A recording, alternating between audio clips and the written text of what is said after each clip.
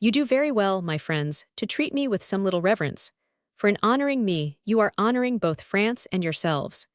It is not merely an old, gray-mustached officer whom you see eating his omelette or draining his glass, but it is a fragment of history. In me, you see one of the last of those wonderful men, the men who were veterans when they were yet boys, who learned to use a sword earlier than a razor, and who during 100 battles had never once let the enemy see the color of their knapsacks. For 20 years we were teaching Europe how to fight, and even when they had learned their lesson, it was only the thermometer, and never the bayonet, which could break the Grand Army down.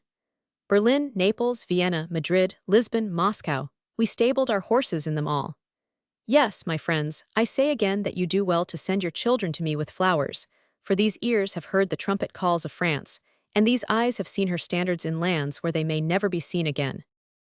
Even now, when I doze in my armchair, I can see those great warriors stream before me, the green-jacketed chasseurs, the giant cuirassiers, Poniatowski's lancers, the white-mantled dragoons, the nodding bearskins of the horse grenadiers.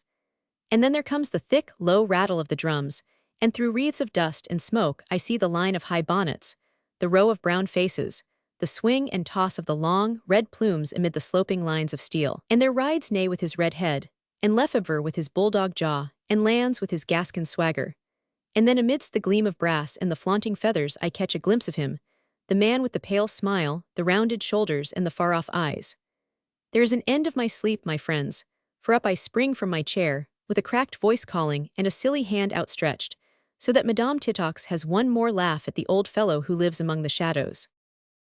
Although I was a full chief of brigade when the wars came to an end, and had every hope of soon being made a general of division, it is still rather to my earlier days that I turn when I wish to talk of the glories and the trials of a soldier's life. For you will understand that when an officer has so many men and horses under him, he has his mind full of recruits and remounts, fodder and farriers and quarters, so that even when he is not in the face of the enemy, life is a very serious matter for him. But when he is only a lieutenant or a captain, he has nothing heavier than his epaulets upon his shoulders, so that he can clink his spurs and swing his dolman, drain his glass and kiss his girl, thinking of nothing save of enjoying a gallant life. That is the time when he is likely to have adventures, and it is often to that time that I shall turn in the stories which I may have for you. So it will be tonight when I tell you of my visit to the Castle of Gloom, of the strange mission of Sub-Lieutenant Duroc, and of the horrible affair of the man who was once known as Jean Carabin, and afterwards as the Baron Strabenthal. You must know, then, that in the February of 1807, immediately after the taking of Danzig, Major Legendre and I were commissioned to bring 400 remounts from Prussia into eastern Poland. The hard weather, and especially the great battle at Eylau, had killed so many of the horses that there was some danger of our beautiful 10th of Hussars becoming a battalion of light infantry. We knew, therefore, both the Major and I, that we should be very welcome at the front. We did not advance very rapidly, however, for the snow was deep, the roads detestable, and we had but 20 returning invalids to assist us. Besides, it is impossible, when you have a daily change of forage, and sometimes none at all, to move horses faster than a walk. I am aware that in the storybooks the cavalry whirls past at the maddest of gallops, but for my own part, after 12 campaigns, I should be very satisfied to know that my brigade could always walk upon the march and trot in the presence of the enemy. This I say of the hussars and chasseurs, mark you, so that it is far more the case with cuirassiers or dragoons. For myself, I am fond of horses, and to have 400 of them, of every age and shade and character, all under my own hands, was a very great pleasure to me. They were from Pomerania for the most part, though some were from Normandy and some from Alsace, and it amused us to notice that they differed in character as much as the people of those provinces. We observed also, what I have often proved since, that the nature of a horse can be told by his color, from the coquettish light bay, full of fancies and nerves, to the hardy chestnut, and from the docile roan to the pig-headed rusty black. All this has nothing in the world to do with my story, but how is an officer of cavalry to get on with his tale when he finds 400 horses waiting for him at the outset? It is my habit, you see, to talk of that which interests myself, and so I hope that I may interest you. We crossed the Vistula opposite Marienwerder, and had got as far as Riesenberg, when Major Legendre came into my room in the post-house with an open paper in his hand. "You are to leave me," said he, with despair upon his face.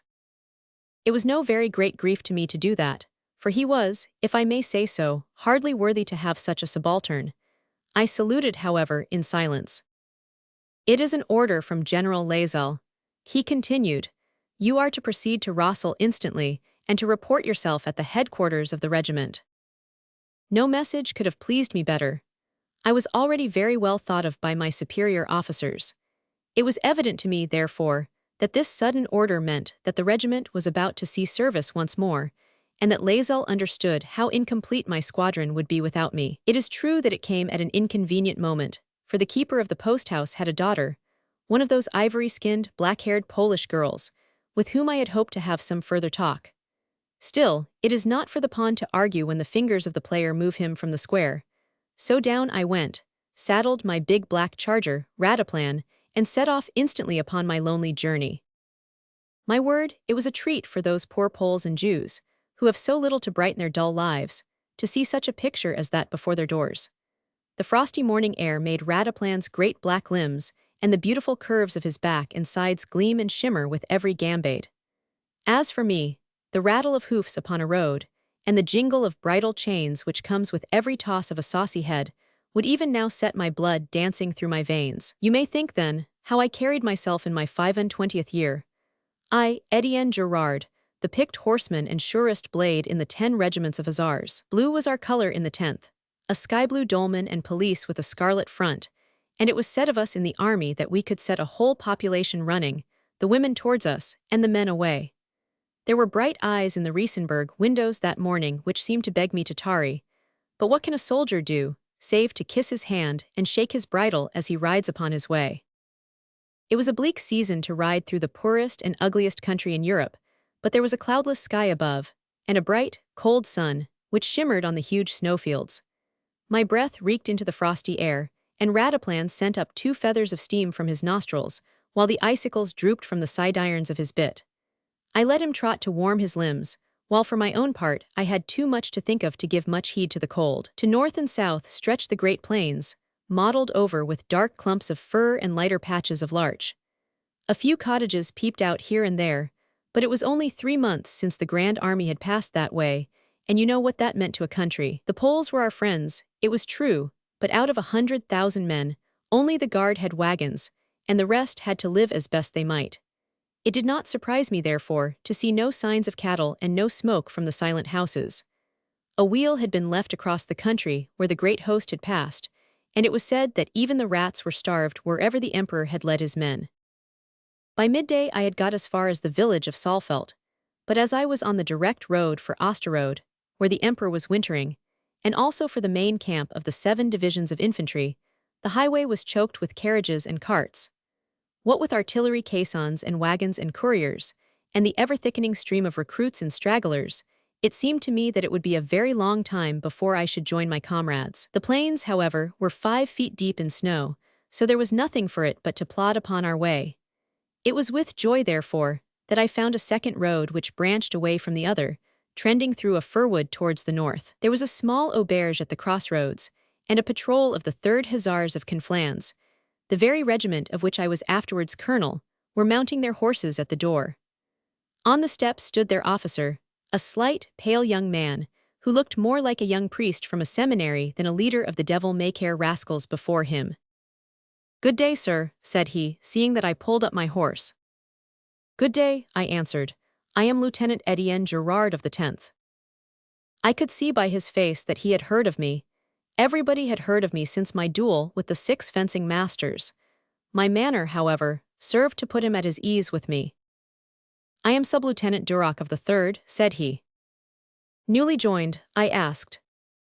"Last week." I had thought as much, from his white face, and from the way in which he let his men lounge upon their horses. It was not so long, however, since I had learned myself what it was like when a schoolboy has to give orders to veteran troopers. It made me blush, I remember, to shout abrupt commands to men who had seen more battles than I had years, and it would have come more natural for me to say, "With your permission, we shall now wheel into line," or, "If you think it best, we shall trot." I did not think the less of the lad, therefore, when I observed that his men were somewhat out of hand, but I gave them a glance which stiffened them in their saddles. "May I ask, monsieur, whether you are going by this northern road?" I asked. My orders are to patrol it as far as Arensdorf, said he. Then I will, with your permission, ride so far with you, said I. It is very clear that the longer way will be the faster. So it proved, for this road led away from the army into a country which was given over to Cossacks and marauders, and it was as bare as the other was crowded. Duroc and I rode in front, with our 6 troopers clattering in the rear. He was a good boy, this Duroc, with his head full of the nonsense that they teach at St. Cyr, knowing more about Alexander and Pompey than how to mix a horse's fodder or care for a horse's feet. Still, he was, as I have said, a good boy, unspoiled as yet by the camp. It pleased me to hear him prattle away about his sister Marie, and about his mother in Amiens. Presently we found ourselves at the village of Hayenau. Duroc rode up to the post-house and asked to see the master. "Can you tell me," said he, "whether the man who calls himself the Baron Strabenthal lives in these parts?" The postmaster shook his head, and we rode upon our way. I took no notice of this, but when, at the next village, my comrade repeated the same question, with the same result, I could not help asking him who this Baron Strabenthal might be.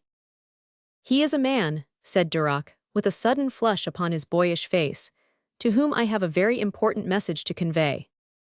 Well, this was not satisfactory, but there was something in my companion's manner which told me that any further questioning would be distasteful to him. I said nothing more, therefore, but Duroc would still ask every peasant whom we met whether he could give him any news of the Baron Strabenthal. For my own part, I was endeavoring, as an officer of light cavalry should, to form an idea of the lay of the country, to note the course of the streams, and to mark the places where there should be fords. Every step was taking us farther from the camp, round the flanks of which we were traveling. Far to the south, a few plumes of gray smoke in the frosty air marked the position of some of our outposts. To the north, however, there was nothing between ourselves and the Russian winter quarters. Twice on the extreme horizon, I caught a glimpse of the glitter of steel, and pointed it out to my companion. It was too distant for us to tell whence it came, but we had little doubt that it was from the lance heads of marauding Cossacks. The sun was just setting when we rode over a low hill and saw a small village upon our right, and on our left a high black castle, which jutted out from amongst the pine woods. A farmer with his cart was approaching us, a matted-haired, downcast fellow in a sheepskin jacket. "What village is this?" asked Duroc. "It is Arensdorf," he answered in his barbarous German dialect. "Then here I am to stay the night," said my young companion. Then, turning to the farmer, he asked his eternal question, "Can you tell me where the Baron Strabenthal lives?" "Why, it is he who owns the Castle of Gloom," said the farmer, pointing to the dark turrets over the distant fir forest. Duroc gave a shout like the sportsman who sees his game rising in front of him. The lad seemed to have gone off his head, his eyes shining, his face deathly white, and such a grim set about his mouth as made the farmer shrink away from him. I can see him now, leaning forward on his brown horse, with his eager gaze fixed upon the great black tower. "Why do you call it the Castle of Gloom?" I asked. "Well, it's the name it bears upon the countryside," said the farmer.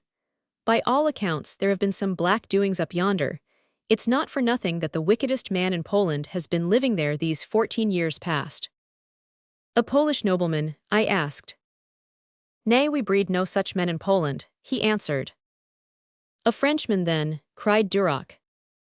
"They say that he came from France." "And with red hair?" "As red as a fox." "Yes, yes, it is my man," cried my companion, quivering all over in his excitement. "It is the hand of Providence which has led me here. Who can say that there is not justice in this world? Come, Monsieur Gerard, for I must see the men safely quartered before I can attend to this private matter." He spurred on his horse, and 10 minutes later we were at the door of the inn of Arensdorf, where his men were to find their quarters for the night. Well, all this was no affair of mine, and I could not imagine what the meaning of it might be.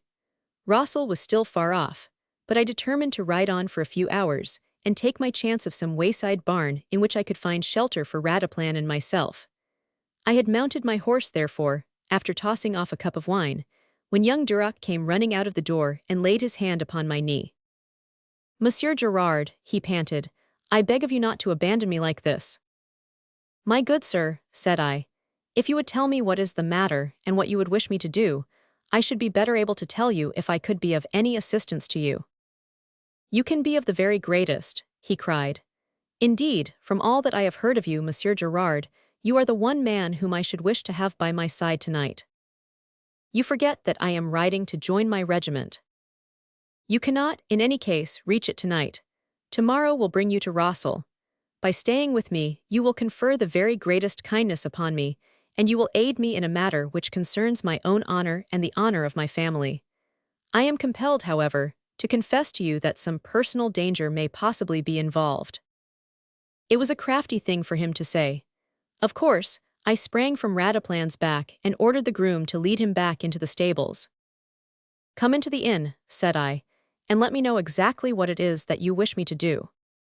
He led the way into a sitting room, and fastened the door lest we should be interrupted. He was a well-grown lad, and as he stood in the glare of the lamp, with the light beating upon his earnest face and upon his uniform of silver gray, which suited him to a marvel, I felt my heart warm towards him. Without going so far as to say that he carried himself as I had done at his age, there was at least similarity enough to make me feel in sympathy with him. "I can explain it all in a few words," said he. "If I have not already satisfied your very natural curiosity, it is because the subject is so painful a one to me that I can hardly bring myself to allude to it.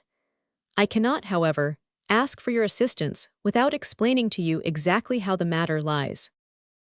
You must know then that my father was the well-known banker Christophe Duroc, who was murdered by the people during the September massacres. As you are aware, the mob took possession of the prisons, chose 3 so-called judges to pass sentence upon the unhappy aristocrats, and then tore them to pieces when they were passed out into the street. My father had been a benefactor of the poor all his life. There were many to plead for him.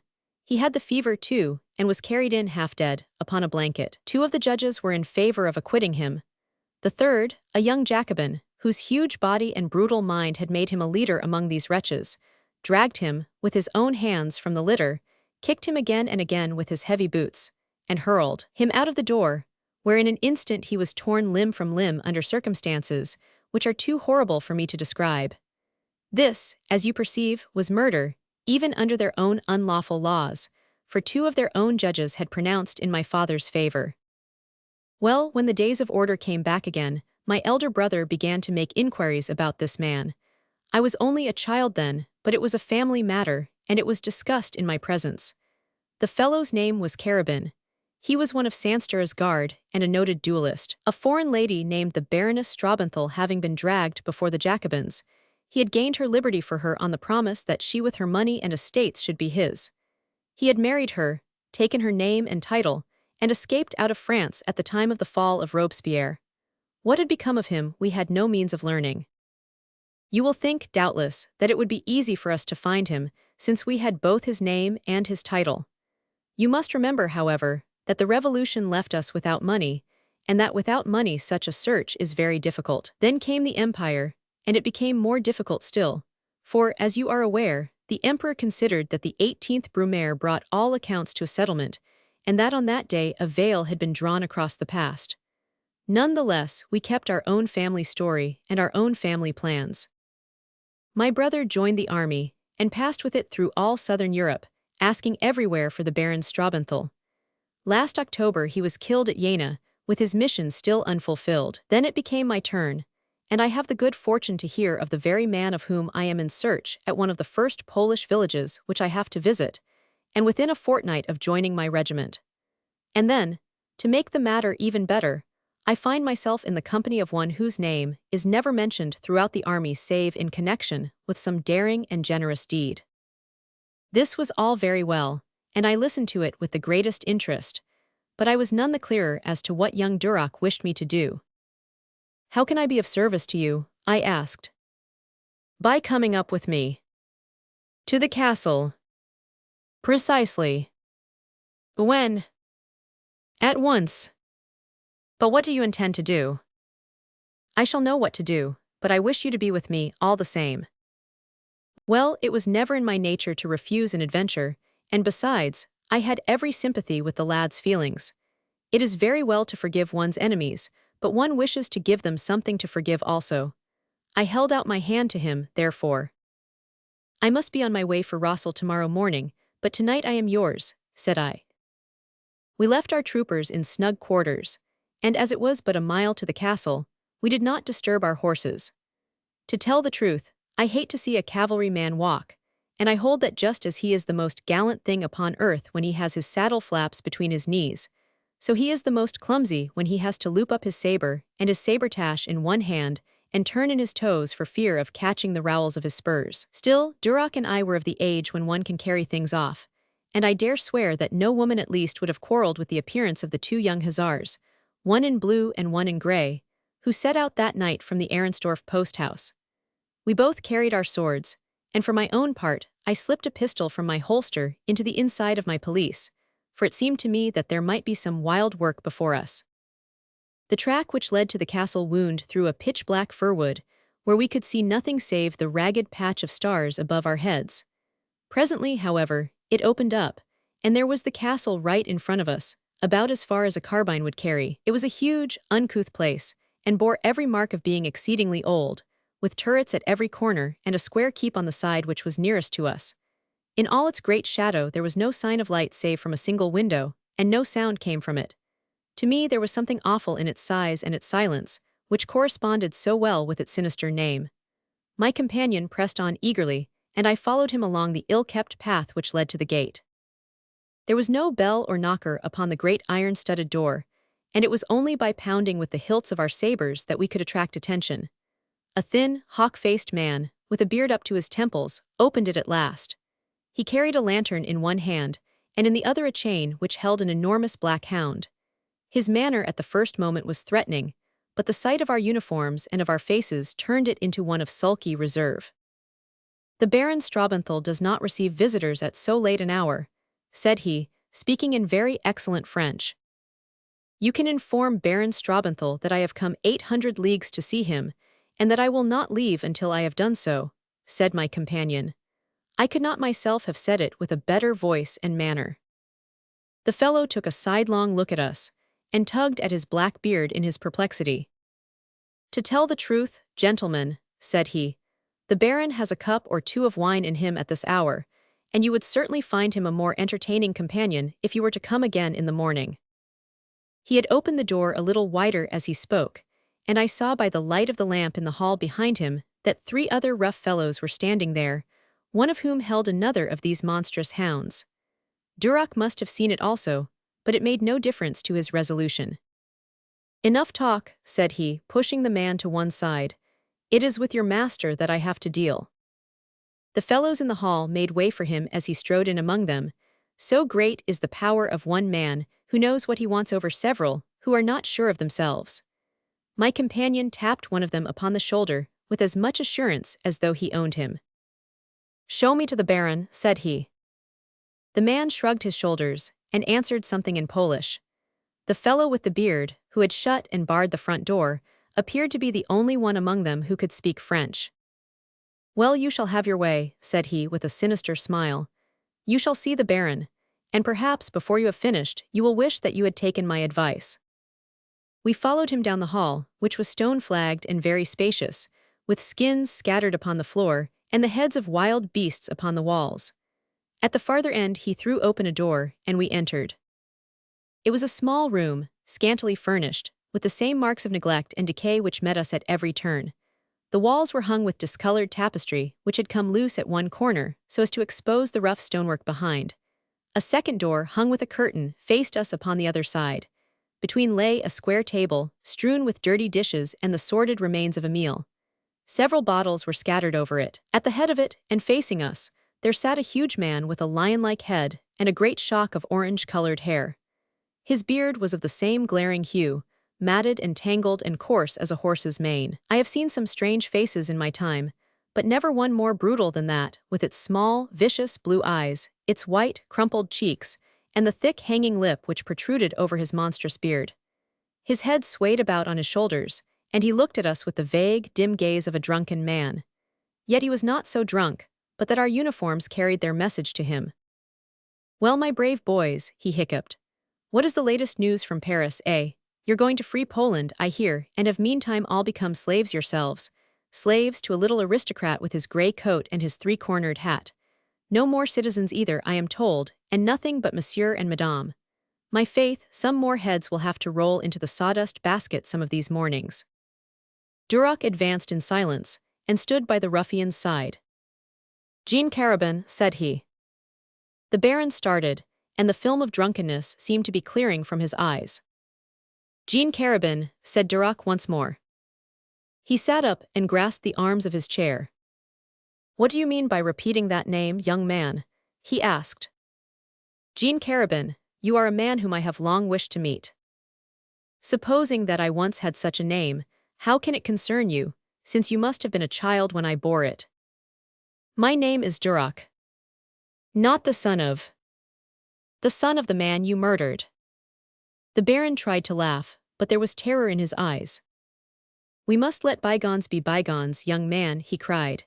"It was our life or theirs in those days, the aristocrats or the people. Your father was of the Gironde, he fell, I was of the Mountain. Most of my comrades fell. It was all the fortune of war. We must forget all this and learn to know each other better, you and I." He held out a red, twitching hand as he spoke. "Enough," said young Duroc. "If I were to pass my saber through you as you sit in that chair, I should do what is just and right. I dishonor my blade by crossing it with yours. And yet you are a Frenchman, and have even held a commission under the same flag as myself. Rise, then, and defend yourself." "Tut tut," cried the Baron. "It is all very well for you young bloods." Duroc's patience could stand no more. He swung his open hand into the center of the great orange beard. I saw a lip fringed with blood, and two glaring blue eyes above it. "You shall die for that blow." "That is better," said Duroc. "My saber," cried the other. "I will not keep you waiting, I promise you," and he hurried from the room.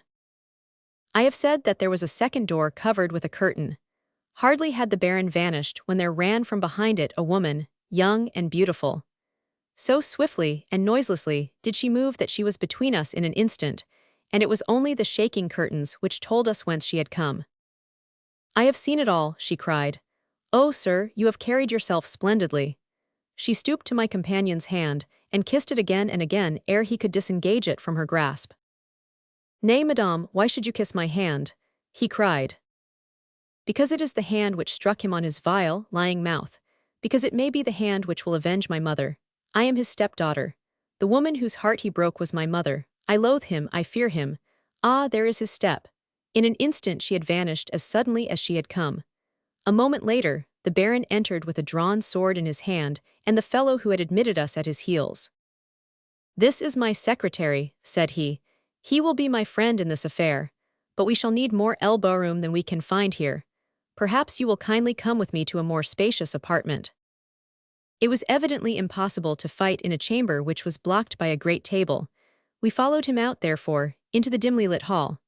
At the farther end, a light was shining through an open door. "We shall find what we want in here," said the man with the dark beard. It was a large, empty room, with rows of barrels and cases round the walls. A strong lamp stood upon a shelf in the corner. The floor was level and true, so that no swordsman could ask for more. Duroc drew his saber and sprang into it. The Baron stood back with a bow and motioned me to follow my companion. Hardly were my heels over the threshold when the heavy door crashed behind us and the key screamed in the lock. We were taken in a trap. For a moment we could not realize it. Such incredible baseness was outside all our experiences. Then, as we understood how foolish we had been to trust for an instant a man with such a history, a flush of rage came over us, rage against his villainy and against our own stupidity. We rushed at the door together, beating it with our fists and kicking with our heavy boots. The sound of our blows and of our execrations must have resounded through the castle. We called to this villain, hurling at him every name which might pierce even into his hardened soul. But the door was enormous, such a door as one finds in medieval castles, made of huge beams clamped together with iron. It was as easy to break as a square of the old guard, and our cries appeared to be of as little avail as our blows, for they only brought for answer the clattering echoes from the high roof above us. When you have done some soldiering, you soon learn to put up with what cannot be altered. It was I, then, who first recovered my calmness, and prevailed upon Duroc to join with me in examining the apartment which had become our dungeon. There was only one window, which had no glass in it, and was so narrow that one could not so much as get one's head through. It was high up, and Duroc had to stand upon a barrel in order to see from it. "What can you see?" I asked. "Fir woods and an avenue of snow between them," said he. Ah, he gave a cry of surprise. I sprang upon the barrel beside him. There was, as he said, a long, clear strip of snow in front. A man was riding down it, flogging his horse and galloping like a madman. As we watched, he grew smaller and smaller, until he was swallowed up by the black shadows of the forest. "What does that mean?" asked Duroc. "No good for us," said I. "He may have gone for some brigands to cut our throats. Let us see if we cannot find a way out of this mousetrap before the cat can arrive." The one piece of good fortune in our favor was that beautiful lamp. It was nearly full of oil, and would last us until morning. In the dark, our situation would have been far more difficult. By its light, we proceeded to examine the packages and cases which lined the walls. In some places, there was only a single line of them, while in one corner they were piled nearly to the ceiling. It seemed that we were in the storehouse of the castle, for there were a great number of cheeses, vegetables of various kinds, bins full of dried fruits, and a line of wine barrels. One of these had a spigot in it, and as I had eaten little during the day, I was glad of a cup of claret and some food. As to Duroc, he would take nothing but paced up and down the room in a fever of anger and impatience. "I'll have him yet," he cried every now and then. "The rascal shall not escape me." This was all very well, but it seemed to me, as I sat on a great round cheese eating my supper, that this youngster was thinking rather too much of his own family affairs, and too little of the fine scrape into which he had got me. After all, his father had been dead 14 years, and nothing could set that right. But here was Etienne Gerard, the most dashing lieutenant in the whole Grand Army, in imminent danger of being cut off at the very outset of his brilliant career. Who was ever to know the heights to which I might have risen if I were knocked on the head in this hole-and-corner business, which had nothing whatever to do with France or the Emperor? I could not help thinking what a fool I had been, when I had a fine war before me, and everything which a man could desire, to go off on a harebrained expedition of this sort, as if it were not enough to have 250,000 Russians to fight against, without plunging into all sorts of private quarrels as well. "That is all very well," I said at last, as I heard Duroc muttering his threats. "You may do what you like to him when you get the upper hand. At present the question rather is, what is he going to do to us?" "Let him do his worst," cried the boy. "I owe a duty to my father." "That is mere foolishness," said I. "If you owe a duty to your father, I owe one to my mother, which is to get out of this business safe and sound." My remark brought him to his senses. "I have thought too much of myself," he cried. "Forgive me, Monsieur Gerard, give me your advice as to what I should do." "Well," said I, "it is not for our health that they have shut us up here among the cheeses. They mean to make an end of us if they can. That is certain. They hope that no one knows that we have come here, and that none will trace us if we remain. Do your hussars know where you have gone to?" I said nothing. It is clear that we cannot be starved here. They must come to us if they are to kill us. Behind a barricade of barrels, we could hold our own against the 5 rascals whom we have seen. That is, probably, why they have sent that messenger for assistance. We must get out before he returns. Precisely, if we are to get out at all. "Could we not burn down this door?" he cried. "Nothing could be easier," said I. "There are several casks of oil in the corner. My only objection is that we should ourselves be nicely toasted, like 2 little oyster pates." "Can you not suggest something?" he cried in despair. "Ah, what is that?" There had been a low sound at our little window, and a shadow came between the stars and ourselves. A small, white hand was stretched into the lamplight. Something glittered between the fingers. "Quick, quick!" cried a woman's voice. We were on the barrel in an instant. "They have sent for the Cossacks. Your lives are at stake. Ah, I am lost, I am lost." There was the sound of rushing steps, a hoarse oath, a blow, and the stars were once more twinkling through the window. We stood helpless upon the barrel with our blood cold with horror. Half a minute afterwards, we heard a smothered scream, ending in a choke. A great door slammed somewhere in the silent night. "Those ruffians have seized her. They will kill her," I cried. Duroc sprang down with the inarticulate shouts of one whose reason has left him. He struck the door so frantically with his naked hands that he left a blotch of blood with every blow. "Here is the key," I shouted, picking one from the floor. "She must have thrown it in at the instant that she was torn away." My companion snatched it from me with a shriek of joy. A moment later he dashed it down upon the boards. It was so small that it was lost in the enormous lock. Duroc sank upon one of the boxes with his head between his hands. He sobbed in his despair. I could have sobbed, too, when I thought of the woman and how helpless we were to save her. But I am not easily baffled. After all, this key must have been sent to us for a purpose. The lady could not bring us that of the door, because this murderous stepfather of hers would most certainly have it in his pocket. Yet this other must have a meaning, or why should she risk her life to place it in our hands? It would say little for our wits if we could not find out what that meaning might be. I set to work moving all the cases out from the wall, and Duroc, gaining new hope from my courage, helped me with all his strength. It was no light task, for many of them were large and heavy. On we went, working like maniacs, slinging barrels, cheeses, and boxes pell-mell into the middle of the room. At last there only remained one huge barrel of vodka, which stood in the corner. With our united strength we rolled it out, and there was a little low wooden door in the wainscot behind it. The key fitted, and with a cry of delight we saw it swing open before us. With the lamp in my hand, I squeezed my way in, followed by my companion. We were in the powder magazine of the castle, a rough, walled cellar with barrels all round it, and one with the top staved in the center. The powder from it lay in a black heap upon the floor. Beyond there was another door, but it was locked. "We are no better off than before," cried Duroc. "We have no key." "We have a dozen," I cried. "Where?" I pointed to the line of powder barrels. "You would blow this door open." "Precisely." "But you would explode the magazine." It was true, but I was not at the end of my resources. "We will blow open the storeroom door," I cried. I ran back and seized a tin box which had been filled with candles. It was about the size of my busby, large enough to hold several pounds of powder. Duroc filled it while I cut off the end of a candle.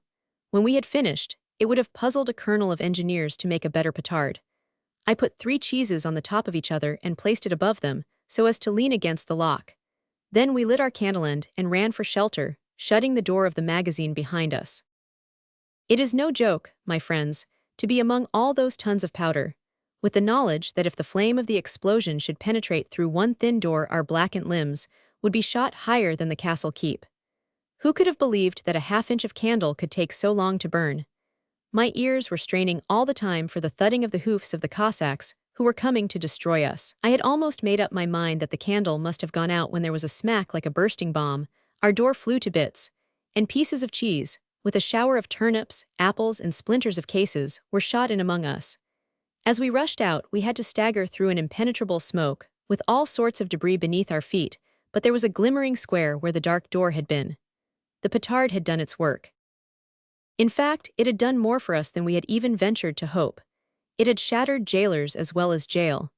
The first thing that I saw as I came out into the hall was a man with a butcher's axe in his hand, lying flat upon his back, with a gaping wound across his forehead. The second was a huge dog, with 2 of its legs broken, twisting in agony upon the floor. As it raised itself up I saw the 2 broken ends flapping like flails. At the same instant I heard a cry, and there was Duroc, thrown against the wall, with the other hound's teeth in his throat. He pushed it off with his left hand, while again and again he passed his saber through its body, but it was not until I blew out its brains with my pistol that the iron jaws relaxed, and the fierce, bloodshot eyes were glazed in death. There was no time for us to pause. A woman's scream from in front, a scream of mortal terror, told us that even now we might be too late. There were 2 other men in the hall, but they cowered away from our drawn swords and furious faces. The blood was streaming from Duroc's neck, and dyeing the gray fur of his pelisse. Such was the lad's fire, however, that he shot in front of me, and it was only over his shoulder that I caught a glimpse of the scene as we rushed into the chamber in which we had first seen the master of the Castle of Gloom. The Baron was standing in the middle of the room, his tangled mane bristling like an angry lion. He was, as I have said, a huge man with enormous shoulders, and as he stood there, with his face flushed with rage and his sword advanced, I could not but think that, in spite of all his villainies, he had a proper figure for a grenadier. The lady lay cowering in a chair behind him. A wheal across one of her white arms and a dog whip upon the floor were enough to show that our escape had hardly been in time to save her from his brutality. He gave a howl like a wolf as we broke in, and was upon us in an instant, hacking and driving, with a curse at every blow. I have already said that the room gave no space for swordsmanship. My young companion was in front of me in the narrow passage between the table and the wall, so that I could only look on without being able to aid him. The lad knew something of his weapon, and was as fierce and active as a wild cat, but in so narrow a space the weight and strength of the giant gave him the advantage. Besides, he was an admirable swordsman. His parade and riposte were as quick as lightning. Twice he touched Duroc upon the shoulder, and then, as the lad slipped on a lunge, he whirled up his sword to finish him before he could recover his feet. I was quicker than he, however, and took the cut upon the pommel of my saber. "Excuse me," said I, "but you have still to deal with Etienne Gerard."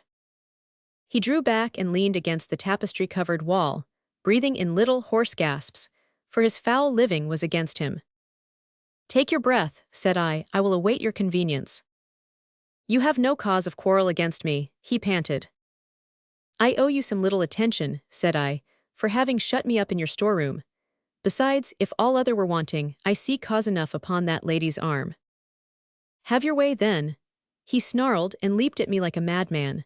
For a minute I saw only the blazing blue eyes, and the red glazed point which stabbed and stabbed, rasping off to right or to left, and yet ever back at my throat and my breast. I had never thought that such good swordplay was to be found at Paris in the days of the Revolution. I do not suppose that in all my little affairs I have met 6 men who had a better knowledge of their weapon. But he knew that I was his master. He read death in my eyes, and I could see that he read it. The flush died from his face. His breath came in shorter and in thicker gasps.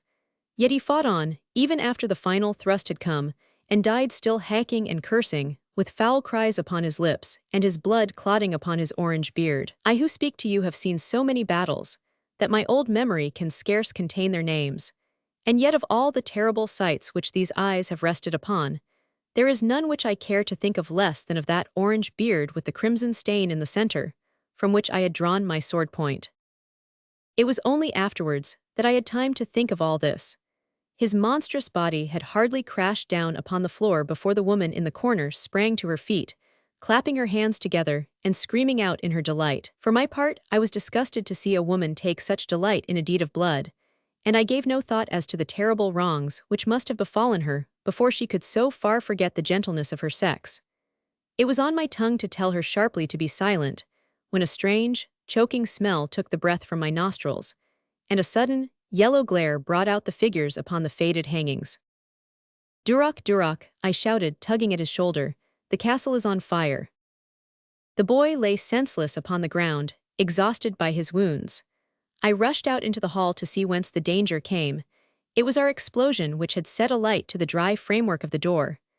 Inside the storeroom, some of the boxes were already blazing. I glanced in, and as I did so my blood was turned to water by the sight of the powder barrels beyond, and of the loose heap upon the floor.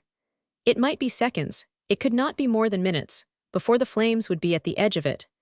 These eyes will be closed in death, my friends, before they cease to see those crawling lines of fire and the black heap beyond. How little I can remember what followed.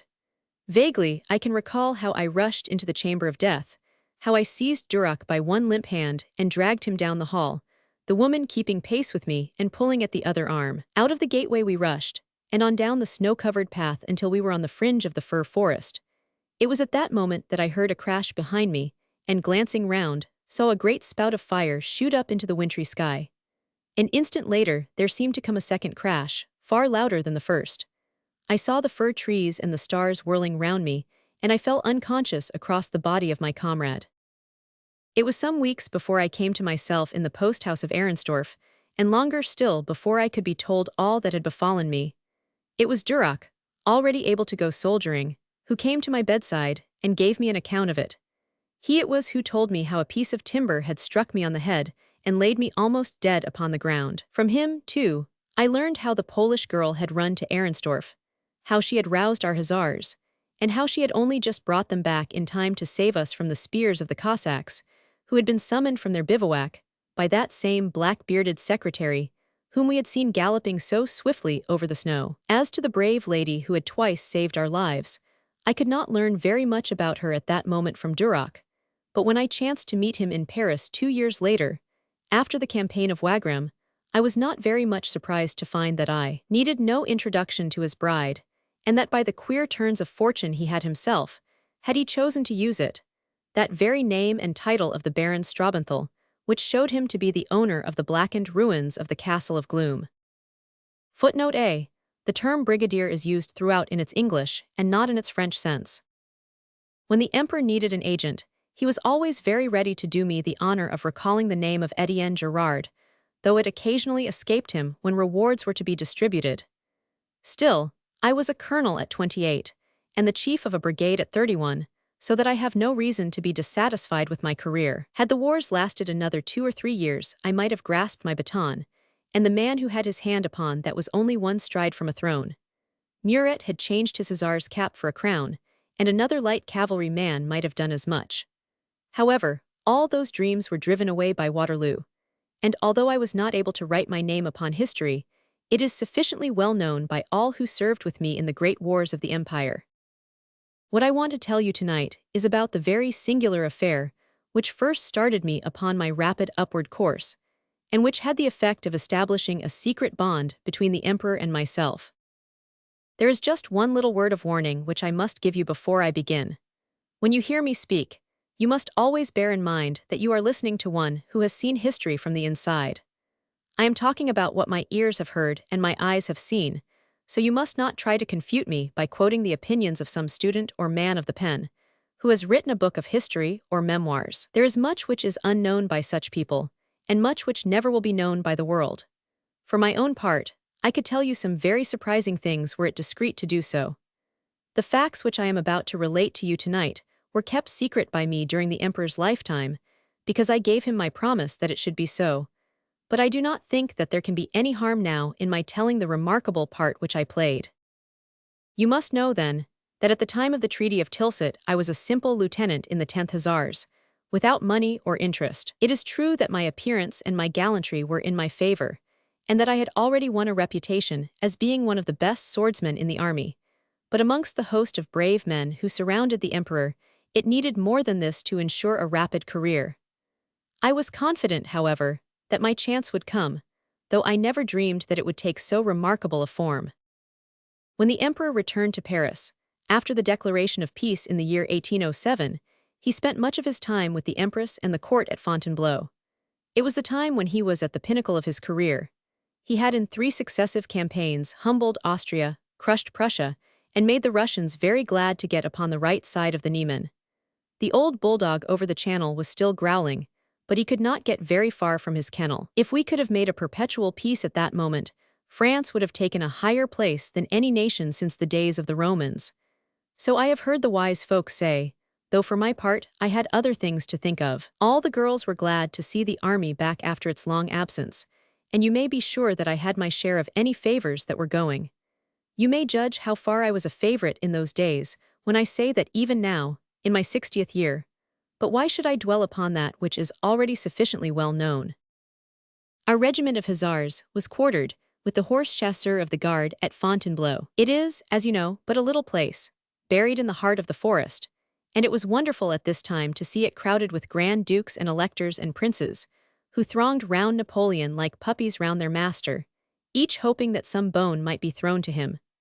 There was more German than French to be heard in the street, for those who had helped us in the late war had come to beg for a reward, and those who had opposed us had come to try and escape their punishment. And all the time our little man, with his pale face and his cold, gray eyes, was riding to the hunt every morning, silent and brooding, all of them following in his train, in the hope that some word would escape him. And then, when the humor seized him, he would throw 100 square miles to that man, or tear as much off the other, round off one kingdom by a river, or cut off another by a chain of mountains. That was how he used to do business, this little artilleryman, whom we had raised so high with our sabers and our bayonets. He was very civil to us always, for he knew where his power came from. We knew also, and showed it by the way in which we carried ourselves. We were agreed, you understand, that he was the finest leader in the world, but we did not forget that he had the finest men to lead. Well, one day I was seated in my quarters playing cards with young Morat, of the horse chasseur, when the door opened and in walked Lazel, who was our colonel. You know what a fine, swaggering fellow he was, and the sky-blue uniform of the 10th suited him to a marvel. My faith, we youngsters were so taken by him that we all swore and diced and drank, and played the deuce whether we liked it or no, just that we might resemble our colonel. We forgot that it was not because he drank or gambled that the emperor was going to make him the head of the light cavalry, but because he had the surest eye for the nature of a position or for the strength of a column, and the best judgment as to when infantry could be broken, or whether guns were exposed, of any man. In the army, we were too young to understand all that, however, so we waxed our mustaches and clicked our spurs, and let the ferrules of our scabbards wear out by trailing them along the pavement in the hope that we should all become lazals. When he came clanking into my quarters, both Moret and I sprang to our feet. "My boy," said he, clapping me on the shoulder, "the Emperor wants to see you at 4 o'clock." The room whirled round me at the words, and I had to lean my hands upon the edge of the card table. "What's?" I cried, "the Emperor?" "Precisely," said he, smiling at my astonishment. "But the Emperor does not know of my existence, Colonel," I protested. "Why should he send for me?" "Well, that's just what puzzles me," cried Laezel, twirling his mustache. "If he wanted the help of a good saber, why should he descend to one of my lieutenants when he might have found all that he needed at the head of the regiment? However," he added, clapping me on the shoulder again in his hearty fashion, "every man has his chance. I have had mine, otherwise I should not be colonel of the 10th. I must not grudge you yours. Forwards, my boy, and may it be the first step towards changing your busby for a cocked hat." It was but 2 o'clock, so he left me, promising to come back and to accompany me to the palace. My faith, what a time I passed, and how many conjectures did I make as to what it was that the Emperor could want of me. I paced up and down my little room in a fever of anticipation. Sometimes I thought that perhaps he had heard of the guns which we had taken at Austerlitz.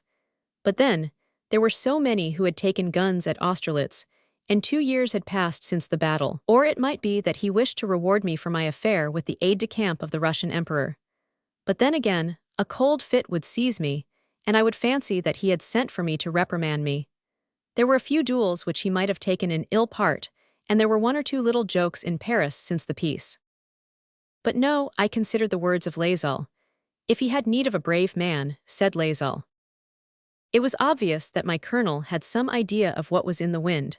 If he had not known that it was to my advantage, he would not have been so cruel as to congratulate me. My heart glowed with joy as this conviction grew upon me, and I sat down to write to my mother, and to tell her that the Emperor was waiting, at that very moment, to have my opinion upon a matter of importance. It made me smile as I wrote it to think that, wonderful as it appeared to me, it would probably only confirm my mother in her opinion of the Emperor's good sense. At 3:30, I heard a saber come clanking against every step of my wooden stair. It was Laezel, and with him was a lame gentleman, very neatly dressed in black with dapper ruffles and cuffs. We did not know many civilians, we of the army, but my word, this was one whom we could not afford to ignore. I had only to glance at those twinkling eyes, the comical, upturned nose, and the straight, precise mouth, to know that I was in the presence of the one man in France whom even the Emperor had to consider. "This is Monsieur Etienne Gerard, Monsieur de Talleyrand," said Laezel. I saluted, and the statesman took me in from the top of my panache to the rowel of my spur, with a glance that played over me like a rapier point. "Have you explained to the lieutenant the circumstances under which he is summoned to the Emperor's presence?" he asked, in his dry, creaking voice. They were such a contrast, these 2 men, that I could not help glancing from one to the other of them, the black, sly politician and the big, sky-blue hussar with one fist on his hip and the other on the hilt of his saber. They both took their seats as I looked, Talleyrand without a sound, and Laezel with a clash and a jingle like a prancing charger. "It's this way, youngster," said he, in his brusque fashion. "I was with the Emperor in his private cabinet this morning when a note was brought in to him.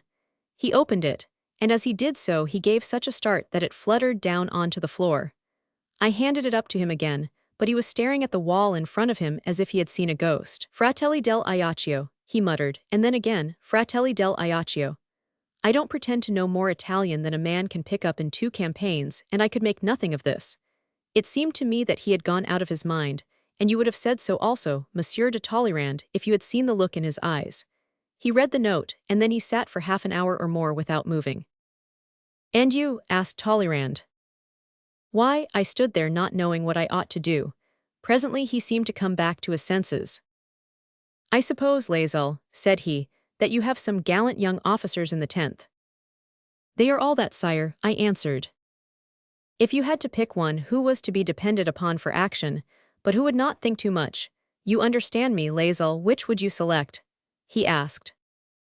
I saw that he needed an agent who would not penetrate too deeply into his plans. I have one, said I, who is all spurs and mustaches, with never a thought beyond women and horses. That is the man I want, said Napoleon. Bring him to my private cabinet at 4 o'clock. So, youngster, I came straight away to you at once, and mind that you do credit to the 10th Hussars.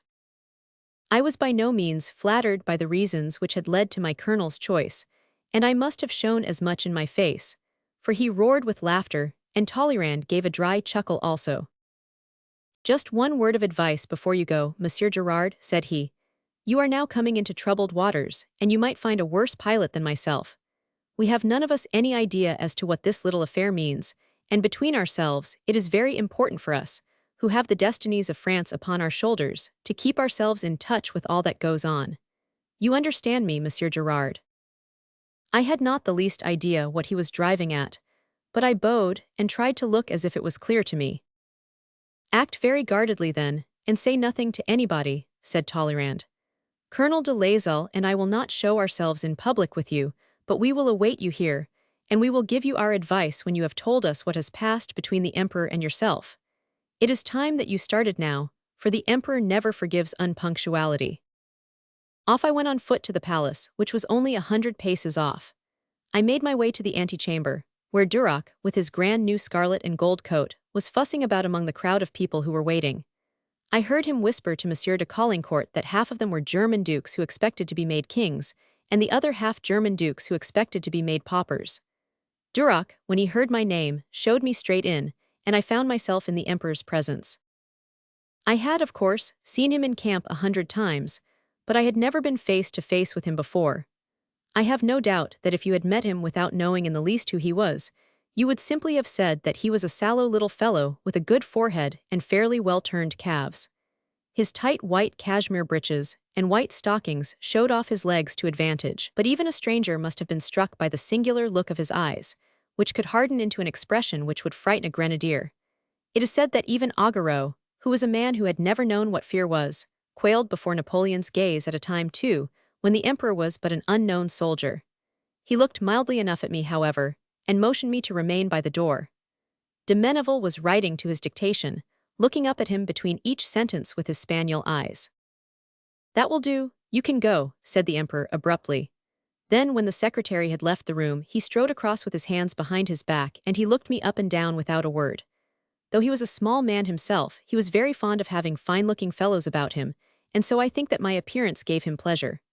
For my own part, I raised one hand to the salute and held the other upon the hilt of my saber, looking straight ahead of me, as a soldier should. Well, Monsieur Gerard, said he, at last, tapping his forefinger upon one of the Brandenburgs of gold braid upon the front of my pelisse, I am informed that you are a very deserving young officer. Your colonel gives me an excellent account of you. I wished to make a brilliant reply, but I could think of nothing save Laezel's phrase that I was all spurs and mustaches, so it ended in my saying nothing at all. The Emperor watched the struggle which must have shown itself upon my features, and when, finally, no answer came, he did not appear to be displeased. I believe that you are the very man that I want, said he. Brave and clever men surround me upon every side, but a brave man who— He did not finish his sentence, and for my own part, I could not understand what he was driving at. I contented myself with assuring him that he could count upon me to the death. You are, as I understand, a good swordsman, said he. Tolerable, sire, I answered. You were chosen by your regiment to fight the champion of the Hussars of Chamberlain, said he. I was not sorry to find that he knew so much of my exploits. My comrades, sire, did me that honor, said I. And for the sake of practice, you insulted 6 fencing masters in the week before your duel. I had the privilege of being out 7 times in as many days, sire, said I. And escaped without a scratch. The fencing master of the 23rd Light Infantry touched me on the left elbow, sire. Let us have no more child's play of the sort, monsieur, he cried, turning suddenly to that cold rage of his which was so appalling. Do you imagine that I place veteran soldiers in these positions that you may practice quart and tierce upon them? How am I to face Europe if my soldiers turn their points upon each other? Another word of your dueling, and I break you between these fingers." I saw his plump white hands flash before my eyes as he spoke, and his voice had turned to the most discordant hissing and growling. My word, my skin pringled all over as I listened to him, and I would gladly have changed my position for that of the first man in the steepest and narrowest breach that ever swallowed up a storming party. He turned to the table, drank off a cup of coffee, and then, when he faced me again, every trace of the storm had vanished, and he wore that singular smile which came from his lips but never from his eyes. "I have need of your services, Monsieur Gerard," said he. "I may be safer with a good sword at my side, and there are reasons why yours should be the one which I select. But first of all, I must bind you to secrecy. Whilst I live, what passes between us today must be known to none but ourselves." I thought of Talleyrand and of Lazel, but I promised. "In the next place, I do not want your opinions or conjectures, and I wish you to do exactly what you are told." I bowed. "It is your sword that I need, and not your brains. I will do the thinking. Is that clear to you?" "Yes, sire." "You know the Chancellor's Grove in the forest?" I bowed. "You know also the large double fir tree, where the hounds assembled on Tuesday?" Had he known that I met a girl under it 3 times a week, he would not have asked me. I bowed once more without remark. "Very good, you will meet me there at 10 o'clock tonight." I had got past being surprised at anything which might happen.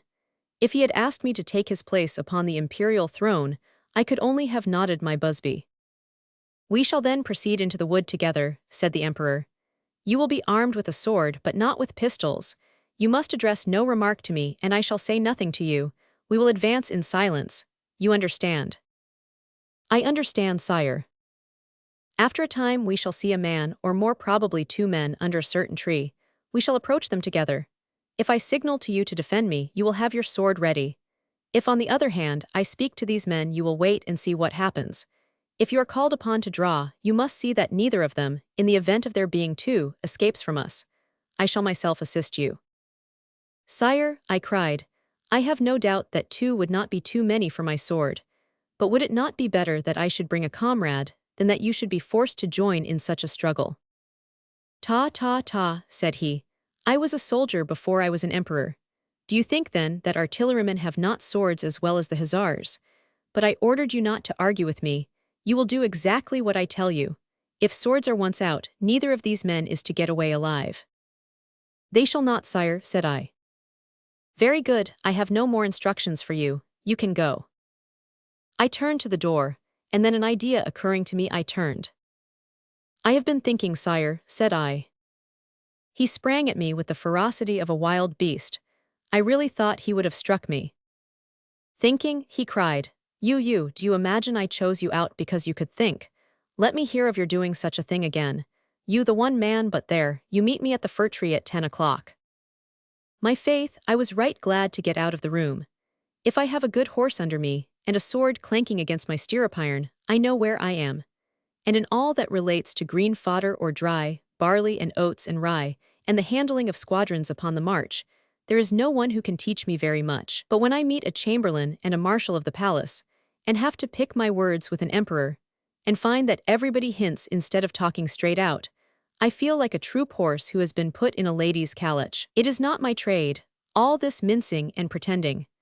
I have learned the manners of a gentleman, but never those of a courtier. I was right glad then to get into the fresh air again, and I ran away up to my quarters like a schoolboy who has just escaped from the seminary master. But as I opened the door, the very first thing that my eye rested upon was a long pair of sky-blue legs with hussar boots, and a short pair of black ones with knee breeches and buckles. They both sprang up together to greet me. "Well, what news?" they cried, the 2 of them. "None," I answered.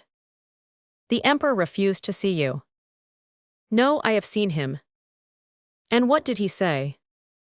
"Monsieur de Talleyrand," I answered, "I regret to say that it is quite impossible for me to tell you anything about it. I have promised the emperor."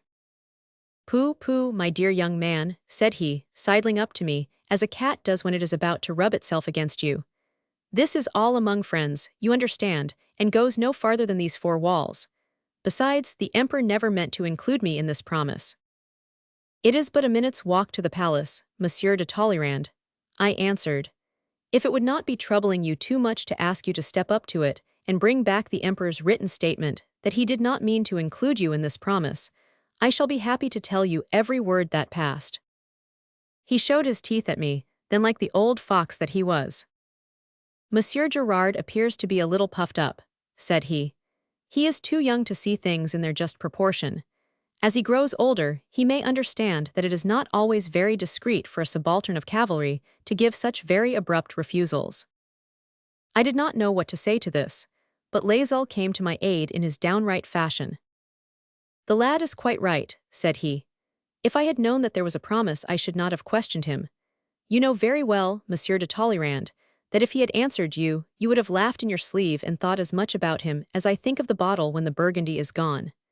As for me, I promise you that the 10th would have had no room for him, and that we should have lost our best swordsman if I had heard him give up the Emperor's secret. But the statesman became only the more bitter when he saw that I had the support of my colonel. I have heard, Colonel de Laezel, said he, with an icy dignity, that your opinion is of great weight upon the subject of light cavalry. Should I have occasion to seek information about that branch of the army, I shall be very happy to apply to you. At present, however, the matter concerns diplomacy, and you will permit me to form my own views upon that question. As long as the welfare of France and the safety of the Emperor's person are largely committed to my care, I will use every means in my power to secure them, even if it should be against the Emperor's own temporary wishes. I have the honor, Colonel de Laezel, to wish you a very good day. He shot a most unamiable glance in my direction, and turning upon his heel, he walked with little, quick, noiseless steps out of the room. I could see from Laezel's face that he did not at all relish finding himself at enmity with the powerful minister. He rapped out an oath or two, and then, catching up his saber and his cap, he clattered away down the stairs. As I looked out of the window, I saw the two of them, the big blue man and the limping black one, going up the street together.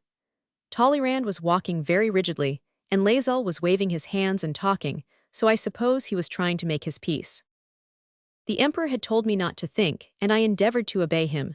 I took up the cards from the table where Morat had left them, and I tried to work out a few combinations at écarté, but I could not remember which were trumps, and I threw them under the table in despair. Then I drew my saber and practiced giving point until I was weary, but it was all of no use at all. My mind would work, in spite of myself. At 10 o'clock I was to meet the Emperor in the forest. Of all extraordinary combinations of events in the whole world, surely this was the last which would have occurred to me when I rose from my couch that morning. But the responsibility, the dreadful responsibility, it was all upon my shoulders. There was no one to have it with me. It made me cold all over. Often as I have faced death upon the battlefield, I have never known what real fear was until that moment.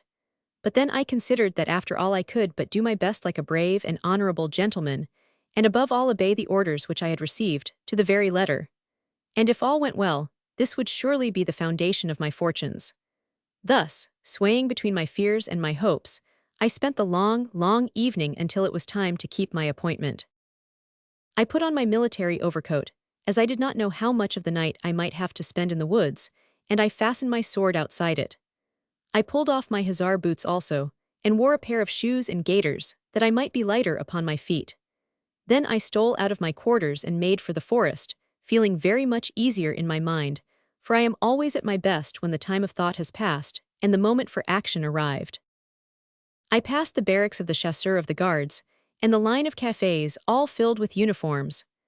I caught a glimpse as I went by of the blue and gold of some of my comrades, amid the swarm of dark infantry coats and the light green of the guides. There they sat, sipping their wine and smoking their cigars, little dreaming what their comrade had on hand. One of them, the chief of my squadron, caught sight of me in the lamplight and came shouting after me into the street. I hurried on, however, pretending not to hear him, so he, with a curse at my deafness, went back at last to his wine bottle. It is not very hard to get into the forest at Fontainebleau. The scattered trees steal their way into the very streets, like the tirailleurs in front of a column. I turned into a path, which led to the edge of the woods, and then I pushed rapidly forward towards the old fir tree. It was a place which, as I have hinted, I had my own reasons for knowing well, and I could only thank the fates that it was not one of the nights upon which Leonie would be waiting for me. The poor child would have died of terror at sight of the Emperor. He might have been too harsh with her, and worse still, he might have been too kind. There was a half-moon shining, and as I came up to our trysting place, I saw that I was not the first to arrive. The emperor was pacing up and down, his hands behind him and his face sunk somewhat forward upon his breast. He wore a gray greatcoat with a capote over his head. I had seen him in such a dress in our winter campaign in Poland, and it was said that he used it because the hood was such an excellent disguise. He was always fond, whether in the camp or in Paris, of walking round at night, and overhearing the talk in the cabarets or round the fires. His figure, however, and his way of carrying his head and his hands were so well known that he was always recognized, and then the talkers would say whatever they thought would please him best. My first thought was that he would be angry with me for having kept him waiting, but as I approached him, we heard the big church clock of Fontainebleau clang out the hour of 10. It was evident, therefore, that it was he who was too soon, and not I too late. I remembered his order that I should make no remark, so contented myself with halting within 4 paces of him, clicking my spurs together, grounding my saber, and saluting. He glanced at me, and then without a word he turned and walked slowly through the forest, I keeping always about the same distance behind him. Once or twice he seemed to me to look apprehensively to right and to left, as if he feared that someone was observing us. I looked also, but although I have the keenest sight, it was quite impossible to see anything except the ragged patches of moonshine between the great black shadows of the trees. My ears are as quick as my eyes, and once or twice I thought that I heard a twig crack. But you know how many sounds there are in a forest at night, and how difficult it is even to say what direction they come from. We walked for rather more than a mile, and I knew exactly what our destination was, long before we got there. In the center of one of the glades, there is the shattered stump of what must at some time have been a most gigantic tree. It is called the Abbot's Beech, and there are so many ghostly stories about it, that I know many a brave soldier who would not care about mounting sentinel over it. However, I cared as little for such folly as the emperor did, so we crossed the glade and made straight for the old broken trunk. As we approached, I saw that 2 men were waiting for us beneath it. When I first caught sight of them, they were standing rather behind it, as if they were not anxious to be seen, but as we came nearer, they emerged from its shadow and walked forward to meet us. The emperor glanced back at me, and slackened his pace a little so that I came within arm's length of him. You may think that I had my hilt well to the front, and that I had a very good look at these 2 people who were approaching us. The one was tall, remarkably so, and of very spare frame, while the other was rather below the usual height, and had a brisk, determined way of walking. They each wore black cloaks, which were slung right across their figures, and hung down upon one side like the mantles of Murat's dragoons. They had flat black caps, like those I have since seen in Spain, which threw their faces into darkness, though I could see the gleam of their eyes from beneath them. With the moon behind them and their long black shadows walking in front, they were such figures as one might expect to meet at night near the Abbot's Beech. I can remember that they had a stealthy way of moving, and that as they approached, the moonshine formed 2 white diamonds between their legs and the legs of their shadows. The emperor had paused, and these 2 strangers came to a stand also within a few paces of us. I had drawn up close to my companion's elbow, so that the 4 of us were facing each other without a word spoken. My eyes were particularly fixed upon the taller one, because he was slightly the nearer to me, and I became certain, as I watched him, that he was in the last state of nervousness. His lean figure was quivering all over, and I heard a quick, thin panting like that of a tired dog. Suddenly one of them gave a short, hissing signal. The tall man bent his back and his knees like a diver about to spring, but before he could move, I had jumped with drawn saber in front of him. At the same instant, the smaller man bounded past me, and buried a long poniard in the emperor's heart. My God, the horror of that moment! It is a marvel that I did not drop dead myself. As in a dream, I saw the grey coat whirl convulsively round, and caught a glimpse in the moonlight of 3 inches of red point which jutted out from between the shoulders. Then down he fell with a dead man's gasp upon the grass, and the assassin, leaving his weapon buried in his victim, threw up both his hands and shrieked with joy. But I drove my sword through his midriff with such frantic force, that the mere blow of the hilt against the end of his breastbone sent him 6 paces before he fell, and left my reeking blade ready for the other. I sprang round upon him with such a lust for blood upon me as I had never felt, and never have felt in all my days. As I turned, a dagger flashed before my eyes, and I felt the cold wind of it pass my neck and the villain's wrist jar upon my shoulder. I shortened my sword, but he winced away from me, and an instant afterwards was in full flight, bounding like a deer across the glade in the moonlight. But he was not to escape me thus. I knew that the murderer's poniard had done its work. Young as I was, I had seen enough of war to know a mortal blow. I paused but for an instant to touch the cold hand. "Sire, sire," I cried in an agony, and then as no sound came back and nothing moved, save an ever-widening dark circle in the moonlight, I knew that all was indeed over. I sprang madly to my feet, threw off my greatcoat, and ran at the top of my speed after the remaining assassin. Ah, how I blessed the wisdom which had caused me to come in shoes and gaiters, and the happy thought which had thrown off my coat. He could not get rid of his mantle, this wretch, or else he was too frightened to think of it. So it was that I gained upon him from the beginning. He must have been out of his wits, for he never tried to bury himself in the darker parts of the woods, but he flew on from glade to glade, until he came to the heathland which leads up to the great Fontainebleau quarry. There I had him in full sight, and knew that he could not escape me. He ran well, it is true, ran as a coward runs when his life is the stake. But I ran as destiny runs when it gets behind a man's heels.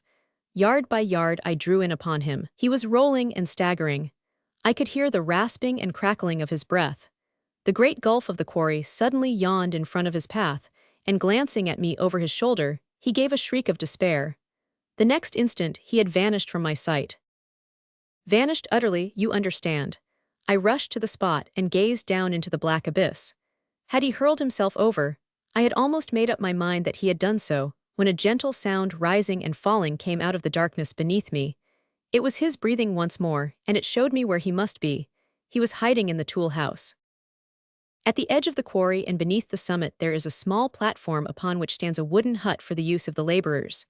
It was into this, then, that he had darted. Perhaps he had thought, the fool, that in the darkness I would not venture to follow him. He little knew Brigadier Gerard. With a spring I was on the platform, with another I was through the doorway, and then, hearing him in the corner, I hurled myself down upon the top of him. He fought like a wild cat, but he never had a chance with his shorter weapon. I think that I must have transfixed him with that first mad lunge, for though he struck and struck, his blows had no power in them, and presently his dagger tinkled down upon the floor. When I was sure that he was dead, I rose up and passed out into the moonlight. I climbed onto the heath again, and wandered across it as nearly out of my mind as a man could be. With the blood singing in my ears, and my naked sword still clutched in my hand, I walked aimlessly on until, looking round me, I found that I had come as far as the glade of the Abbot's Beech, and saw in the distance that gnarled stump which must ever be associated with the most terrible moment of my life. I sat down upon a fallen trunk with my sword across my knees and my head between my hands, and I tried to think about what had happened, and what would happen in the future. The Emperor had committed himself to my care. The Emperor was dead. Those were the two thoughts which clanged in my head, until I had no room for any other ones. He had come with me and he was dead. I had done what he had ordered when living. I had revenged him when dead. But what of all that? The world would look upon me as responsible. They might even look upon me as the assassin. What could I prove? What witnesses had I? Might I not have been the accomplice of these wretches? Yes, yes, I was eternally dishonored, the lowest, most despicable creature in all France. This, then, was the end of my fine military ambitions, of the hopes of my mother. I laughed bitterly at the thought. And what was I to do now? Was I to go into Fontainebleau, to wake up the palace, and to inform them that the great emperor had been murdered within a pace of me? I could not do it.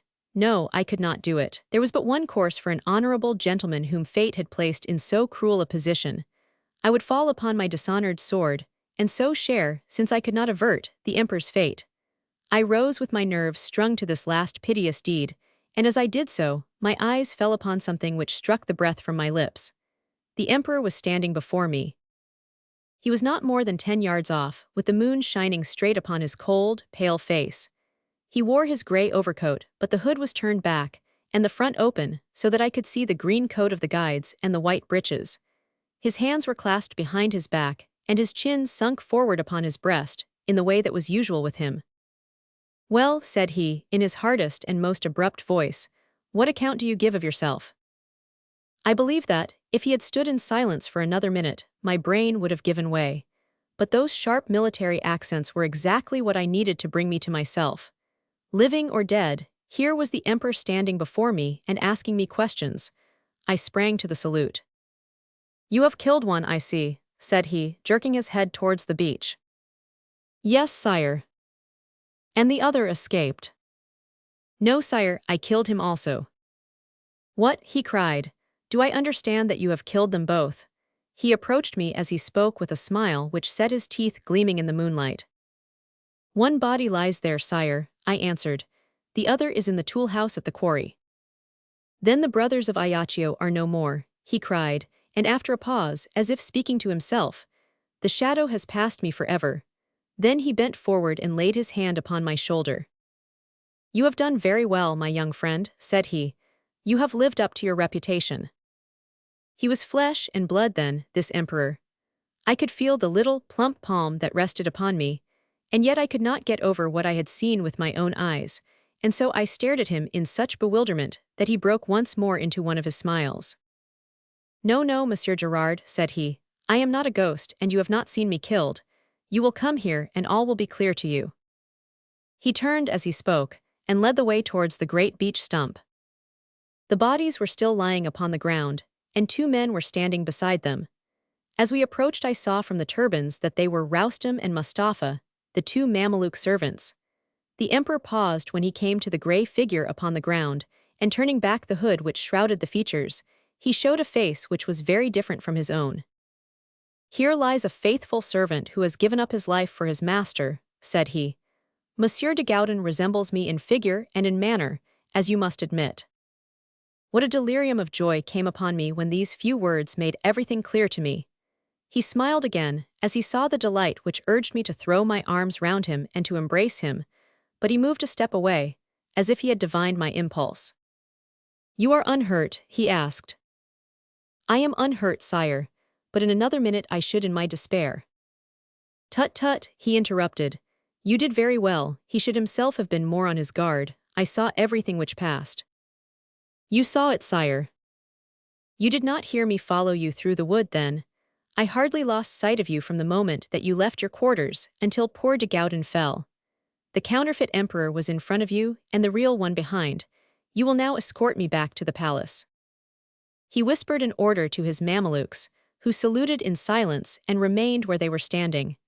For my part, I followed the emperor with my police bursting with pride. My word, I have always carried myself as a hussar should, but Laezel himself never strutted and swung his dolman as I did that night. Who should clink his spurs and clatter his saber if it were not I, Etienne Gerard, the confidant of the emperor, the chosen swordsman of the light cavalry, the man who slew the would-be assassins of Napoleon. But he noticed my bearing and turned upon me like a blight. Is that the way you carry yourself on a secret mission? He hissed, with that cold glare in his eyes. Is it thus that you will make your comrades believe that nothing remarkable has occurred? Have done with this nonsense, monsieur, or you will find yourself transferred to the sappers, where you would have harder work and duller plumage. That was the way with the emperor. If ever he thought that anyone might have a claim upon him, he took the first opportunity to show him the gulf that lay between. I saluted and was silent, but I must confess to you that it hurt me after all that had passed between us.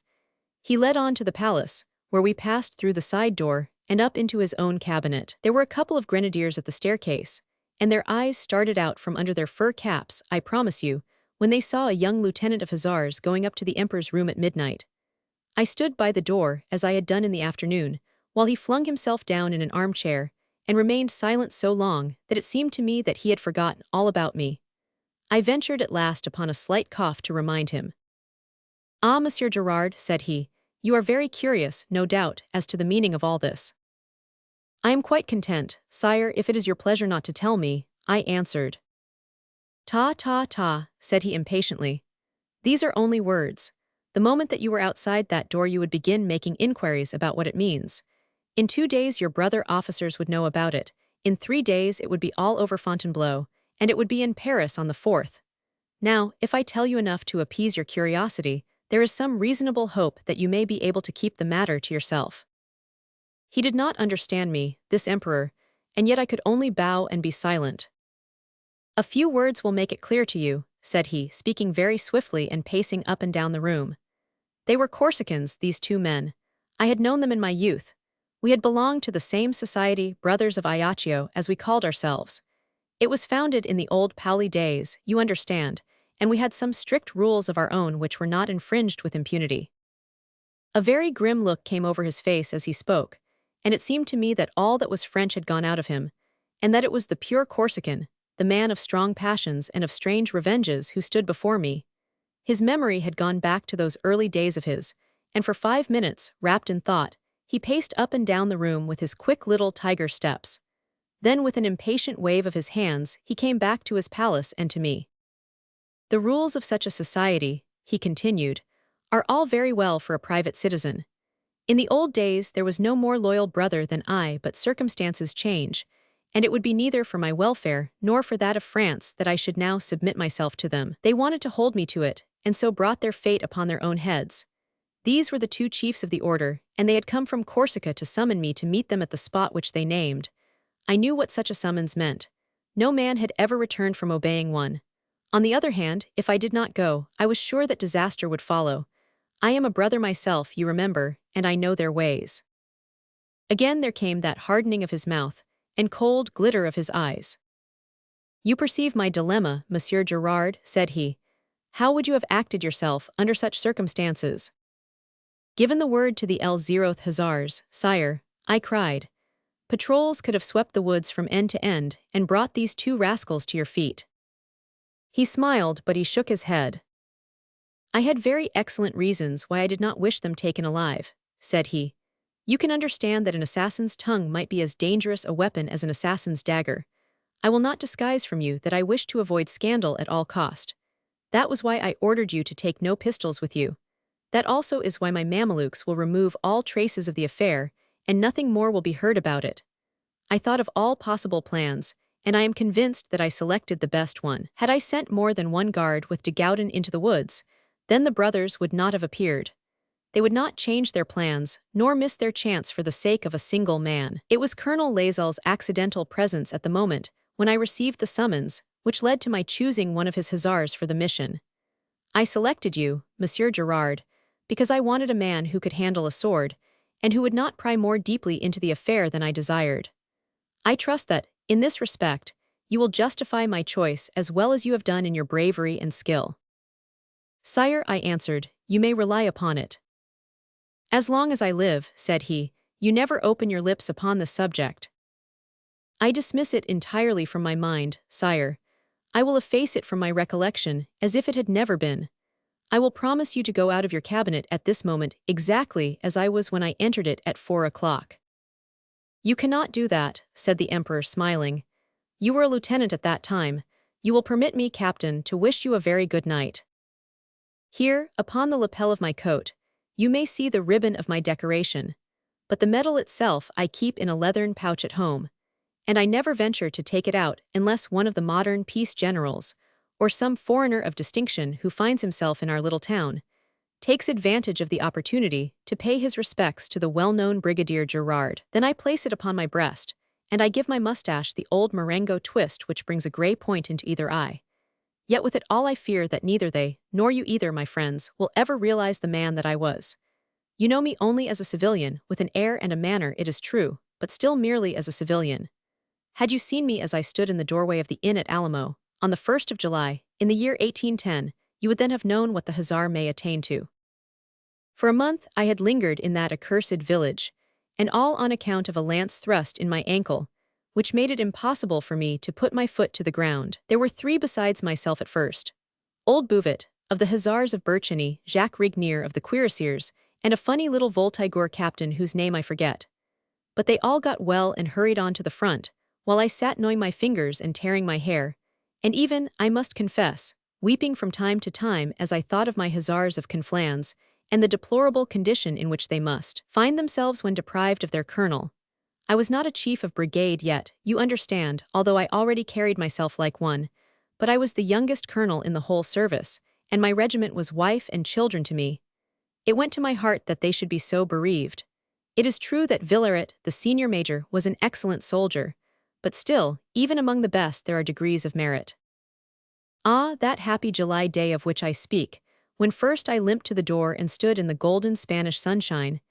It was but the evening before that I had heard from the regiment. They were at Pastors, on the other side of the mountains, face to face with the English, not 40 miles from me by road. But how was I to get to them? The same thrust which had pierced my ankle had slain my charger.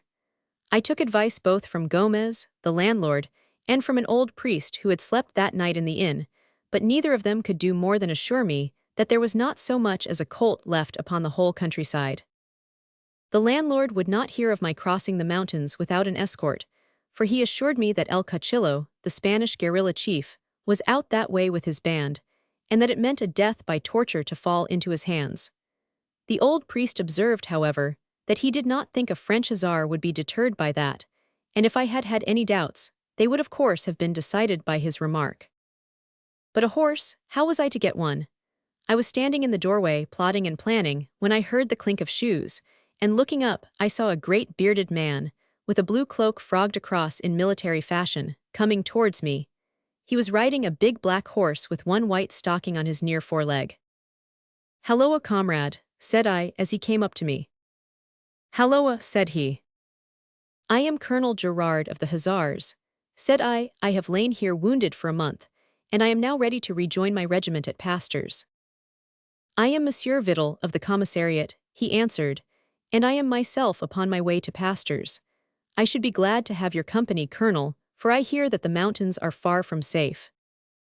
"Alas," said I have no horse, but if you will sell me yours, I will promise that an escort of hussars shall be sent back for you."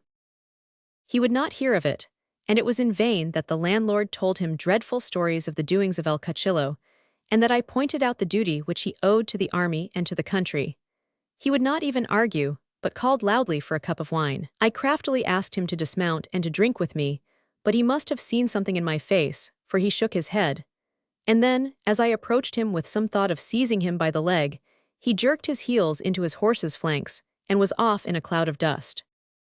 My faith, it was enough to make a man mad to see this fellow riding away so gaily to join his beef barrels, and his brandy casks, and then to think of my 500 beautiful hussars without their leader. I was gazing after him with bitter thoughts in my mind, when who should touch me on the elbow but the little priest whom I have mentioned. "It is I who can help you," he said. "I am myself traveling south."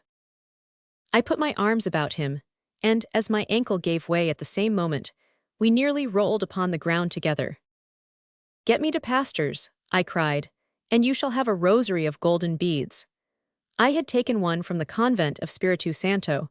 It shows how necessary it is to take what you can when you are upon a campaign, and how the most unlikely things may become useful. "I will take you," he said, in very excellent French, "not because I hope for any reward, but because it is my way always to do what I can to serve my fellow man, and that is why I am so beloved wherever I go." With that he led me down the village to an old cow-house, in which we found a tumble-down sort of diligence, such as they used to run early in this century, between some of our remote villages. There were 3 old mules, too, none of which were strong enough to carry a man, but together they might draw the coach. The sight of their gaunt ribs and spavant legs gave me more delight than the whole 220 hunters of the Emperor, which I have seen in their stalls at Fontainebleau. In 10 minutes, the owner was harnessing them into the coach, with no very good will, however, for he was in mortal dread of this terrible Cachillo. It was only by promising him riches in this world, while the priest threatened him with perdition in the next, that we at last got him safely upon the box, with the reins between his fingers. Then he was in such a hurry to get off, out of fear lest we should find ourselves in the dark in the passes, that he hardly gave me time to renew my vows to the innkeeper's daughter. I cannot at this moment recall her name, but we wept together as we parted, and I can remember that she was a very beautiful woman. You will understand, my friends, that when a man like me, who has fought the men and kissed the women in 14 separate kingdoms, gives a word of praise to the one or the other, it has a little meaning of its own. The little priest had seemed a trifle grave when we kissed goodbye, but he soon proved himself the best of companions in the diligence. All the way he amused me with tales of his little parish up in the mountains, and I in my turn told him stories about the camp. But my faith, I had to pick my steps, for when I said a word too much he would fidget in his seat, and his face would show the pain that I had given him. And of course it is not the act of a gentleman to talk in anything but a proper manner to a religious man, though with all the care in the world, one's words may get out of hand sometimes. He had come from the north of Spain, as he told me, and was going to see his mother in a village of Estremadura, and as he spoke about her little peasant home, and her joy in seeing him, it brought my own mother so vividly to my thoughts that the tears started to my eyes. In his simplicity, he showed me the little gifts which he was taking to her, and so kindly was his manner that I could readily believe him when he said he was loved wherever he went. He examined my own uniform with as much curiosity as a child, admiring the plume of my busby, and passing his fingers through the sable with which my dolman was trimmed. He drew my sword, too, and then when I told him how many men I had cut down with it, and set my finger on the notch made by the shoulder bone of the Russian emperor's aide-de-camp, he shuddered and placed the weapon under the leathern cushion, declaring that it made him sick to look at it. Well, we had been rolling and creaking on our way whilst this talk had been going forward, and as we reached the base of the mountains, we could hear the rumbling of cannon far away upon the right. This came from Massena, who was, as I knew, besieging Ciudad Rodrigo. There was nothing I should have wished better than to have gone straight to him, for if, as some said, he had Jewish blood in his veins, he was the best Jew that I have heard of since Joshua's time. If you were in sight of his beaky nose and bold, black eyes, you were not likely to miss much of what was going on. Still, a siege is always a poor sort of a pick-and-shovel business, and there were better prospects with my hussars in front of the English. Every mile that passed, my heart grew lighter and lighter, until I found myself shouting and singing like a young ensign fresh from St. Cyr, just to think of seeing all my fine horses and my gallant fellows once more. As we penetrated the mountains, the road grew rougher and the pass more savage. At first we had met a few muleteers, but now the whole country seemed deserted, which is not to be wondered at when you think that the French, the English, and the guerrillas had each in turn had command over it. So bleak and wild was it, one great brown wrinkled cliff succeeding another, and the pass growing narrower and narrower, that I ceased to look out, but sat in silence, thinking of this and that, of women whom I had loved and of horses which I had handled. I was suddenly brought back from my dreams, however, by observing the difficulties of my companion, who was trying with a sort of bradawl, which he had drawn out, to bore a hole through the leathern strap which held up his water flask. As he worked with twitching fingers, the strap escaped his grasp, and the wooden bottle fell at my feet. I stooped to pick it up, and as I did so the priest silently leaped upon my shoulders and drove his bradawl into my eye. My friends, I am, as you know, a man steeled to face every danger. When one has served from the affair of Zurich to that last fatal day of Waterloo, and has had the special medal, which I keep at home in a leathern pouch, one can afford to confess when one is frightened. It may console some of you, when your own nerves play you tricks, to remember that you have heard even me, Brigadier Gerard, say that I have been scared. And besides my terror at this horrible attack, and the maddening pain of my wound, there was a sudden feeling of loathing such as you might feel were some filthy tarantula to strike its fangs into you.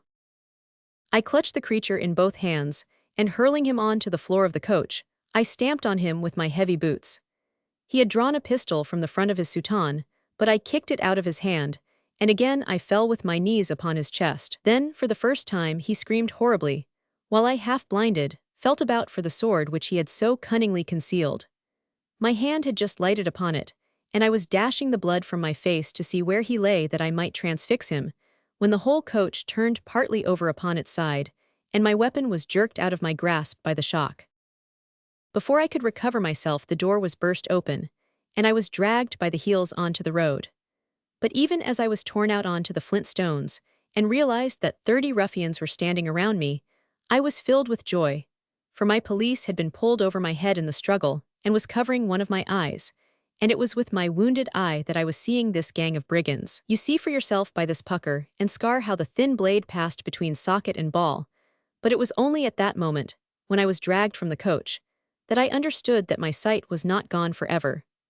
The creature's intention, doubtless, was to drive it through into my brain, and indeed he loosened some portion of the inner bone of my head, so that I afterwards had more trouble from that wound than from any one of the 17 which I have received. They dragged me out, these sons of dogs, with curses and execrations, beating me with their fists and kicking me as I lay upon the ground. I had frequently observed that the mountaineers wore cloth swathed round their feet, but never did I imagine that I should have so much cause to be thankful for it. Presently, seeing the blood upon my head, and that I lay quiet, they thought that I was unconscious, whereas I was storing every ugly face among them into my memory, so that I might see them all safely hanged if ever my chance came round. Brawny rascals they were, with yellow handkerchiefs round their heads, and great red sashes stuffed with weapons. They had rolled 2 rocks across the path, where it took a sharp turn, and it was these which had torn off one of the wheels of the coach and upset us. As to this reptile, who had acted the priest so cleverly, and had told me so much of his parish and his mother, he, of course, had known where the ambuscade was laid, and had attempted to put me beyond all resistance at the moment when we reached it. I cannot tell you how frantic their rage was when they drew him out of the coach, and saw the state to which I had reduced him. If he had not got all his deserts, he had, at least, something as a souvenir of his meeting with Brigadier Gerard, for his legs dangled aimlessly about, and though the upper part of his body was convulsed with rage and pain, he sat straight down upon his feet when they tried to set him upright. But all the time his 2 little black eyes, which had seemed so kindly and so innocent in the coach, were glaring at me like a wounded cat, and he spat and spat and spat in my direction. My faith, when the wretches jerked me onto my feet again, and when I was dragged off up one of the mountain paths, I understood that a time was coming when I was to need all my courage and resource.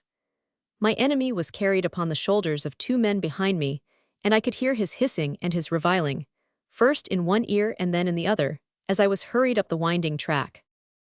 I suppose that it must have been for an hour that we ascended, and what with my wounded ankle and the pain from my eye, and the fear lest this wound should have spoiled my appearance, I have made no journey to which I look back with less pleasure.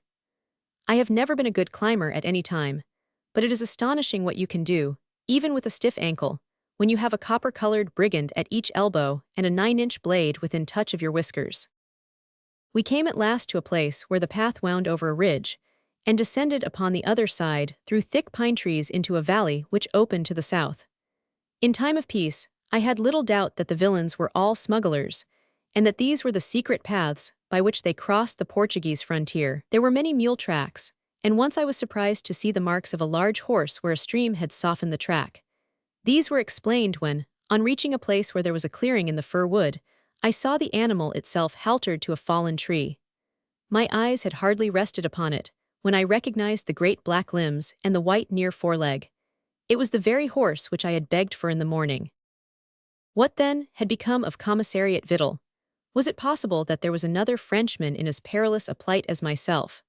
The thought had hardly entered my head when our party stopped, and one of them uttered a peculiar cry.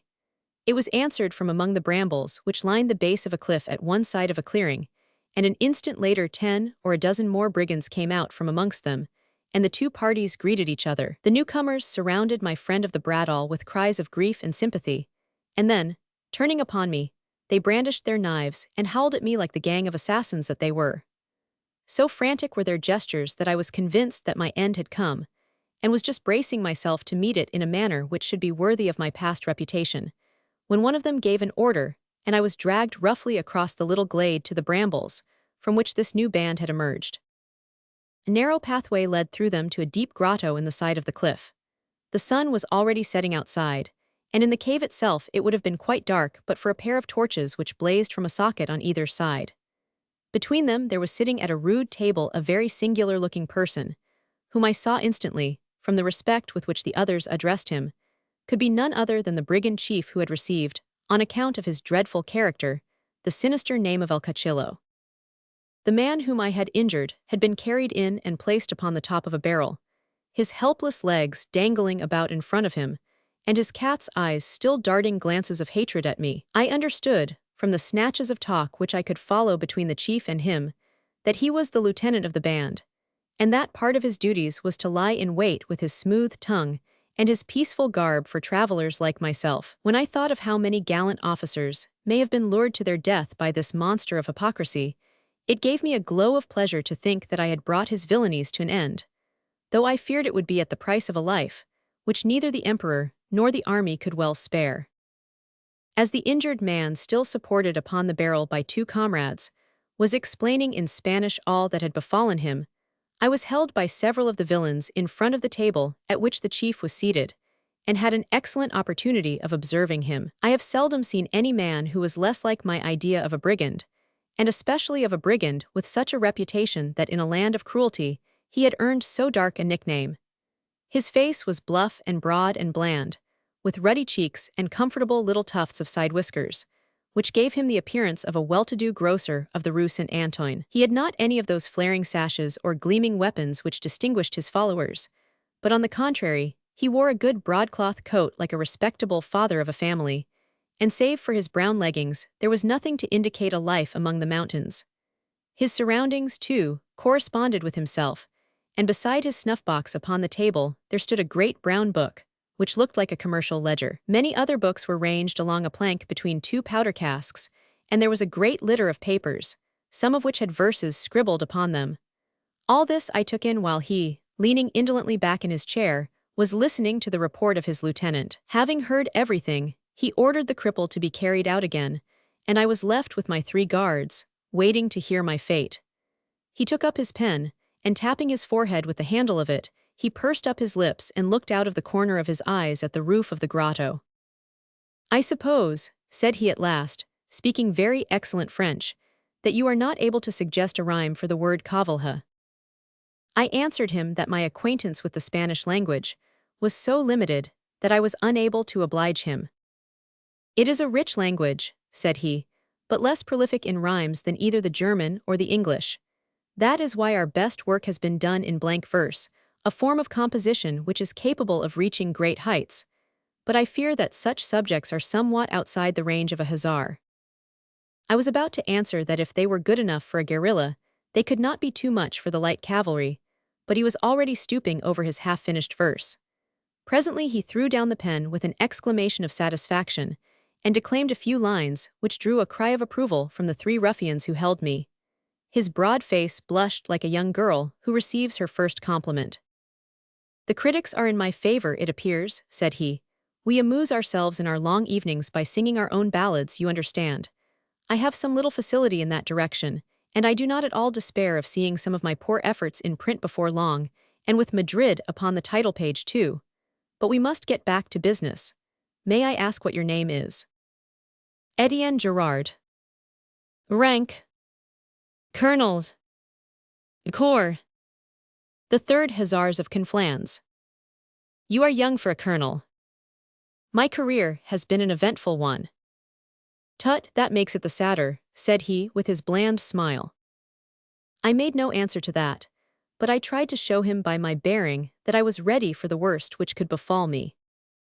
"By the way, I rather fancy that we have had some of your corps here," said he, turning over the pages of his big brown register. "We endeavor to keep a record of our operations. Here is a heading under June 24th. Have you not a young officer named Saubern, a tall, slight youth with light hair?" "Certainly." "I see that we buried him upon that date." "Poor lad," I cried, "and how did he die?" "We buried him." "But before you buried him." "You misunderstand me, Colonel. He was not dead before we buried him." "You buried him alive." For a moment I was too stunned to act. Then I hurled myself upon the man, as he sat with that placid smile of his upon his lips, and I would have torn his throat out had the 3 wretches not dragged me away from him. Again and again I made for him, panting and cursing, shaking off this man and that, straining and wrenching, but never quite free. At last, with my jacket torn nearly off my back and blood dripping from my wrists, I was hauled backwards in the bight of a rope, and cords passed round my ankles and my arms. "You sleek hound," I cried. "If ever I have you at my sword's point, I will teach you to maltreat one of my lads. You will find, you bloodthirsty beast, that my emperor has long arms, and though you lie here like a rat in its hole, the time will come when he will tear you out of it, and you and your vermin will perish together." My faith, I have a rough side to my tongue, and there was not a hard word that I had learned in 14 campaigns which I did not let fly at him. But he sat with the handle of his pen tapping against his forehead, and his eyes squinting up at the roof as if he had conceived the idea of some new stanza. It was this occupation of his which showed me how I might get my point into him. "You spawn," said I. "You think that you are safe here, but your life may be as short as that of your absurd verses, and God knows that it could not be shorter than that." Ah, you should have seen him bound from his chair when I said the words. This vile monster, who dispensed death and torture as a grocer serves out his figs, had one raw nerve then which I could prod at pleasure. His face grew livid, and those little bourgeois side whiskers quivered and thrilled with passion. "Very good, Colonel, you have said enough," he cried, in a choking voice. You say that you have had a very distinguished career. I promise you also a very distinguished ending. Colonel Etienne Gerard of the 3rd Hussars shall have a death of his own. And I only beg, said I, that you will not commemorate it in verse. I had one or two little ironies to utter, but he cut me short by a furious gesture which caused my 3 guards to drag me from the cave. Our interview, which I have told you as nearly as I can remember it, must have lasted some time, for it was quite dark when we came out, and the moon was shining very clearly in the heavens. The brigands had lighted a great fire of the dried branches of the fir trees, not, of course, for warmth, since the night was already very sultry, but to cook their evening meal. A huge copper pot hung over the blaze, and the rascals were lying all round in the yellow glare, so that the scene looked like one of those pictures which Junot stole out of Madrid. There are some soldiers who profess to care nothing for art and the like, but I have always been drawn towards it myself, in which respect I show my good taste and my breeding. I remember, for example, that when Lefebvre was selling the plunder after the fall of Danzig, I bought a very fine picture, called Nymphs Surprised in a Wood, and I carried it with me through 2 campaigns, until my charger had the misfortune to put his hoof through it. I only tell you this, however, to show you that I was never a mere rough soldier like Rapp or Ney. As I lay in that brigand's camp, I had little time or inclination to think about such matters. They had thrown me down under a tree, the 3 villains squatting round, and smoking their cigarettes within hand's touch of me. What to do I could not imagine. In my whole career, I do not suppose that I have 10 times been in as hopeless a situation. But courage, thought I, courage, my brave boy. You were not made a colonel of hussars at 28 because you could dance a cotilin. You are a picked man, Etienne, a man who has come through more than 200 affairs, and this little one is surely not going to be the last. I began eagerly to glance about for some chance of escape, and as I did so, I saw something which filled me with great astonishment.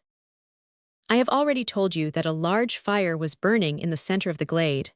What with its glare, and what with the moonlight, everything was as clear as possible. On the other side of the glade, there was a single tall fir tree which attracted my attention because its trunk and lower branches were discolored, as if a large fire had recently been lit underneath it.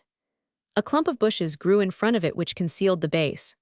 Well, as I looked towards it, I was surprised to see projecting above the bush, and fastened apparently to the tree, a pair of fine riding boots with the toes upwards. At first I thought that they were tied there, but as I looked harder I saw that they were secured by a great nail which was hammered through the foot of each.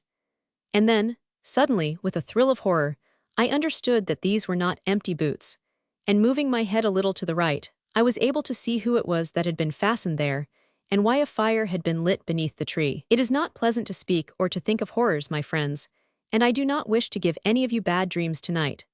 But I cannot take you among the Spanish guerrillas without showing you what kind of men they were, and the sort of warfare that they waged. I will only say that I understood why Monsieur Vidal's horse was waiting masterless in the grove, and that I hoped he had met this terrible fate with sprightliness and courage, as a good Frenchman ought. It was not a very cheering sight for me, as you can imagine. When I had been with their chief in the grotto, I had been so carried away by my rage at the cruel death of young Saubierne, who was one of the brightest lads who ever threw his thigh over a charger, that I had never given a thought to my own position. Perhaps it would have been more politic had I spoken the ruffian fair, but it was too late now. The cork was drawn, and I must drain the wine. Besides, if the harmless commissariat man were put to such a death, what hope was there for me, who had snapped the spine of their lieutenant? No, I was doomed in any case, and it was as well perhaps that I should have put the best face on the matter. This beast could bear witness that Etienne Gerard had died as he had lived, and that one prisoner at least had not quailed before him. I lay there thinking of the various girls who would mourn for me, and of my dear old mother, and of the deplorable loss which I should be, both to my regiment and to the Emperor, and I am not ashamed to confess to you that I shed tears as I thought of the general consternation which my premature end would give rise to. But all the time I was taking the very keenest notice of everything which might possibly help me. I am not a man who would lie like a sick horse waiting for the farrier sergeant and the poleaxe. First I would give a little tug at my ankle cords, and then another at those which were round my wrists, and all the time that I was trying to loosen them, I was peering round to see if I could find something which was in my favor. There was one thing which was very evident. A hussar is but half formed without a horse, and there was my other half quietly grazing within 30 yards of me. Then I observed yet another thing. The path by which we had come over the mountains was so steep that a horse could only be led across it slowly and with difficulty, but in the other direction, the ground appeared to be more open, and to lead straight down into a gently sloping valley. Had I but my feet in yonder stirrups and my saber in my hand, a single bold dash might take me out of the power of these vermin of the rocks. I was still thinking it over and straining with my wrists and my ankles when their chief came out from his grotto, and after some talk with his lieutenant, who lay groaning near the fire, they both nodded their heads and looked across at me. He then said some few words to the band, who clapped their hands and laughed uproariously. Things looked ominous, and I was delighted to feel that my hands were so far free that I could easily slip them through the cords if I wished.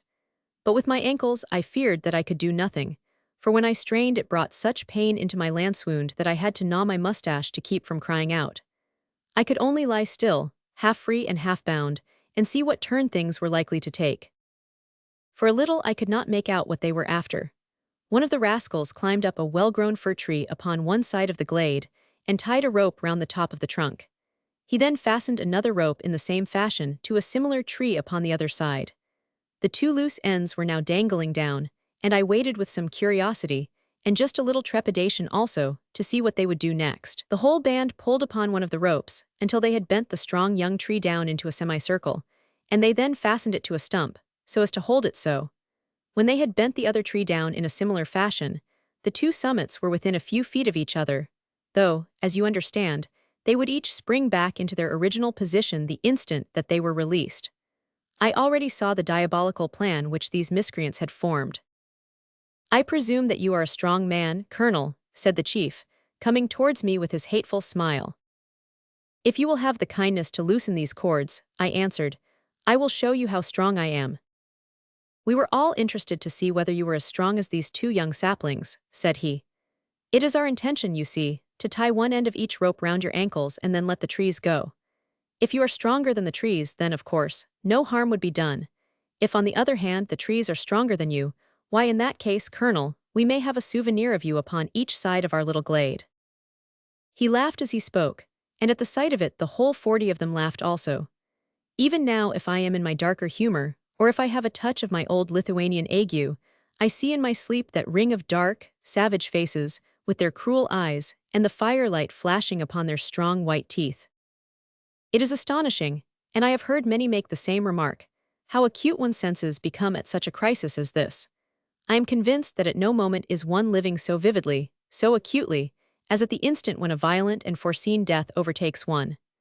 I could smell the resinous faggots, I could see every twig upon the ground, I could hear every rustle of the branches, as I have never smelled or seen or heard save at such times of danger. And so it was that long before anyone else, before even the time when the chief had addressed me, I had heard a low, monotonous sound, far away indeed, and yet coming nearer at every instant. At first it was but a murmur, a rumble, but by the time he had finished speaking, while the assassins were untying my ankles in order to lead me to the scene of my murder, I heard, as plainly as ever I heard anything in my life, the clinking of horseshoes and the jingling of bridle chains, with the clank of sabers against stirrup irons.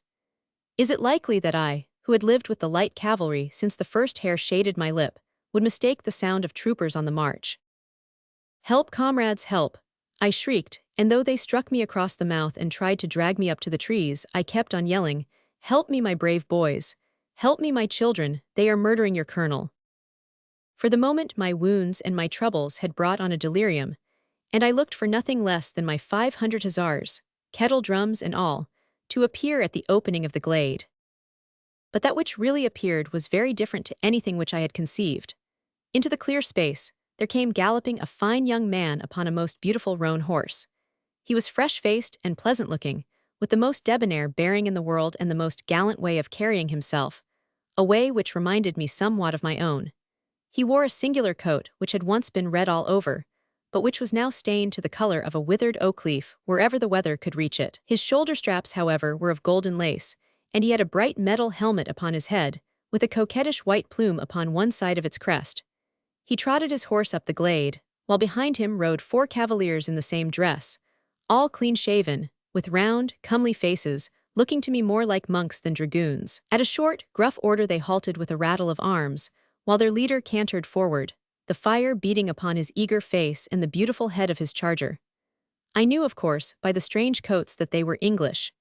It was the first sight that I had ever had of them, but from their stout bearing and their masterful way, I could see at a glance that what I had always been told was true, and that they were excellent people to fight against. "Well, well, well," cried the young officer in sufficiently bad French, "what game are you up to here? Who was that who was yelling for help, and what are you trying to do to him?" It was at that moment that I learned to bless those months which Aubriant, the descendant of the Irish kings, had spent in teaching me the tongue of the English. My ankles had just been freed, so that I had only to slip my hands out of the cords, and with a single rush I had flown across, picked up my saber where it lay by the fire, and hurled myself on to the saddle of poor Vittle's horse. Yes, for all my wounded ankle, I never put foot to stirrup, but was in the seat in a single bound. I tore the halter from the tree, and before these villains could so much as snap a pistol at me I was beside the English officer. "I surrender to you, sir," I cried, though I dare say my English was not very much better than his French. "If you will look at that tree, to the left you will see what these villains do to the honorable gentlemen who fall into their hands." The fire had flared up at that moment, and there was poor Vittle exposed before them, as horrible an object as one could see in a nightmare. "Got him," cried the officer, and "got him," cried each of the 4 troopers, which is the same as with us when we cry Mon Dieu. Out rasped the 5 swords, and the 4 men closed up. One, who wore a sergeant's chevrons, laughed and clapped me on the shoulder. "Fight for your skin, Froggy," said he. Ah, it was so fine to have a horse between my thighs and a weapon in my grip. I waved it above my head, and shouted in my exultation. The chief had come forward with that odious smiling face of his. "Your Excellency will observe that this Frenchman is our prisoner," said he. "You are a rascally robber," said the Englishman, shaking his sword at him. "It is a disgrace to us to have such allies. By my faith, if Lord Wellington were of my mind, we would swing you up on the nearest tree." "But my prisoner," said the brigand in his suave voice.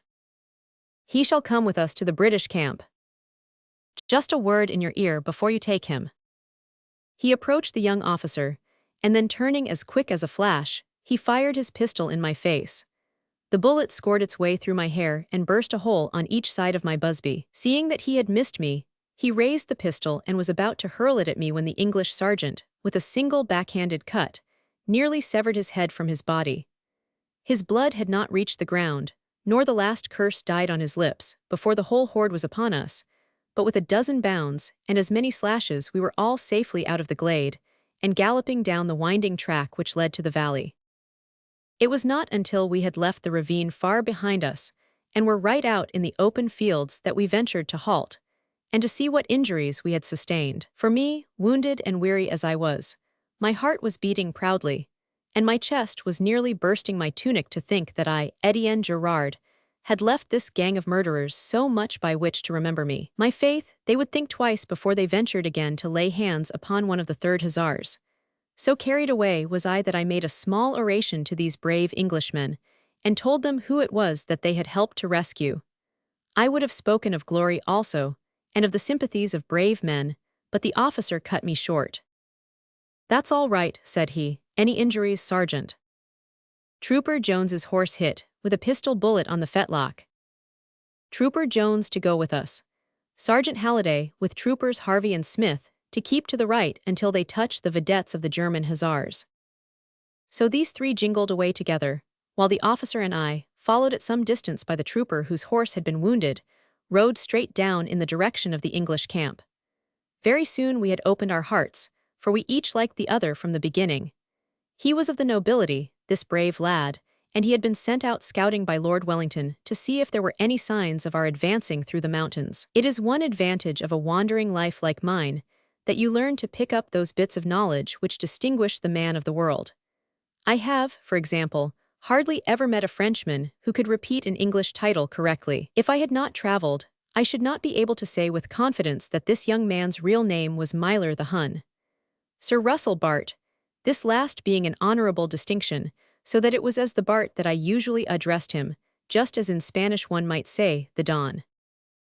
As we rode beneath the moonlight in the lovely Spanish night, we spoke our minds to each other, as if we were brothers. We were both of an age, you see, both of the light cavalry also, the 16th Light Dragoons was his regiment, and both with the same hopes and ambitions. Never have I learned to know a man so quickly as I did the Bart. He gave me the name of a girl whom he had loved at a garden called Vauxhall, and for my own part, I spoke to him of little Corley of the opera. He took a lock of hair from his bosom, and I a garter. Then we nearly quarreled over hussar and dragoon, for he was absurdly proud of his regiment, and you should have seen him curl his lip and clap his hand to his hilt when I said that I hoped it might never be its misfortune to come in the way of the third. Finally, he began to speak about what the English call sport, and he told such stories of the money which he had lost over which of two cocks could kill the other, or which of two men could strike the other the most in a fight for a prize, that I was filled with astonishment. He was ready to bet upon anything in the most wonderful manner, and when I chanced to see a shooting star, he was anxious to bet that he would see more than me, 25 francs a star, and it was only when I explained that my purse was in the hands of the brigands that he would give over the idea. Well, we chatted away in this very amiable fashion until the day began to break, when suddenly we heard a great volley of musketry from somewhere in front of us. It was very rocky and broken ground, and I thought, although I could see nothing, that a general engagement had broken out. The Bart laughed at my idea, however, and explained that the sound came from the English camp, where every man emptied his piece each morning so as to make sure of having a dry priming. In another mile we shall be up with the outposts, said he. I glanced round at this, and I perceived that we had trotted along at so good a pace during the time that we were keeping up our pleasant chat, that the dragoon with the lame horse was altogether out of sight. I looked on every side, but in the whole of that vast rocky valley there was no one save only the Bart and I, both of us armed, you understand, and both of us well mounted. I began to ask myself whether after all it was quite necessary that I should ride that mile which would bring me to the British outposts. Now, I wish to be very clear with you on this point, my friends, for I would not have you think that I was acting dishonorably or ungratefully to the man who had helped me away from the brigands. You must remember that of all duties the strongest is that which a commanding officer owes to his men. You must also bear in mind that war is a game which is played under fixed rules, and when these rules are broken, one must at once claim the forfeit. If, for example, I had given a parole, then I should have been an infamous wretch had I dreamed of escaping. But no parole had been asked of me. Out of overconfidence, and the chance of the lame horse dropping behind, the Bart had permitted me to get upon equal terms with him. Had it been I who had taken him, I should have used him as courteously as he had me, but at the same time, I should have respected his enterprise so far as to have deprived him of his sword, and seen that I had at least one guard beside myself. I reined up my horse and explained this to him, asking him at the same time whether he saw any breach of honor in my leaving him. He thought about it, and several times repeated that which the English say when they mean mon Dieu. You would give me the slip, would you? Said he.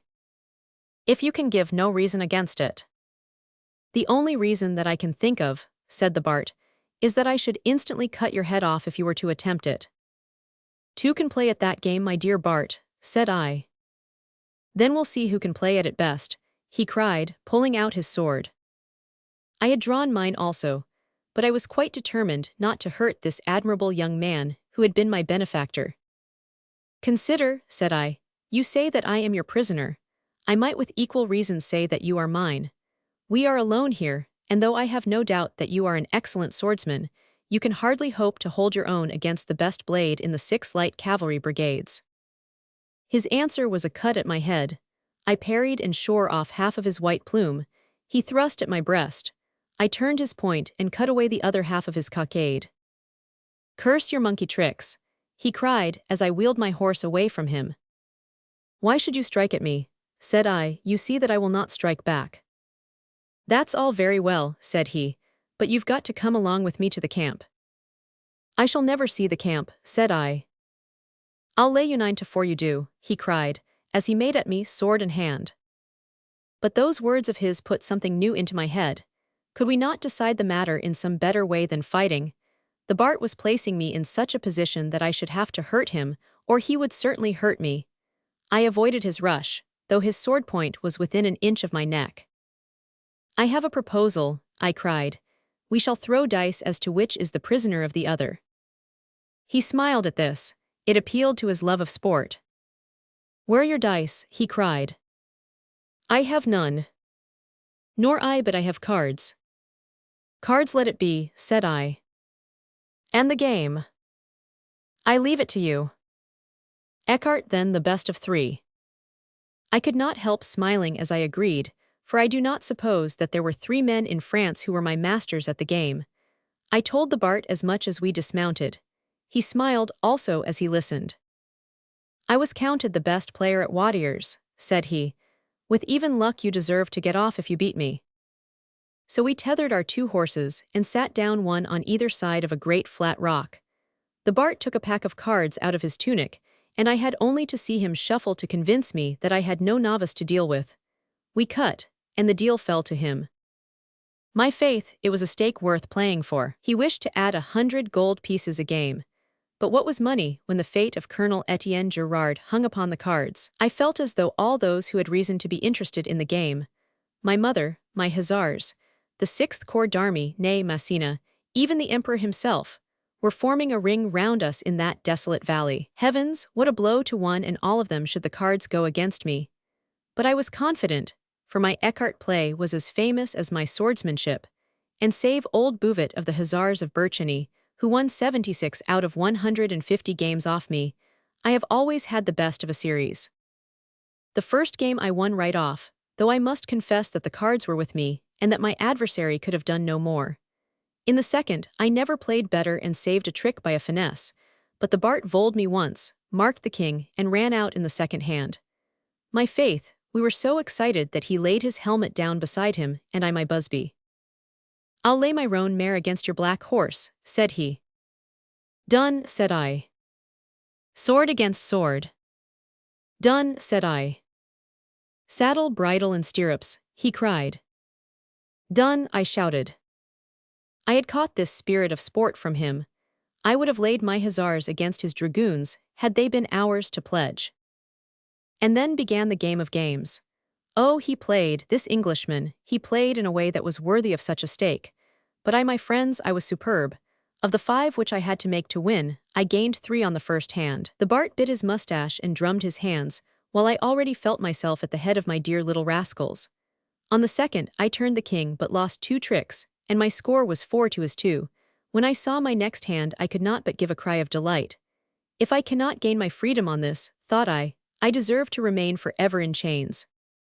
Give me the cards, landlord, and I will lay them out on the table for you. Here was my hand, knave and ace of clubs, queen and knave of diamonds, and king of hearts. Clubs were trumps, mark you, and I had but 1 point between me and freedom. He knew it was the crisis, and he undid his tunic. I threw my dolman on the ground. He led the 10 of spades. I took it with my ace of trumps, 1 point in my favor. The correct play was to clear the trumps, and I led the knave. Down came the queen upon it, and the game was equal. He led the 8 of spades, and I could only discard my queen of diamonds. Then came the 7 of spades, and the hair stood straight up on my head. We each threw down a king at the final. He had won 2 points, and my beautiful hand had been mastered by his inferior one. I could have rolled on the ground as I thought of it. They used to play very good Eckhart at Warriors in the year 10. I say it, I, Brigadier Gerard. The last game was now for all. This next hand must settle it one way or the other. He undid his sash, and I put away my sword belt. He was cool, this Englishman, and I tried to be so also, but the perspiration would trickle into my eyes. The deal lay with him, and I may confess to you, my friends, that my hands shook so that I could hardly pick my cards from the rock. But when I raised them, what was the first thing that my eyes rested upon? It was the king, the glorious king of trumps.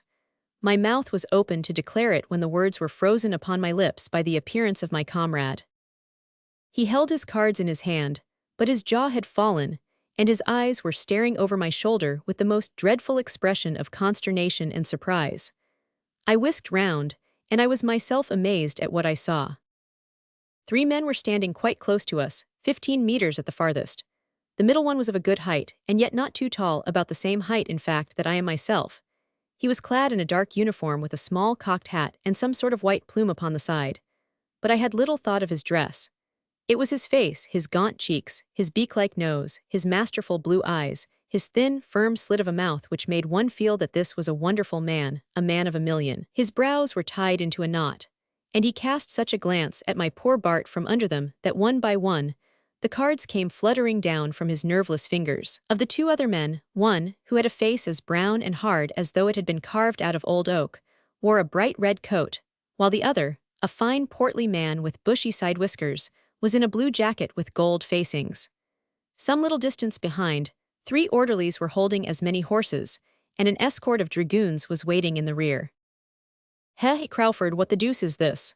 asked the thin man. "500 you hear, sir," cried the man with the red coat. "Lord Wellington wants to know what this means." My poor Bart broke into an account of all that had occurred, but that rock face never softened for an instant. "Pretty fine, 'pon my word, General Crawford," he broke in. "The discipline of this force must be maintained, sir. Report yourself at headquarters as a prisoner." It was dreadful to me to see the Bart mount his horse and ride off with hanging head. I could not endure it. I threw myself before this English general. I pleaded with him for my friend. I told him how Colonel Gerard would witness what a dashing young officer he was.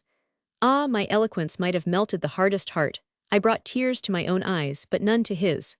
My voice broke, and I could say no more. "What weight do you put on your mules, sir, in the French service?" he asked. Yes, that was all this phlegmatic Englishman had to answer to these burning words of mine. That was his reply to what would have made a Frenchman weep upon my shoulder. "What weight on a mule?" asked the man with the red coat. 210 pounds, said I.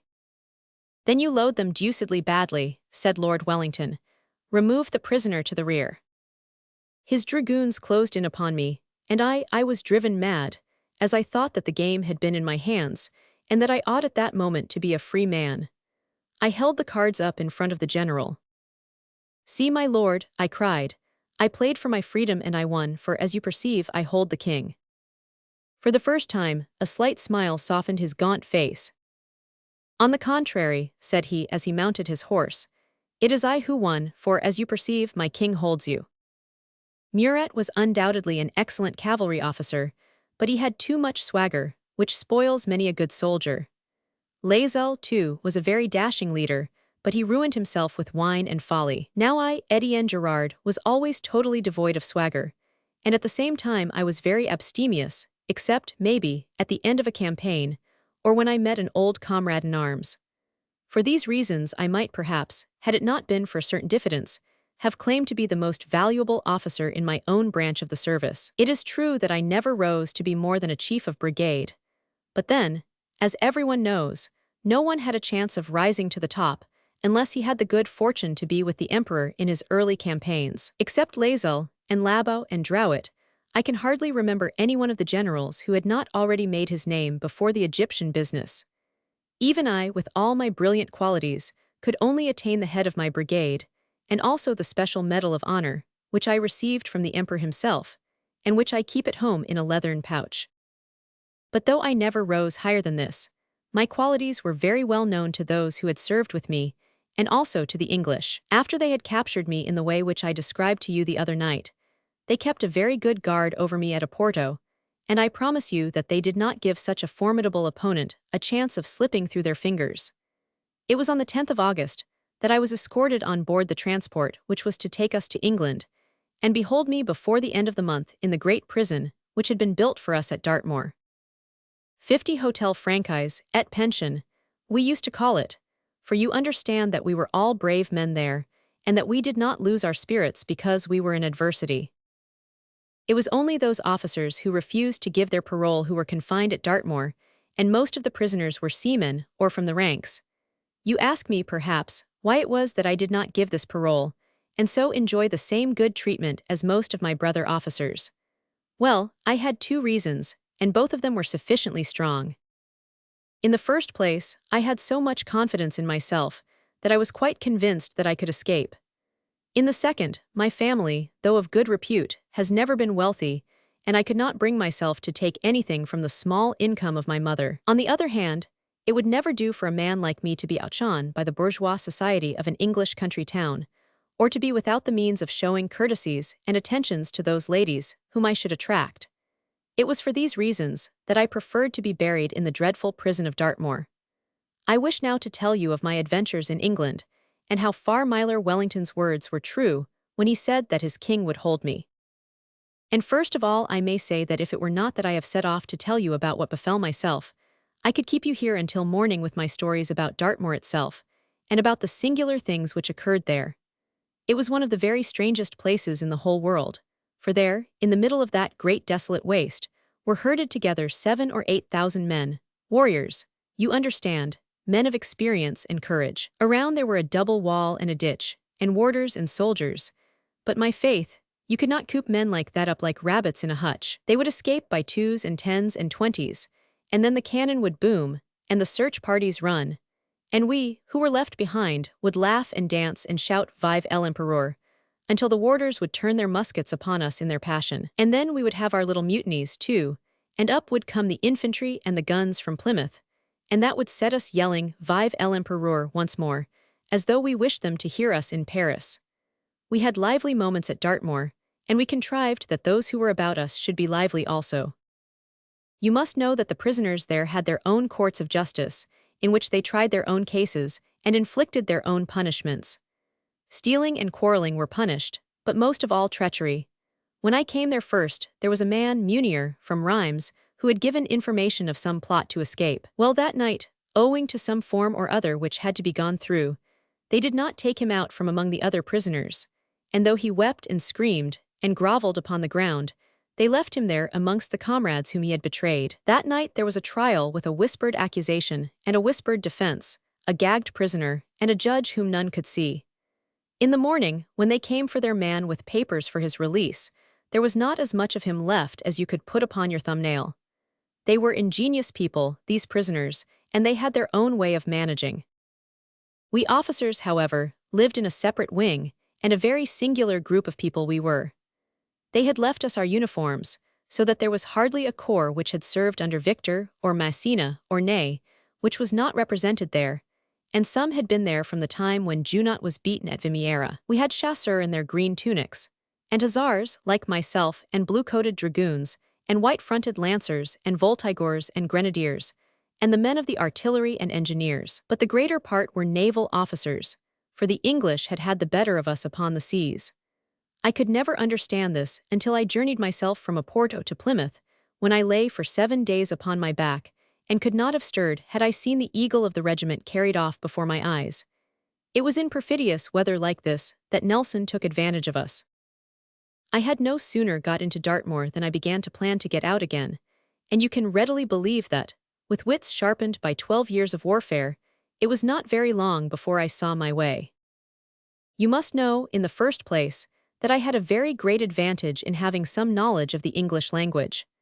I learned it during the months that I spent before Danzig, from Adjutant Aubriant, of the regiment Irlandise, who was sprung from the ancient kings of the country. I was quickly able to speak it with some facility, for I do not take long to master anything to which I set my mind. In 3 months I could not only express my meaning, but I could use the idioms of the people. It was Aubriant who taught me to say "be jabers," just as we might say "ma foi," and also the curse of Crummel, which means "venter blue." Many a time I have seen the English smile with pleasure when they have heard me speak so much like one of themselves. We officers were put 2 in a cell, which was very little to my taste, for my roommate was a tall, silent man named Beaumont, of the flying artillery, who had been taken by the English cavalry at Astorga. It is seldom I meet a man of whom I cannot make a friend, for my disposition and manners are as you know them. But this fellow had never a smile for my jests, nor an ear for my sorrows, but would sit looking at me with his sullen eyes, until sometimes I thought that his 2 years of captivity had driven him crazy. Ah, how I longed that old Bouvet, or any of my comrades of the hussars, was there, instead of this mummy of a man. But such as he was, I had to make the best of him, and it was very evident that no escape could be made unless he were my partner in it, for what could I possibly do without him observing me?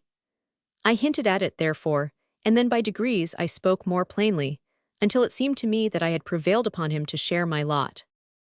I tried the walls, and I tried the floor, and I tried the ceiling, but though I tapped and probed, they all appeared to be very thick and solid. The door was of iron, shutting with a spring lock, and provided with a small grating, through which a warder looked twice in every night.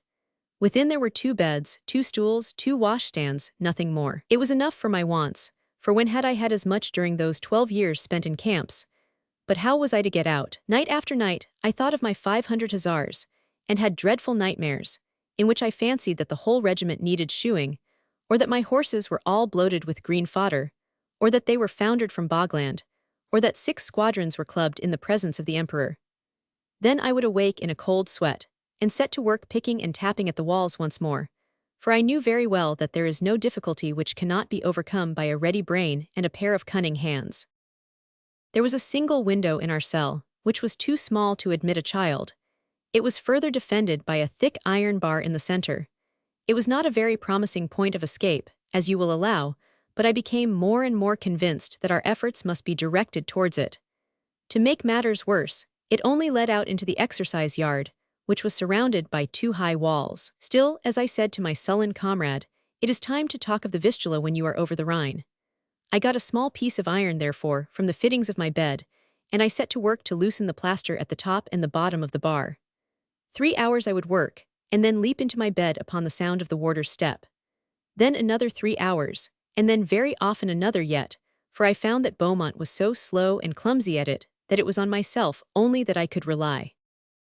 I pictured to myself my third of hussars waiting just outside that window, with kettle drums and standards and leopard-skin shabracks all complete.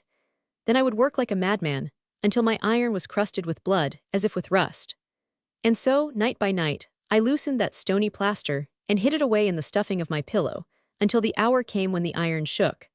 And then with one good wrench it came off in my hand, and my first step had been made towards freedom.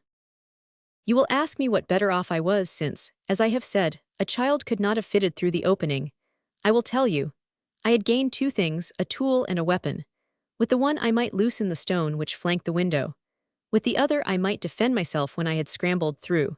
So now I turned my attention to that stone, and I picked and picked with the sharpened end of my bar until I had worked out the mortar all round. You understand, of course, that during the day I replaced everything in its position, and that the warder was never permitted to see a speck upon the floor. At the end of 3 weeks I had separated the stone, and had the rapture of drawing it through, and seeing a hole left with 10 stars shining through it, where there had been but 4 before. All was ready for us now, and I had replaced the stone, smearing the edges of it round with a little fat and soot, so as to hide the cracks where the mortar should have been. In 3 nights the moon would be gone, and that seemed the best time for our attempt. I had now no doubt at all about getting into the yards, but I had very considerable misgivings as to how I was to get out again. It would be too humiliating, after trying here and trying there, to have to go back to my hole again in despair, or to be arrested by the guards outside, and thrown into those damp underground cells which are reserved for prisoners who are caught in escaping. I set to work, therefore, to plan what I should do. I have never, as you know, had the chance of showing what I could do as a general. Sometimes, after a glass or 2 of wine, I have found myself capable of thinking out surprising combinations, and have felt that if Napoleon had entrusted me with an army corps, things might have gone differently with him. But however that may be, there is no doubt that in the small stratagems of war, and in that quickness of invention which is so necessary for an officer of light cavalry, I could hold my own against anyone. It was now that I had need of it, and I felt sure that it would not fail me. The inner wall which I had to scale was built of bricks, 12 ft. High, with a row of iron spikes, 3 in, apart upon the top. The outer I had only caught a glimpse of once or twice, when the gate of the exercise yard was open. It appeared to be about the same height, and was also spiked at the top. The space between the walls was over 20 feet, and I had reason to believe that there were no sentries there, except at the gates. On the other hand, I knew that there was a line of soldiers outside. Behold the little nut, my friends, which I had to open with no crackers, save these 2 hands. One thing upon which I relied was the height of my comrade Beaumont. I have already said that he was a very tall man, 6 feet at least, and it seemed to me that if I could mount upon his shoulders, and get my hands upon the spikes, I could easily scale the wall. Could I pull my big companion up after me? That was the question, for when I set forth with a comrade, even though it be one for whom I bear no affection, nothing on earth would make me abandon him. If I climbed the wall and he could not follow me, I should be compelled to return to him. He did not seem to concern himself much about it, however, so I hoped that he had confidence in his own activity. Then another very important matter was the choice of the sentry, who should be on duty in front of my window at the time of our attempt. They were changed every 2 hours to ensure their vigilance, but I, who watched them closely each night out of my window, knew that there was a great difference between them. There were some who were so keen that a rat could not cross the yard unseen, while others thought only of their own ease, and could sleep as soundly leaning upon a musket as if they were at home upon a feather bed. There was one especially, a fat, heavy man, who would retire into the shadow of the wall and doze so comfortably during his 2 hours that I have dropped pieces of plaster from my window at his very feet, without his observing it. By good luck, this fellow's watch was due from 12 to 2 upon the night which we had fixed upon for our enterprise. As the last day passed, I was so filled with nervous agitation that I could not control myself, but ran ceaselessly about my cell, like a mouse in a cage. Every moment I thought that the warder would detect the looseness of the bar, or that the sentry would observe the unmortared stone, which I could not conceal outside, as I did within. As for my companion, he sat brooding upon the end of his bed, looking at me in a sidelong fashion from time to time, and biting his nails like one who is deep in thought. "Courage, my friend," I cried, slapping him upon the shoulder. "You will see your guns before another month be past." "That is very well," said he, "but whither will you fly when you get free?" "To the coast," I answered. "All comes right for a brave man, and I shall make straight for my regiment." "You are more likely to make straight for the underground cells, or for the Portsmouth hulks," said he. "A soldier takes his chances," I remarked. "It is only the poltroon who reckons always upon the worst." I raised a flush in each of his sallow cheeks at that, and I was glad of it, for it was the first sign of spirit which I had ever observed in him. For a moment he put his hand out towards his water jug, as though he would have hurled it at me, but then he shrugged his shoulders and sat in silence once more, biting his nails and scowling down at the floor. I could not but think, as I looked at him, that perhaps I was doing the flying artillery a very bad service by bringing him back to them. I never in my life have known an evening pass as slowly as that one. Towards nightfall a wind sprang up, and as the darkness deepened it blew harder and harder, until a terrible gale was whistling over the moor. As I looked out of my window, I could not catch a glimpse of a star, and the black clouds were flying low across the heavens. The rain was pouring down, and what with its hissing and splashing, and the howling and screaming of the wind, it was impossible for me to hear the steps of the sentinels. If I cannot hear them, thought I, then it is unlikely that they can hear me, and I waited with the utmost impatience until the time when the inspector should have come round for his nightly peep through our grating. Then, having peered through the darkness, and seen nothing of the sentry, who was doubtless crouching in some corner out of the rain, I felt that the moment was come. I removed the bar, pulled out the stone, and motioned to my companion to pass through. "After you, Colonel," said he. "Will you not go first?" I asked. "I had rather you showed me the way." "Come after me then, but come silently, as you value your life." In the darkness I could hear the fellow's teeth chattering, and I wondered whether a man ever had such a partner in a desperate enterprise. I seized the bar, however, and mounting upon my stool, I thrust my head and shoulders into the hole. I had wriggled through as far as my waist, when my companion seized me suddenly by the knees and yelled at the top of his voice, "Help, help, a prisoner is escaping." Ah, my friends, what did I not feel at that moment? Of course, I saw in an instant the game of this vile creature. Why should he risk his skin in climbing walls when he might be sure of a free pardon from the English for having prevented the escape of one so much more distinguished than himself? I had recognized him as a poltroon and a sneak, but I had not understood the depth of baseness to which he could descend. One who has spent his life among gentlemen and men of honor does not think of such things until they happen. The blockhead did not seem to understand that he was lost more certainly than I writhed back in the darkness, and seizing him by the throat, I struck him twice with my iron bar. At the first blow he yelped as a little cur does when you tread upon its paw. At the second, down he fell with a groan upon the floor. Then I seated myself upon my bed, and waited resignedly for whatever punishment my jailers might inflict upon me. But a minute passed, and yet another, with no sound save the heavy, snoring breathing of the senseless wretch upon the floor. Was it possible, then, that amid the fury of the storm his warning cries had passed unheeded? At first it was but a tiny hope, another minute and it was probable, another and it was certain. There was no sound in the corridor, none in the courtyard. I wiped the cold sweat from my brow, and asked myself what I should do next. One thing seemed certain. The man on the floor must die. If I left him I could not tell how short a time it might be before he gave the alarm. I dare not strike a light, so I felt about in the darkness until my hand came upon something wet, which I knew to be his head. I raised my iron bar, but there was something, my friends, which prevented me from bringing it down. In the heat of fight I have slain many men of honor, too, who had done me no injury. Yet here was this wretch, a creature too foul to live, who had tried to work me so great a mischief, and yet I could not bring myself to crush his skull in. Such deeds are very well for a Spanish pardita, or for that matter a sansculotte of the Faubourg Saint-Antoine, but not for a soldier and a gentleman like me. However, the heavy breathing of the fellow made me hope that it might be a very long time before he recovered his senses. I gagged him, therefore, and bound him with strips of blanket to the bed, so that in his weakened condition there was good reason to think that, in any case, he might not get free before the next visit of the warder. But now again I was faced with new difficulties, for you will remember that I had relied upon his height to help me over the walls. I could have sat down and shed tears of despair had not the thought of my mother and of the emperor come to sustain me. "Courage," said I, "if it were anyone but Etienne Gerard he would be in a bad fix now. That is a young man who is not so easily caught." I set to work therefore upon Beaumont's sheet as well as my own, and by tearing them into strips and then plaiting them together, I made a very excellent rope.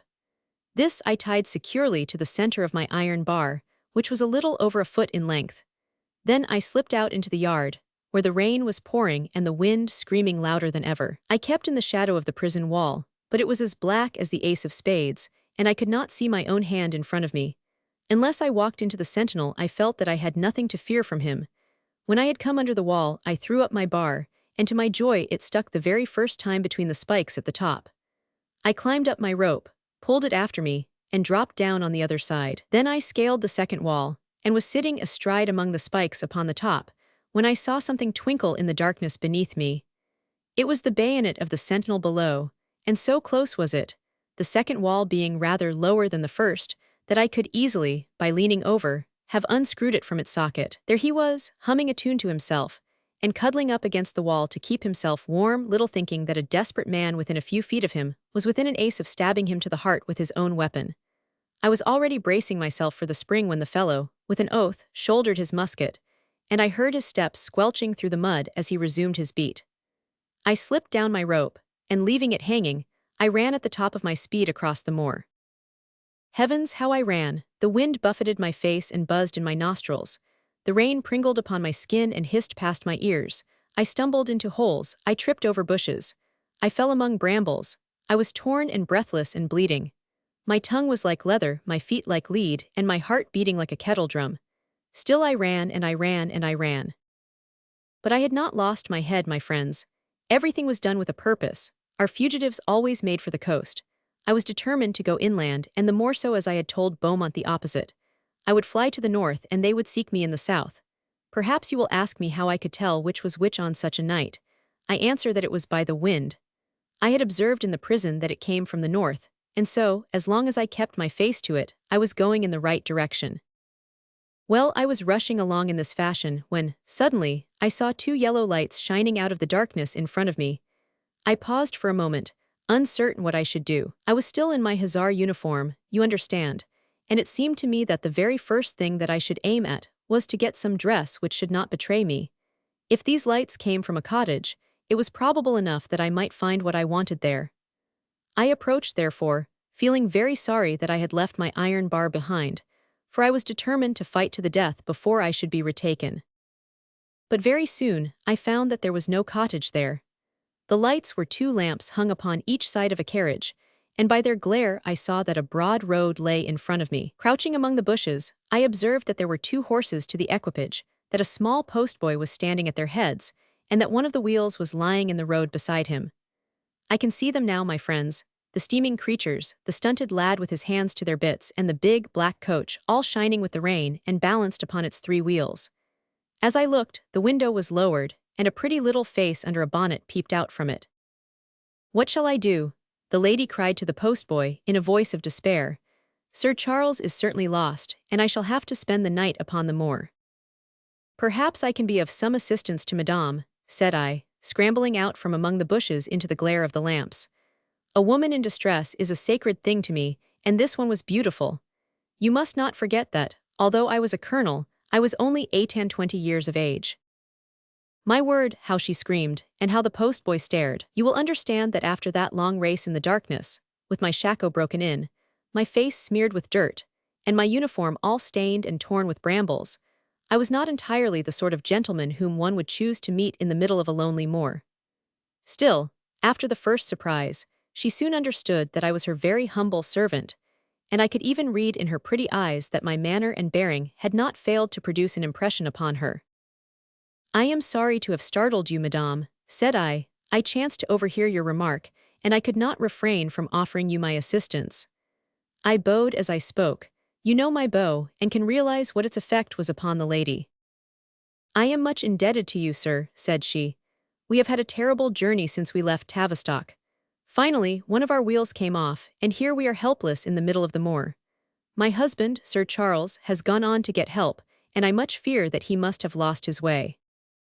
I was about to attempt some consolation, when I saw beside the lady a black traveling coat, faced with astrakhan, which her companion must have left behind him. It was exactly what I needed to conceal my uniform. It is true that I felt very much like a highway robber, but then, what would you have? Necessity has no law, and I was in an enemy's country. "I presume, madame, that this is your husband's coat," I remarked. "You will, I am sure, forgive me if I am compelled to." I pulled it through the window as I spoke. I could not bear to see the look of surprise and fear, and disgust which came over her face. "Oh, I have been mistaken in you," she cried. "You came to rob me then, and not to help me. You have the bearing of a gentleman, and yet you steal my husband's coat." "Madame," said I beg that you will not condemn me until you know everything. It is quite necessary that I should take this coat, but if you will have the goodness to tell me who it is who is fortunate enough to be your husband, I shall see that the coat is sent back to him." Her face softened a little, though she still tried to look severe. "My husband," she answered, "is Sir Charles Meredith, and he is traveling to Dartmoor prison, upon important government business. I only ask you, sir, to go upon your way, and to take nothing which belongs to him." "There is only one thing which belongs to him that I covet," said I. "And you have taken it from the carriage," she cried. "No," I answered, "it still remains there." She laughed in her frank English way. "If, instead of paying me compliments, you were to return my husband's coat," she began.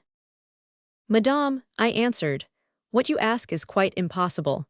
If you will allow me to come into the carriage, I will explain to you how necessary this coat is to me." Heaven knows into what foolishness I might have plunged myself had we not, at this instant, heard a faint halloa in the distance, which was answered by a shout from the little postboy. In the rain and the darkness, I saw a lantern some distance from us, but approaching rapidly. "I am sorry, madame, that I am forced to leave you," said I. "You can assure your husband that I shall take every care of his coat." Hurried as I was, I ventured to pause a moment to salute the lady's hand, which she snatched through the window with an admirable pretense of being offended at my presumption. Then, as the lantern was quite close to me, and the postboy seemed inclined to interfere with my flight, I tucked my precious overcoat under my arm and dashed off into the darkness. And now I set myself to the task of putting as broad a stretch of moor between the prison and myself as the remaining hours of darkness would allow. Setting my face to the wind once more, I ran until I fell from exhaustion. Then, after 5 minutes of panting among the heather, I made another start, until again my knees gave way beneath me. I was young and hard, with muscles of steel, and a frame which had been toughened by 12 years of camp and field. Thus I was able to keep up this wild flight for another 3 hours, during which I still guided myself, you understand, by keeping the wind in my face. At the end of that time, I calculated that I had put nearly 20 miles between the prison and myself. Day was about to break, so I crouched down among the heather upon the top of one of those small hills which abound in that country, with the intention of hiding myself until nightfall. It was no new thing for me to sleep in the wind and the rain, so, wrapping myself up in my thick warm cloak, I soon sank into a doze. But it was not a refreshing slumber. I tossed and tumbled amid a series of vile dreams, in which everything seemed to go wrong with me. At last, I remember, I was charging an unshaken square of Hungarian grenadiers, with a single squadron upon spent horses, just as I did at Elchingen. I stood in my stirrups to shout "Vive l'Empereur," and as I did so, there came the answering roar from my hussars, "Vive l'Empereur." I sprang from my rough bed with the words still ringing in my ears, and then, as I rubbed my eyes and wondered if I were mad, the same cry came again, 5,000 voices in one long-drawn yell. I looked out from my screen of brambles, and saw in the clear light of morning the very last thing that I should either have expected or chosen. It was Dartmoor prison. There it stretched, grim and hideous, within a furlong of me. Had I run on for a few more minutes in the dark, I should have butted my shako against the wall. I was so taken aback at the sight that I could scarcely realize what had happened. Then it all became clear to me, and I struck my head with my hands in my despair. The wind had veered from north to south during the night, and I, keeping my face always towards it, had run 10 miles out and 10 miles in, winding up where I had started. When I thought of my hurry, my falls, my mad rushing and jumping, all ending in this, it seemed so absurd that my grief changed suddenly to amusement, and I fell among the brambles and laughed until my sides were sore. Then I rolled myself up in my cloak and considered seriously what I should do. One lesson which I have learned in my roaming life, my friends, is never to call anything a misfortune until you have seen the end of it. Is not every hour a fresh point of view? In this case, I soon perceived that accident had done for me as much as the most profound cunning. My guards naturally commenced their search from the place where I had taken Sir Charles Meredith's coat, and from my hiding place, I could see them hurrying along the road to that point. Not one of them ever dreamed that I could have doubled back from there, and I lay quite undisturbed in the little bush-covered cup at the summit of my knoll. The prisoners had, of course, learned of my escape, and all-day exultant yells, like that which had aroused me in the morning, resounded over the moor, bearing a welcome message of sympathy and companionship to my ears. How little did they dream that on the top of that very mound, which they could see from their windows, was lying the comrade whose escape they were celebrating. As for me, I could look down upon this poor herd of idle warriors, as they paced about the great exercise yard, or gathered in little groups, gesticulating joyfully over my success. Once I heard a howl of execration, and I saw Beaumont, his head all covered with bandages, being led across the yard by two of the warders. I cannot tell you the pleasure which this sight gave me, for it proved that I had not killed him, and also that the others knew the true story of what had passed. They had all known me too well to think that I could have abandoned him. All that long day I lay behind my screen of bushes, listening to the bells which struck the hours below. My pockets were filled with bread which I had saved out of my allowance, and on searching my borrowed overcoat I came upon a silver flask, full of excellent brandy and water, so that I was able to get through the day without hardship. The only other things in the pockets were a red silk handkerchief, a tortoise-shell snuff-box, and a blue envelope with a red seal, addressed to the governor of Dartmoor prison. As to the first two, I determined to send them back when I should return the coat itself.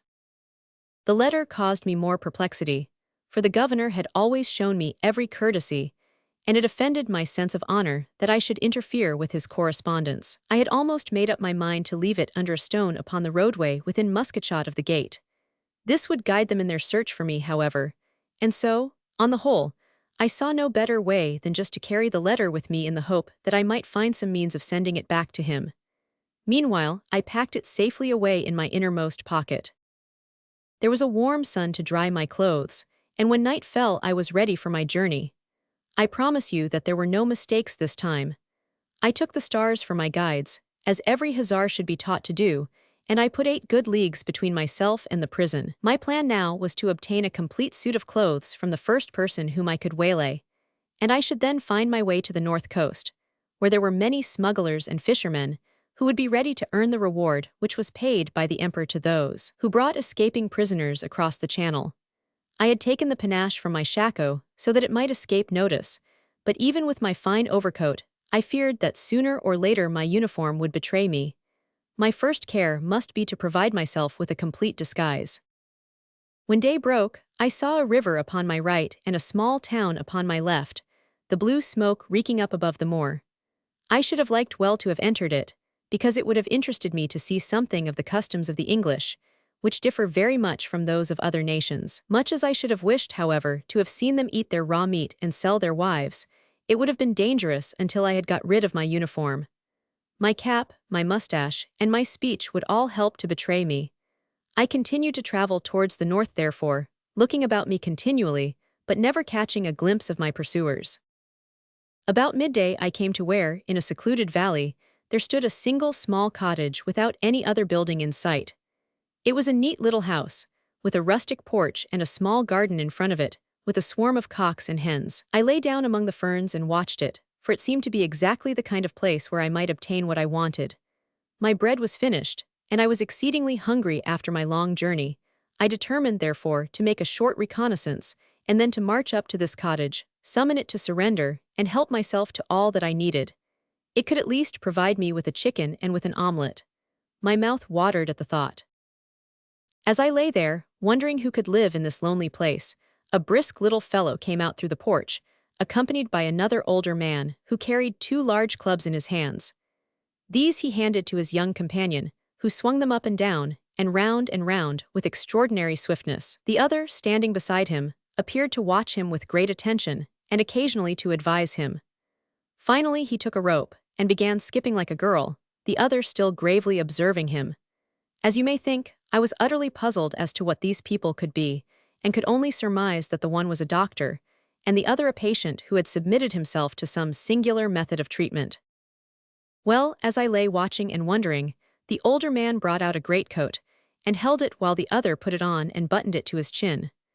The day was a warmish one, so that this proceeding amazed me even more than the other. At least, thought I, it is evident that his exercise is over. But far from this being so, the man began to run, in spite of his heavy coat, and as it chanced, he came right over the moor in my direction. His companion had re-entered the house, so that this arrangement suited me admirably. I would take the small man's clothing, and hurry on to some village where I could buy provisions. The chickens were certainly tempting, but still there were at least 2 men in the house, so perhaps it would be wiser for me, since I had no arms, to keep away from it. I lay quietly then among the ferns. Presently I heard the steps of the runner, and there he was quite close to me, with his huge coat, and the perspiration running down his face. He seemed to be a very solid man, but small, so small that I feared that his clothes might be of little use to me. When I jumped out upon him he stopped running, and looked at me in the greatest astonishment. "Blow my dicky," said he, "give it a name, governor. Is it a circus, or what?" That was how he talked, though I cannot pretend to tell you what he meant by it. "You will excuse me, sir," said I, "but I am under the necessity of asking you to give me your clothes." "Give you what?" he cried. "Your clothes." "Well, if this don't lick cockfighting," said he, "what am I to give you my clothes for?" "Because I need them." "And suppose I won't?" "Be jabers," said I shall have no choice but to take them." He stood with his hands in the pockets of his greatcoat, and a most amused smile upon his square-jawed, clean-shaven face. "You'll take them, will you?" said he. "You're a very leery cove by the look of you, but I can tell you that you've got the wrong sow by the ear this time. I know who you are. You're a runaway Frenchie from the prison yonder, as anyone could tell with half an eye. But you don't know who I am, else you wouldn't try such a plant as that. Why, man, I'm the Bristol bustler, 9-stone champion, and them's my training quarters down yonder." He stared at me as if this announcement of his would have crushed me to the earth, but I smiled at him in my turn, and looked him up and down, with a twirl of my mustache. "You may be a very brave man, sir," said I, "but when I tell you that you are opposed to Colonel Etienne Gerard, of the Hussars of Conflans, you will see the necessity of giving up your clothes without further parley." "Look here, Mounseer, drop it," he cried, "this'll end by your getting pepper." "Your clothes, sir, this instant," I shouted, advancing fiercely upon him. For answer he threw off his heavy greatcoat, and stood in a singular attitude, with one arm out and the other across his chest, looking at me with a curious smile. For myself, I knew nothing of the methods of fighting which these people have, but on horse or on foot, with arms or without them, I am always ready to take my own part. You understand that a soldier cannot always choose his own methods, and that it is time to howl when you are living among wolves. I rushed at him, therefore, with a warlike shout, and kicked him with both my feet. At the same moment my heels flew into the air, I saw as many flashes as at Austerlitz, and the back of my head came down with a crash upon a stone. After that, I can remember nothing more. When I came to myself, I was lying upon a truckle bed, in a bare, half-furnished room. My head was ringing like a bell, and when I put up my hand, there was a lump like a walnut over one of my eyes. My nose was full of a pungent smell, and I soon found that a strip of paper soaked in vinegar was fastened across my brow. At the other end of the room, this terrible little man was sitting with his knee bare, and his elderly companion was rubbing it with some liniment. The latter seemed to be in the worst of tempers, and he kept up a continual scolding, which the other listened to with a gloomy face. Never heard tell of such a thing in my life, he was saying. In training for a month with all the weight of it on my shoulders, and then when I get you as fit as a trout, and within 2 days of fighting the likeliest man on the list, you let yourself into a by-battle with a foreigner. There, stow your gab, said the other sulkily. You're a very good trainer, Jim, but you'd be better with less jaw. I should think it was time to jaw, the elderly man answered. If this knee don't get well before next Wednesday, they'll have it that you fought a cross, and a pretty job you'll have next time you look for a backer. Fought a cross, growled the other. I've won 19 battles, and no man ever so much as dared to say the word cross in my hearin'. How the deuce was I to get out of it when the cove wanted the very clothes off my back? Tut, man, you knew that the beak and the guards were within a mile of you.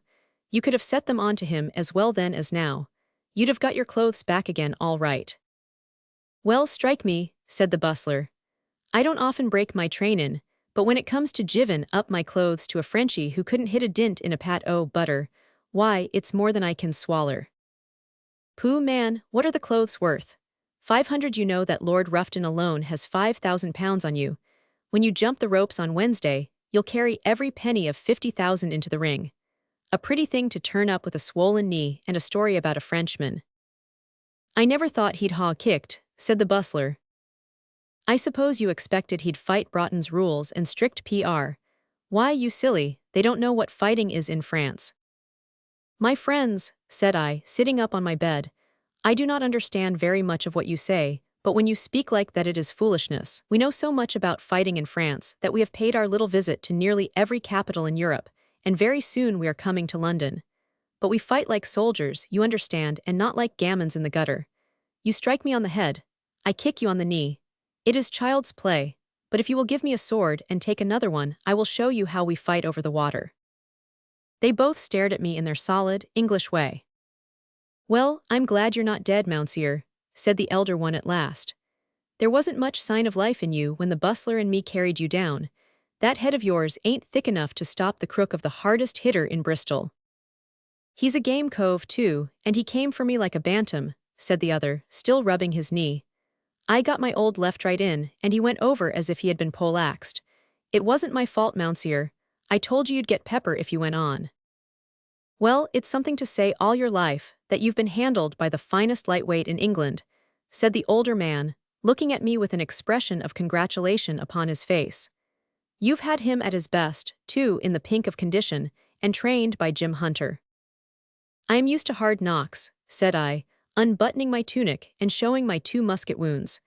Then I bared my ankle also, and showed the place in my eye where the guerrilla had stabbed me. He can take his gruel, said the bustler. What a glutton he'd have made for the middle-weights, remarked the trainer. With 6 months' coaching he'd astonish the fancy. It's a pity he's got to go back to prison. I did not like that last remark at all. I buttoned up my coat and rose from the bed. I must ask you to let me continue my journey, said I. There's no help for it, Mounseer, the trainer answered. It's a hard thing to send such a man as you back to such a place, but business is business, and there's a 20-pound reward. They were here this morning, looking for you, and I expect they'll be round again. His words turned my heart to lead. Surely you would not betray me, I cried. I will send you twice 20 pounds on the day that I set foot upon France. I swear it upon the honor of a French gentleman. But I only got headshakes for a reply. I pleaded, I argued, I spoke of the English hospitality and the fellowship of brave men, but I might as well have been addressing the 2 great wooden clubs which stood balanced upon the floor in front of me. There was no sign of sympathy upon their bull faces. Business is business, Mounseer, the old trainer repeated. Besides, how am I to put the bustler into the ring on Wednesday if he's jugged by the beak for aidin' and abettin' a prisoner of war? I've got to look after the bustler, and I take no risks. This, then, was the end of all my struggles and strivings. I was to be led back again like a poor silly sheep who has broken through the hurdles. They little knew me who could fancy that I should submit to such a fate. I had heard enough to tell me where the weak point of these 2 men was, and I showed, as I have often showed before, that Brigadier Gerard is never so terrible as when all hope seems to have deserted him. With a single spring, I seized one of the clubs and swung it over the head of the bustler. Come what may, I cried, You shall be spoiled for Wednesday." The fellow growled out an oath, and would have sprung at me, but the other flung his arms round him and pinned him to the chair. "Not if I know it, Bustler," he screamed. "None of your games while I am by. Get away out of this, Frenchie. We only want to see your back. Run away, or he'll get loose." It was good advice, I thought, and I ran to the door. But as I came out into the open air, my head swam round, and I had to lean against the porch to save myself from falling. Consider all that I had been through, the anxiety of my escape, the long, useless flight in the storm, the day spent amid wet ferns, with only bread for food, the second journey by night, and now the injuries which I had received in attempting to deprive the little man of his clothes. Was it wonderful that even I should reach the limits of my endurance? I stood there in my heavy coat and my poor battered shako, my chin upon my chest and my eyelids over my eyes. I had done my best, and I could do no more. It was the sound of horses' hoofs which made me at last raise my head, and there was the grey-mustached governor of Dartmoor prison not 10 paces in front of me, with 6 mounted warders behind him. "So, Colonel," said he with a bitter smile, "we have found you once more." When a brave man has done his utmost, and has failed, he shows his breeding by the manner in which he accepts his defeat. For me, I took the letter which I had in my pocket, and stepping forward, I handed it with such grace of manner as I could summon to the governor. "It has been my misfortune, sir, to detain one of your letters," said I. He looked at me in amazement, and beckoned to the warders to arrest me. Then he broke the seal of the letter. I saw a curious expression come over his face as he read it. "This must be the letter which Sir Charles Meredith lost," said he. "It was in the pocket of his coat. You have carried it for 2 days. Since the night before last. And never looked at the contents." I showed him by my manner that he had committed an indiscretion in asking a question which one gentleman should not have put to another. To my surprise, he burst out into a roar of laughter.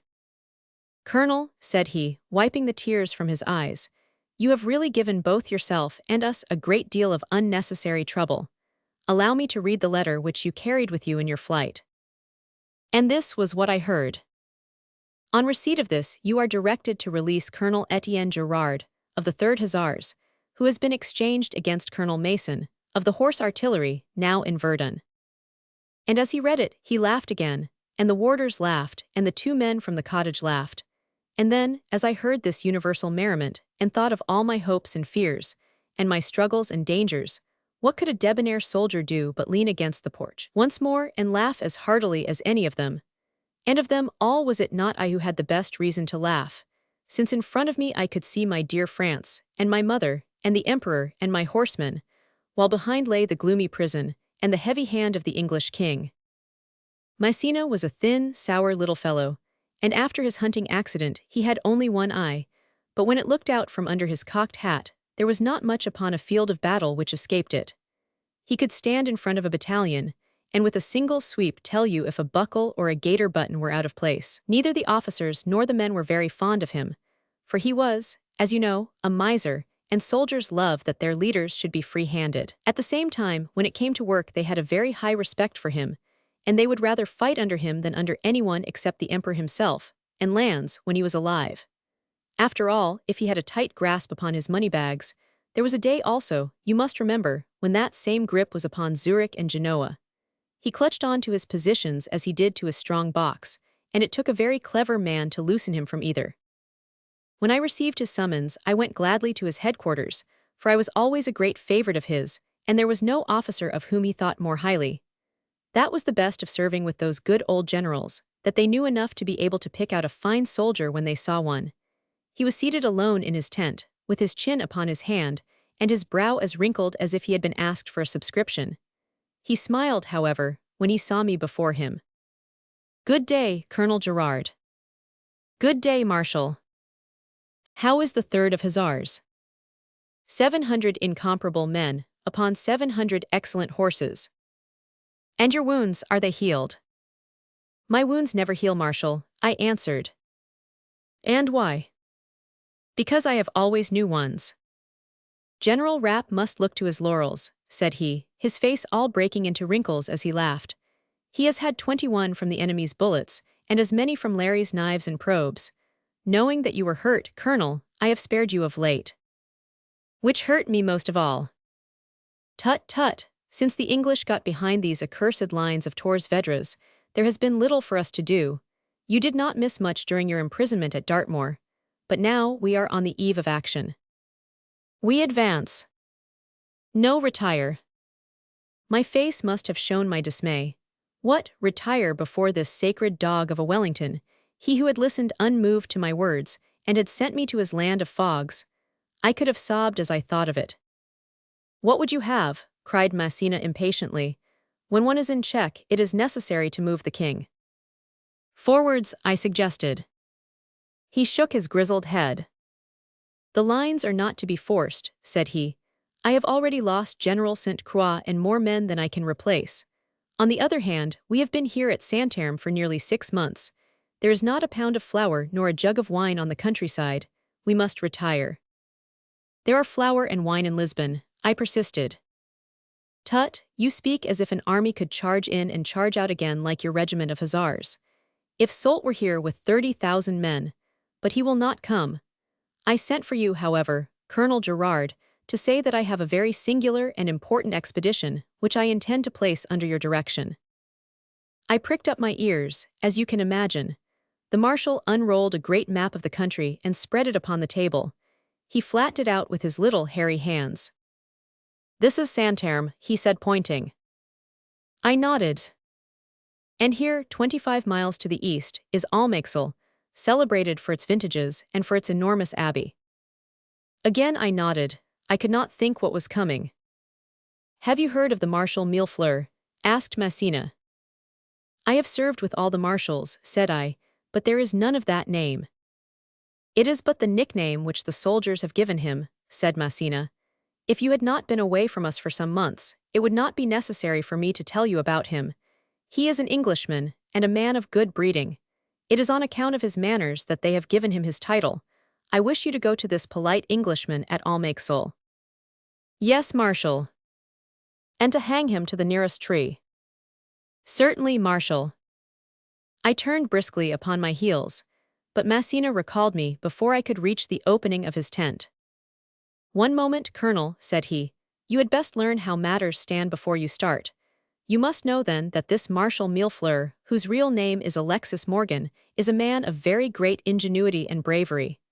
He was an officer in the English Guards, but having been broken for cheating at cards, he left the army. In some manner he gathered a number of English deserters round him and took to the mountains.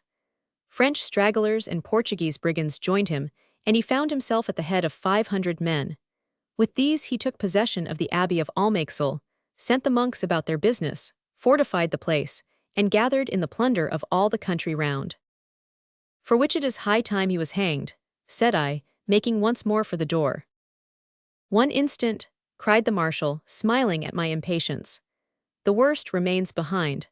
Only last week the Dowager Countess of La Ronda, the richest woman in Spain, was taken by these ruffians in the passes as she was journeying from King Joseph's court to visit her grandson. She is now a prisoner in the abbey and is only protected by her grandmotherhood, I suggested.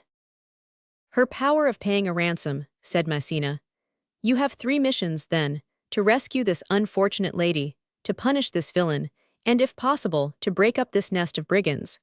It will be a proof of the confidence which I have in you when I say that I can only spare you half a squadron with which to accomplish all this. My word, I could hardly believe my ears. I thought that I should have had my regiment at the least. I would give you more, said he, but I commence my retreat today, and Wellington is so strong in horse that every trooper becomes of importance. I cannot spare you another man. You will see what you can do, and you will report yourself to me at Abrantz not later than tomorrow night. It was very complimentary that he should rate my powers so high, but it was also a little embarrassing. I was to rescue an old lady, to hang an Englishman, and to break up a band of 500 assassins, all with 50 men. But after all, the 50 men were hussars of Conflans, and they had an Brigadier Gerard to lead them. As I came out into the warm Portuguese sunshine, my confidence had returned to me, and I had already begun to wonder whether the medal which I had so often deserved might not be waiting for me at Almeixal. You may be sure that I did not take my 50 men at haphazard. They were all old soldiers of the German wars, some of them with 3 stripes, and most of them with 2. Audet and Papilette, 2 of the best sub-officers in the regiment, were at their head. When I had them formed up in 4s, all in silver gray and upon chestnut horses, with their leopard skin shabracks and their little red panaches, my heart beat high at the sight. I could not look at their weather-stained faces, with the great mustaches which bristled over their chin straps, without feeling a glow of confidence. And between ourselves, I have no doubt that that was exactly how they felt when they saw their young colonel on his great black war horse riding at their head. Well, when we got free of the camp and over the Tagus, I threw out my advance and my flankers, keeping my own place at the head of the main body. Looking back from the hills above Santerme, we could see the dark lines of Massena's army, with the flash and twinkle of the sabers and bayonets as he moved his regiments into position for their retreat. To the south lay the scattered red patches of the English outposts, and behind the gray smoke cloud which rose from Wellington's camp, thick, oily smoke, which seemed to our poor starving fellows to bear with it the rich smell of seething camp kettles. Away to the west lay a curve of blue sea flecked with the white sails of the English ships. You will understand that as we were riding to the east, our road lay away from both armies. Our own marauders, however, and the scouting parties of the English, covered the country, and it was necessary with my small troop that I should take every precaution. During the whole day we rode over desolate hillsides, the lower portions covered by the budding vines, but the upper turning from green to gray, and jagged along the skyline like the back of a starved horse. Mountain streams crossed our path, running west to the Tagus, and once we came to a deep, strong river, which might have checked us had I not found the ford by observing where houses had been built opposite each other upon either bank. Between them, as every scout should know, you will find your ford. There was none to give us information, for neither man nor beast, nor any living thing except great clouds of crows, was to be seen during our journey. The sun was beginning to sink when we came to a valley clear in the center, but shrouded by huge oak trees upon either side. We could not be more than a few miles from Almeixal, so it seemed to me to be best to keep among the groves, for the spring had been an early one, and the leaves were already thick enough to conceal us. We were riding then in open order among the great trunks, when one of my flankers came galloping up. "There are English across the valley, Colonel," he cried, as he saluted. "Cavalry or infantry?" "Dragoons, Colonel," said he. I saw the gleam of their helmets and heard the neigh of a horse. Halting my men, I hastened to the edge of the wood. There could be no doubt about it. A party of English cavalry was traveling in a line with us, and in the same direction. I caught a glimpse of their red coats and of their flashing arms glowing and twinkling among the tree trunks. Once, as they passed through a small clearing, I could see their whole force, and I judged that they were of about the same strength as my own, a half-squadron at the most. You who have heard some of my little adventures will give me credit for being quick in my decisions and prompt in carrying them out. But here I must confess that I was in 2 minds. On the one hand, there was the chance of a fine cavalry skirmish with the English. On the other hand, there was my mission at the Abbey of Almeixal, which seemed already to be so much above my power. If I were to lose any of my men, it was certain that I should be unable to carry out my orders. I was sitting my horse, with my chin in my gauntlet, looking across at the rippling gleams of light from the further wood, when suddenly one of these red-coated Englishmen rode out from the cover, pointing at me and breaking into a shrill whoop and halloa as if I had been a fox. 3 others joined him, and one who was a bugler sounded a call, which brought the whole of them into the open. They were, as I had thought, a half-squadron, and they formed a double line with a front of 25, their officer, the one who had whooped at me, at their head. For my own part, I had instantly brought my own troopers into the same formation, so that there we were, hussars and dragoons, with only 200 yards of grassy sward between us. They carried themselves well, those red-coated troopers, with their silver helmets, their high white plumes, and their long gleaming swords. While on the other hand, I am sure that they would acknowledge that they had never looked upon finer light horsemen than the 50 hussars of Conflans who were facing them. They were heavier, it is true, and they may have seemed the smarter, for Wellington used to make them burnish their metal work, which was not usual among us.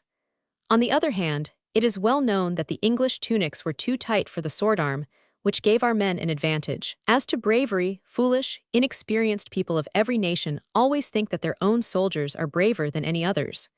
There is no nation in the world which does not entertain this idea.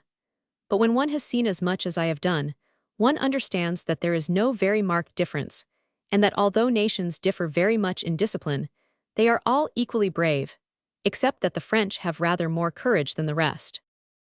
Well, the cork was drawn and the glasses ready, when suddenly the English officer raised his sword to me as if in a challenge, and cantered his horse across the grassland. My word, there is no finer sight upon earth than that of a gallant man upon a gallant steed. I could have halted there just to watch him as he came with such careless grace, his saber down by his horse's shoulder, his head thrown back, his white plume tossing, youth and strength and courage, with the violet evening sky above and the oak trees behind. But it was not for me to stand and stare.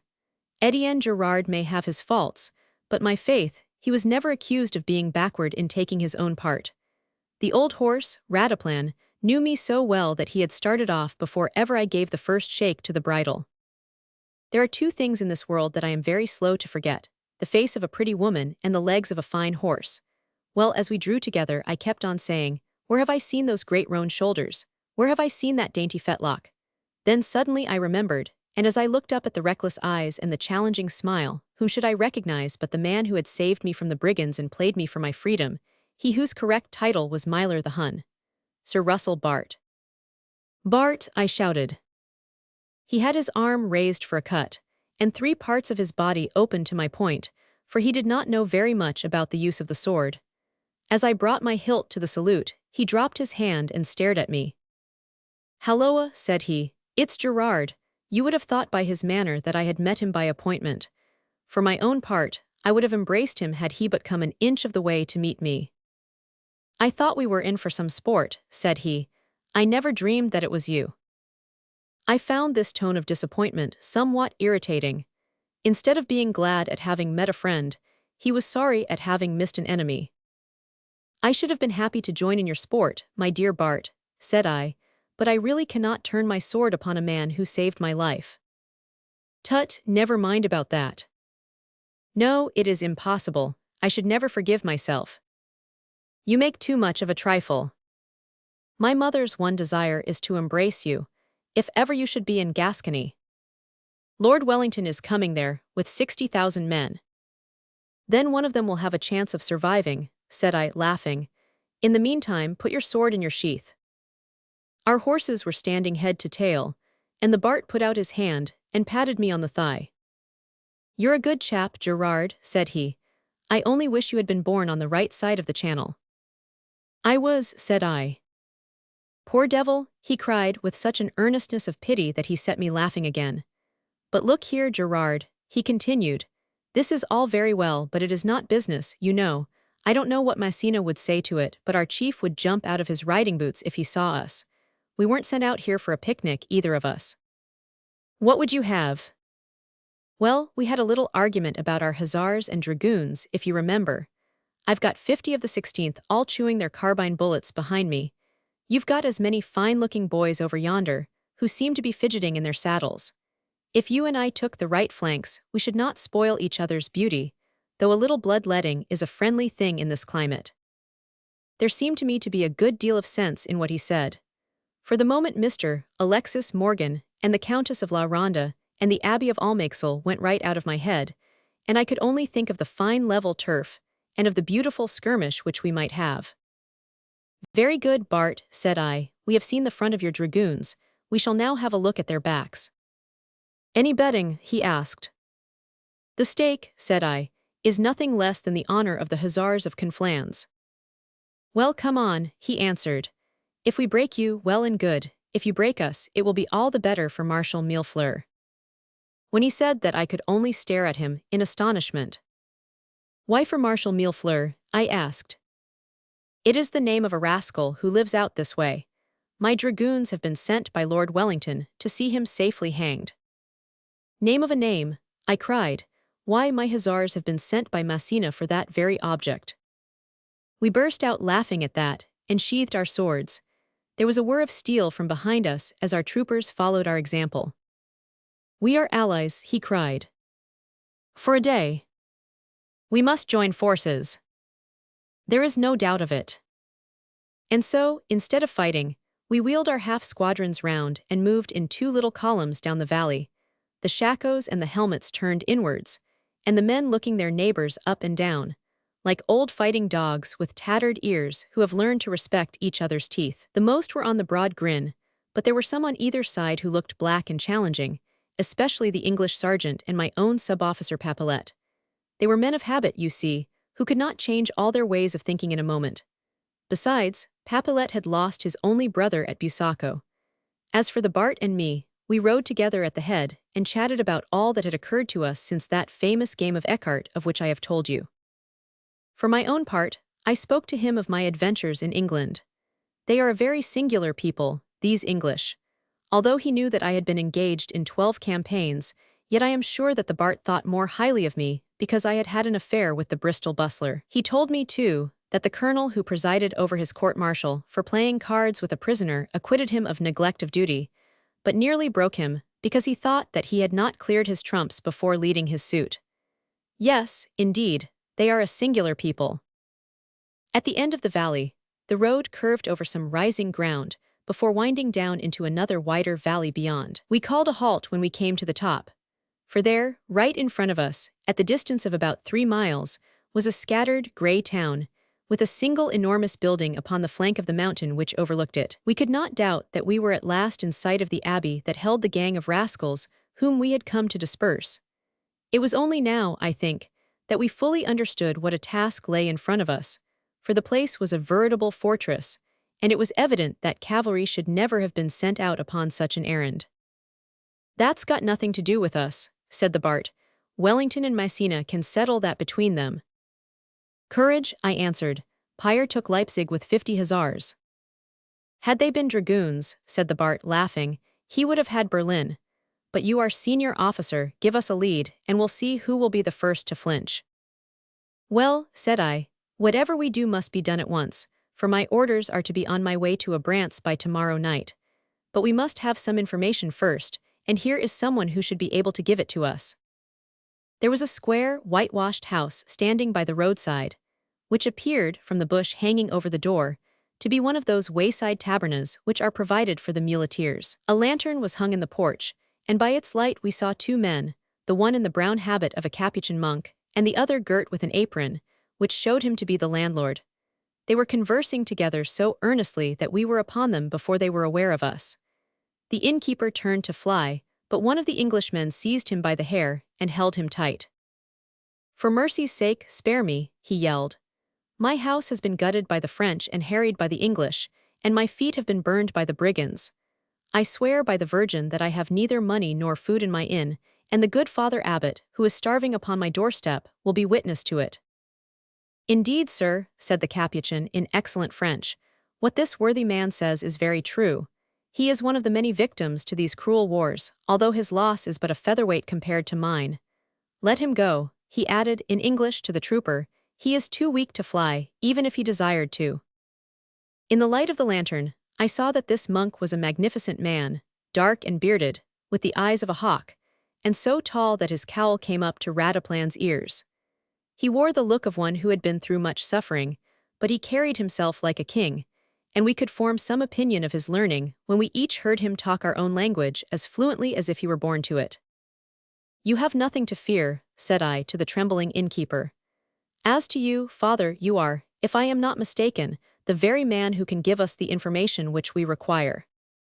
"All that I have is at your service, my son. But," he added, with a wan smile, "my Lenten fare is always somewhat meager, and this year it has been such that I must ask you for a crust of bread if I am to have the strength to answer your questions." We bore 2 days' rations in our haversacks, so that he soon had the little he asked for. It was dreadful to see the wolfish way in which he seized the piece of dried goat's flesh, which I was able to offer him. "Time presses, and we must come to the point," said I. "We want your advice as to the weak points of yonder abbey, and concerning the habits of the rascals who infest it." He cried out something which I took to be Latin, with his hands clasped and his eyes upturned. "The prayer of the just availeth much," said he, and yet I had not dared to hope that mine would have been so speedily answered. "In me you see the unfortunate abbot of Almeixal, who has been cast out by this rabble of 3 armies with their heretical leader. Oh, to think of what I have lost!" His voice broke, and the tears hung upon his lashes. "Cheer up, sir," said the Bart. "I'll lay 9 to 4 that we have you back again by tomorrow night." "It is not of my own welfare that I think," said he, "nor even of that of my poor, scattered flock, but it is of the holy relics which are left in the sacrilegious hands of these robbers. It's even betting whether they would ever bother their heads about them," said the Bart. "But show us the way inside the gates, and we'll soon clear the place out for you." In a few short words, the good abbot gave us the very points that we wished to know, but all that he said only made our task more formidable. The walls of the abbey were 40 feet high, the lower windows were barricaded, and the whole building loopholed for musketry fire. The gang preserved military discipline, and their sentries were too numerous for us to hope to take them by surprise. It was more than ever evident that a battalion of grenadiers and a couple of breaching pieces were what was needed. I raised my eyebrows, and the Bart began to whistle. "We must have a shot at it, come what may," said he. The men had already dismounted, and having watered their horses, were eating their suppers.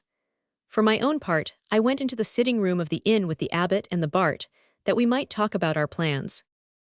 I had a little cognac in my sauve vie, and I divided it among us, just enough to wet our mustaches. "It is unlikely," said I, "that those rascals know anything about our coming. I have seen no signs of scouts along the road. My own plan is that we should conceal ourselves in some neighboring wood, and then, when they open their gates, charge down upon them and take them by surprise."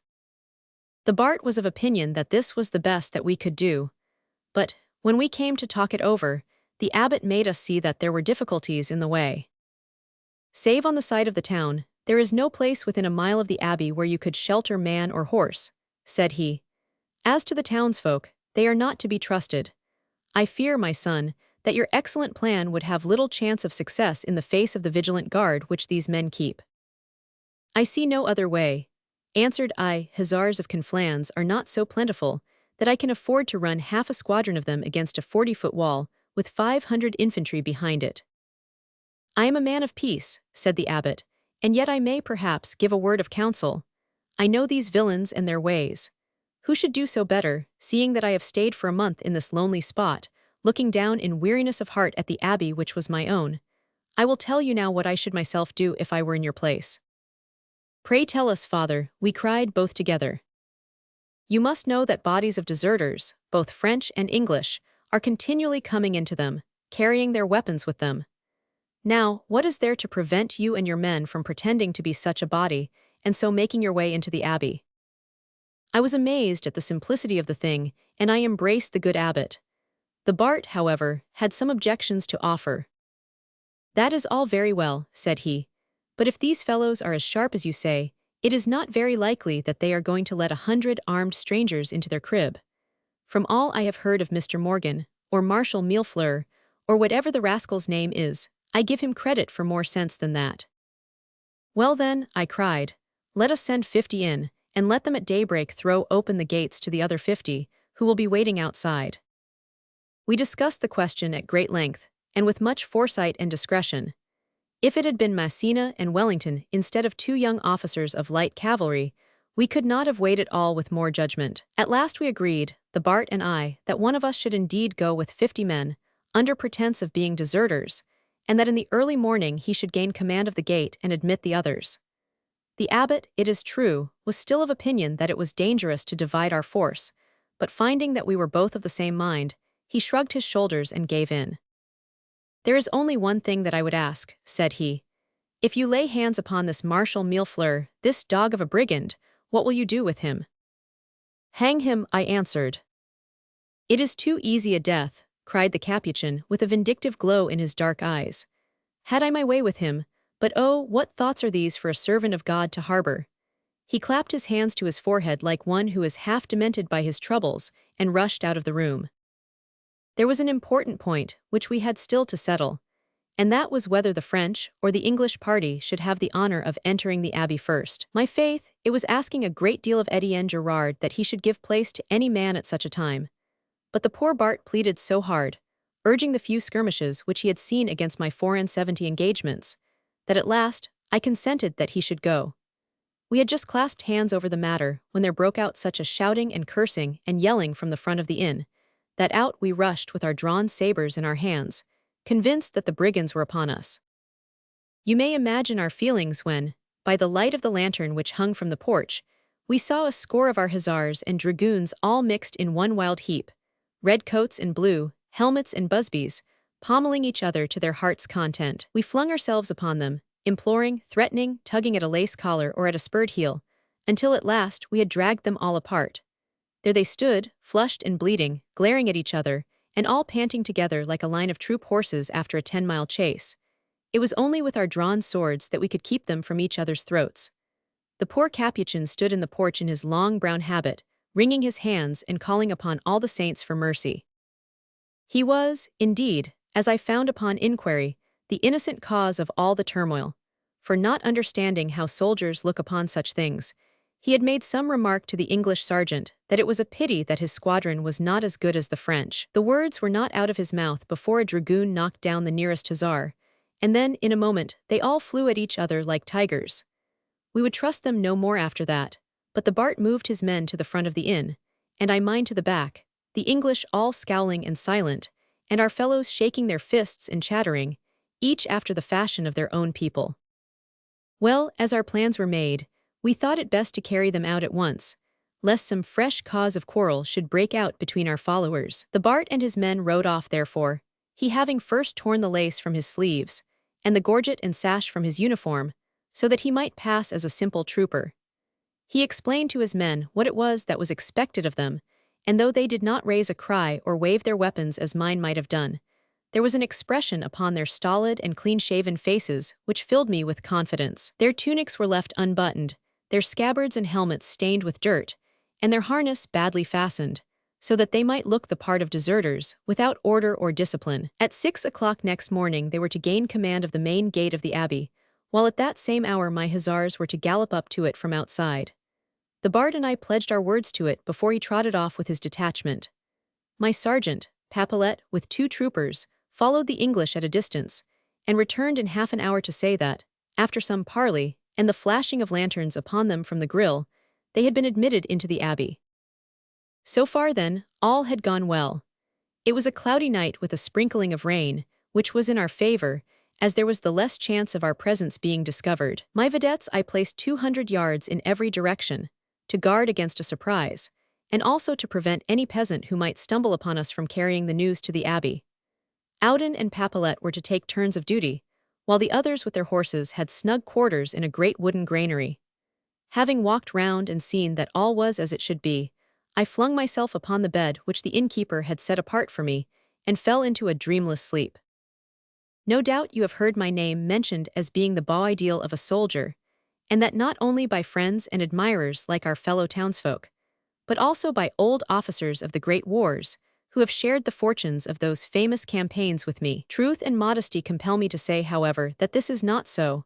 There are some gifts which I lack, very few, no doubt. But still, amid the vast armies of the emperor, there may have been some who were free from those blemishes which stood between me and perfection. Of bravery I say nothing. Those who have seen me in the field are best fitted to speak about that. I have often heard the soldiers discussing round the campfires as to who was the bravest man in the grand army. Some said Murat, and some said Lauzun, and some Ney. But for my own part, when they asked me, I merely shrugged my shoulders and smiled. It would have seemed mere conceit if I had answered that there was no man braver than Brigadier Gerard. At the same time, facts are facts, and a man knows best what his own feelings are. But there are other gifts besides bravery which are necessary for a soldier, and one of them is that he should be a light sleeper. Now, from my boyhood onwards, I have been hard to wake, and it was this which brought me to ruin upon that night. It may have been about 2 o'clock in the morning that I was suddenly conscious of a feeling of suffocation. I tried to call out, but there was something which prevented me from uttering a sound. I struggled to rise, but I could only flounder like a hamstrung horse. I was strapped at the ankles, strapped at the knees, and strapped again at the wrists. Only my eyes were free to move, and there at the foot of my couch, by the light of a Portuguese lamp, whom should I see but the abbot and the innkeeper? The latter's heavy, white face had appeared to me when I looked upon it the evening before to express nothing but stupidity and terror. Now, on the contrary, every feature bespoke brutality and ferocity. Never have I seen a more dreadful-looking villain. In his hand he held a long, dull-colored knife. The abbot, on the other hand, was as polished and as dignified as ever. His capuchin gown had been thrown open, however, and I saw beneath it a black, frogged coat, such as I have seen among the English officers. As our eyes met, he leaned over the wooden end of the bed and laughed silently until it creaked again. "You will, I am sure, excuse my mirth, my dear Colonel Gerard," said he. "The fact is, that the expression upon your face when you grasped the situation was just a little funny. I have no doubt that you are an excellent soldier, but I hardly think that you are fit to measure wits with the Marshal Millefleur, as your fellows have been good enough to call me. You appear to have given me credit for singularly little intelligence, which argues, if I may be allowed to say so, a want of acuteness upon your own part. Indeed, with the single exception of my thick-headed compatriot, the British dragoon, I have never met anyone who was less competent to carry out such a mission." You can imagine how I felt and how I looked as I listened to this insolent harangue, which was all delivered in that flowery and condescending manner which had gained this rascal his nickname. I could say nothing, but they must have read my threat in my eyes, for the fellow who had played the part of the innkeeper whispered something to his companion. "No, no, my dear Chenier, he will be infinitely more valuable alive," said he. "By the way, Colonel, it is just as well that you are a sound sleeper, for my friend here, who is a little rough in his ways, would certainly have cut your throat if you had raised any alarm. I should recommend you to keep in his good graces, for Sergeant Chenier, late of the 7th Imperial Light Infantry, is a much more dangerous person than Captain Alexis Morgan, of His Majesty's Foot Guards." Chenier grinned and shook his knife at me, while I tried to look the loathing which I felt at the thought that a soldier of the Emperor could fall so low. "It may amuse you to know," said the Marshal, in that soft, suave voice of his, "that both your expeditions were watched from the time that you left your respective camps. I think that you will allow that Chenier and I played our parts with some subtlety. We had made every arrangement for your reception at the Abbey, though we had hoped to receive the whole squadron instead of half. When the gates are secured behind them, our visitors will find themselves in a very charming little medieval quadrangle, with no possible exit, commanded by musketry fire from 100 windows. They may choose to be shot down, or they may choose to surrender. Between ourselves, I have not the slightest doubt that they have been wise enough to do the latter. But since you are naturally interested in the matter, we thought that you would care to come with us and to see for yourself. I think I can promise you that you will find your titled friend waiting for you at the Abbey with a face as long as your own." The two villains began whispering together, debating, as far as I could hear, which was the best way of avoiding my vedettes. "I will make sure that it is all clear upon the other side of the barn," said the Marshal at last. "You will stay here, my good Chenier, and if the prisoner gives any trouble you will know what to do." So we were left together, this murderous renegade, and I, he sitting at the end of the bed, sharpening his knife upon his boot in the light of the single smoky little oil lamp. As to me, I only wonder now, as I look back upon it, that I did not go mad with vexation and self-reproach, as I lay helplessly upon the couch, unable to utter a word or move a finger, with the knowledge that my 50 gallant lads were so close to me, and yet with no means of letting them know the straits to which I was reduced. It was no new thing for me to be a prisoner, but to be taken by these renegades, and to be led into their abbey in the midst of their jeers, befooled and outwitted by their insolent leaders, that was indeed more than I could endure. The knife of the butcher beside me would cut less deeply than that. I twitched softly at my wrists, and then at my ankles, but whichever of the two had secured me was no bungler at his work. I could not move either of them an inch. Then I tried to work the handkerchief down over my mouth, but the ruffian beside me raised his knife with such a threatening snarl that I had to desist. I was lying still looking at his bull neck, and wondering whether it would ever be my good fortune to fit it for a cravat, when I heard returning steps coming down the inn passage and up the stair. What word would the villain bring back? If he found it impossible to kidnap me, he would probably murder me where I lay. For my own part, I was indifferent which it might be, and I looked at the doorway with the contempt and defiance which I longed to put into words. But you can imagine my feelings, my dear friends, when instead of the tall figure and dark, sneering face of the Capuchin, my eyes fell upon the grey pelisse and huge mustaches of my good little sub-officer, Papelet. The French soldier of those days had seen too much to be ever taken by surprise. His eyes had hardly rested upon my bound figure and the sinister face beside me before he had seen how the matter lay. "Sacred name of a dog!" He growled, and out flashed his great saber. Chenier sprang forward at him with his knife, And then, thinking better of it, he darted back and stabbed frantically at my heart. For my own part, I had hurled myself off the bed on the side opposite to him, and the blade grazed my side before ripping its way through blanket and sheet. An instant later, I heard the thud of a heavy fall, and then almost simultaneously a second object struck the floor, something lighter but harder, which rolled under the bed. I will not horrify you with details, my friends. Suffice it that Papelet was one of the strongest swordsmen in the regiment, and that his saber was heavy and sharp. It left a red blotch upon my wrists and my ankles, as it cut the thongs which bound me. When I had thrown off my gag, the first use which I made of my lips was to kiss the sergeant's scarred cheeks. The next was to ask him if all was well with the command. Yes, they had had no alarms. Auden had just relieved him, and he had come to report. Had he seen the abbot? No, he had seen nothing of him. Then we must form a cordon and prevent his escape. I was hurrying out to give the orders, when I heard a slow and measured step enter the door below and come creaking up the stairs. Papelet understood it all in an instant. "You are not to kill him," I whispered, and thrust him into the shadow on one side of the door. I crouched on the other. Up he came, up, and every footfall seemed to be upon my heart. The brown skirt of his gown was not over the threshold before we were both on him, like two wolves on a buck. Down we crashed, the three of us, he fighting like a tiger, and with such amazing strength that he might have broken away from the two of us. Thrice he got to his feet, and thrice we had him over again, until Papelet made him feel that there was a point to his saber. He had sense enough then to know that the game was up, and to lie still while I lashed him with the very cords which had been round my own limbs. "There has been a fresh deal, my fine fellow," said I, "and you will find that I have some of the trumps in my hand this time." "Luck always comes to the aid of a fool," he answered. "Perhaps it is as well, otherwise the world would fall too completely into the power of the astute. So you have killed Chenier, I see. He was an insubordinate dog, and always smelt abominably of garlic. Might I trouble you to lay me upon the bed? The floor of these Portuguese tabernas is hardly a fitting couch for anyone who has prejudices in favor of cleanliness." I could not but admire the coolness of the man, and the way in which he preserved the same insolent air of condescension, in spite of this sudden turning of the tables. I dispatched Papelet to summon a guard, whilst I stood over our prisoner with my drawn sword, never taking my eyes off him for an instant, for I must confess that I had conceived a great respect for his audacity and resource. "I trust," said he, "that your men will treat me in a becoming manner. You will get your deserts, you may depend upon that. I ask nothing more. You may not be aware of my exalted birth, but I am so placed that I cannot name my father without treason, nor my mother without a scandal. I cannot claim royal honors, but these things are so much more graceful when they are conceded without a claim. The thongs are cutting my skin. Might I beg you to loosen them?" "You do not give me credit for much intelligence," I remarked, repeating his own words. "Touché," he cried, like a pinked fencer.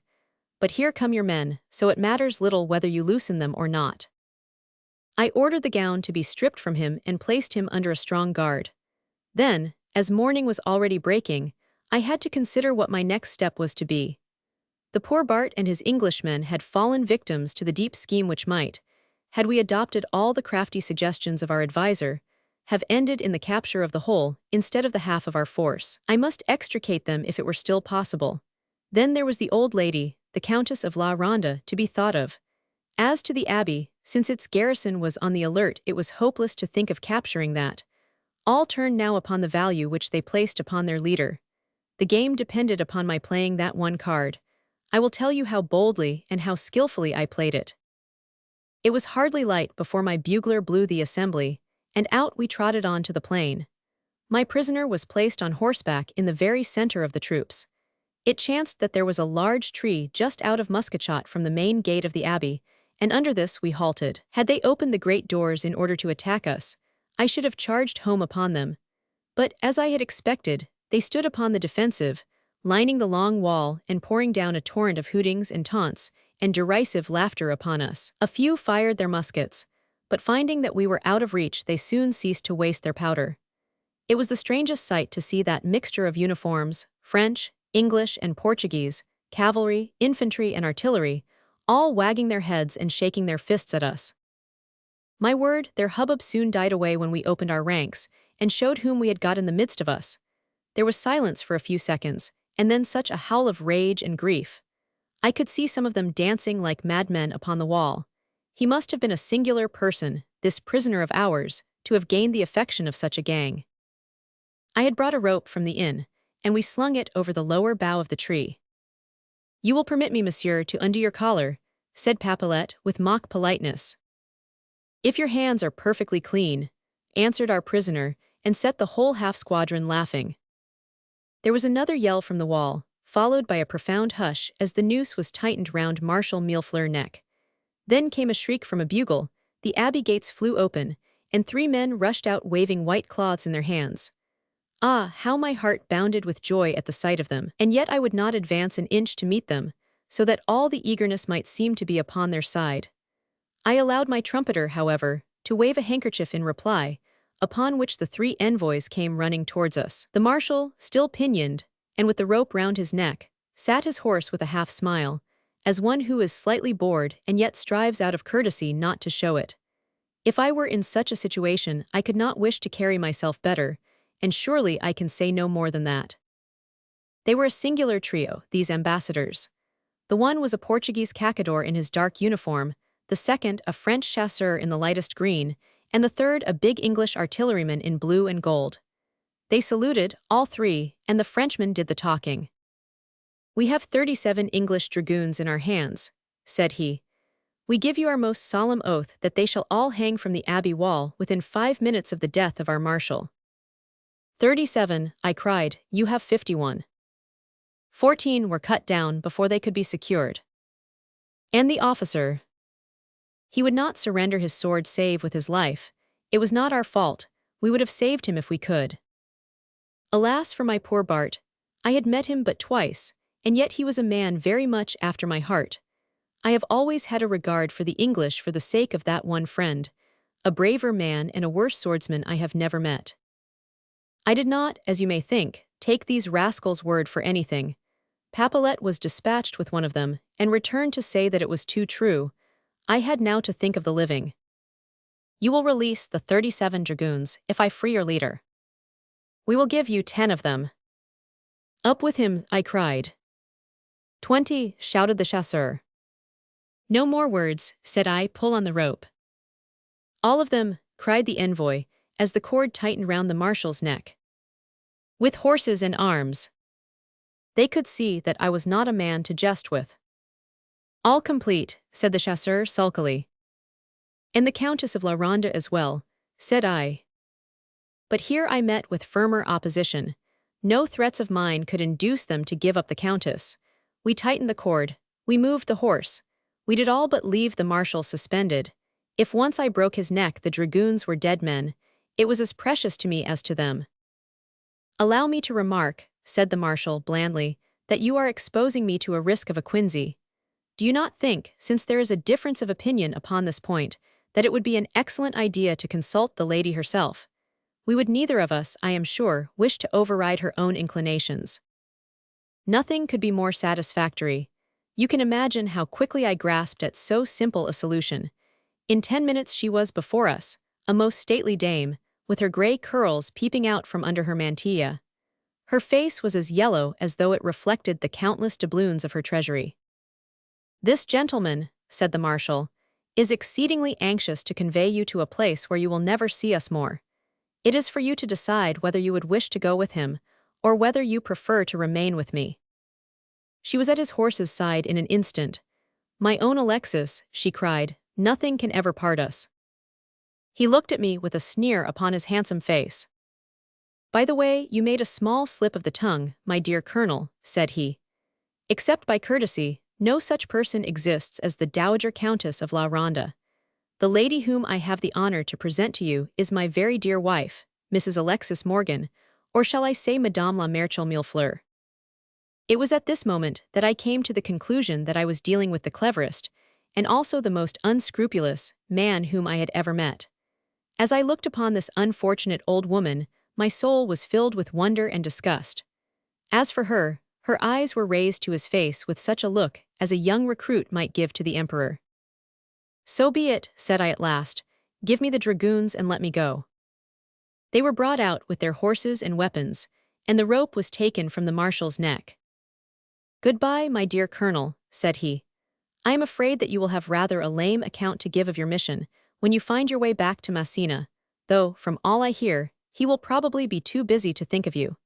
I am free to confess that you have extricated yourself from your difficulties with greater ability than I had given you credit for.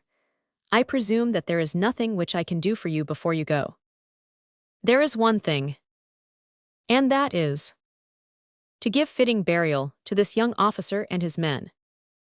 I pledge my word to it. And there is one other. Name it. To give me 5 minutes in the open with a sword in your hand and a horse between your legs."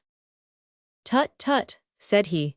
"I should either have to cut short your promising career or else to bid adieu to my own bonny bride. It is unreasonable to ask such a request of a man in the first joys of matrimony."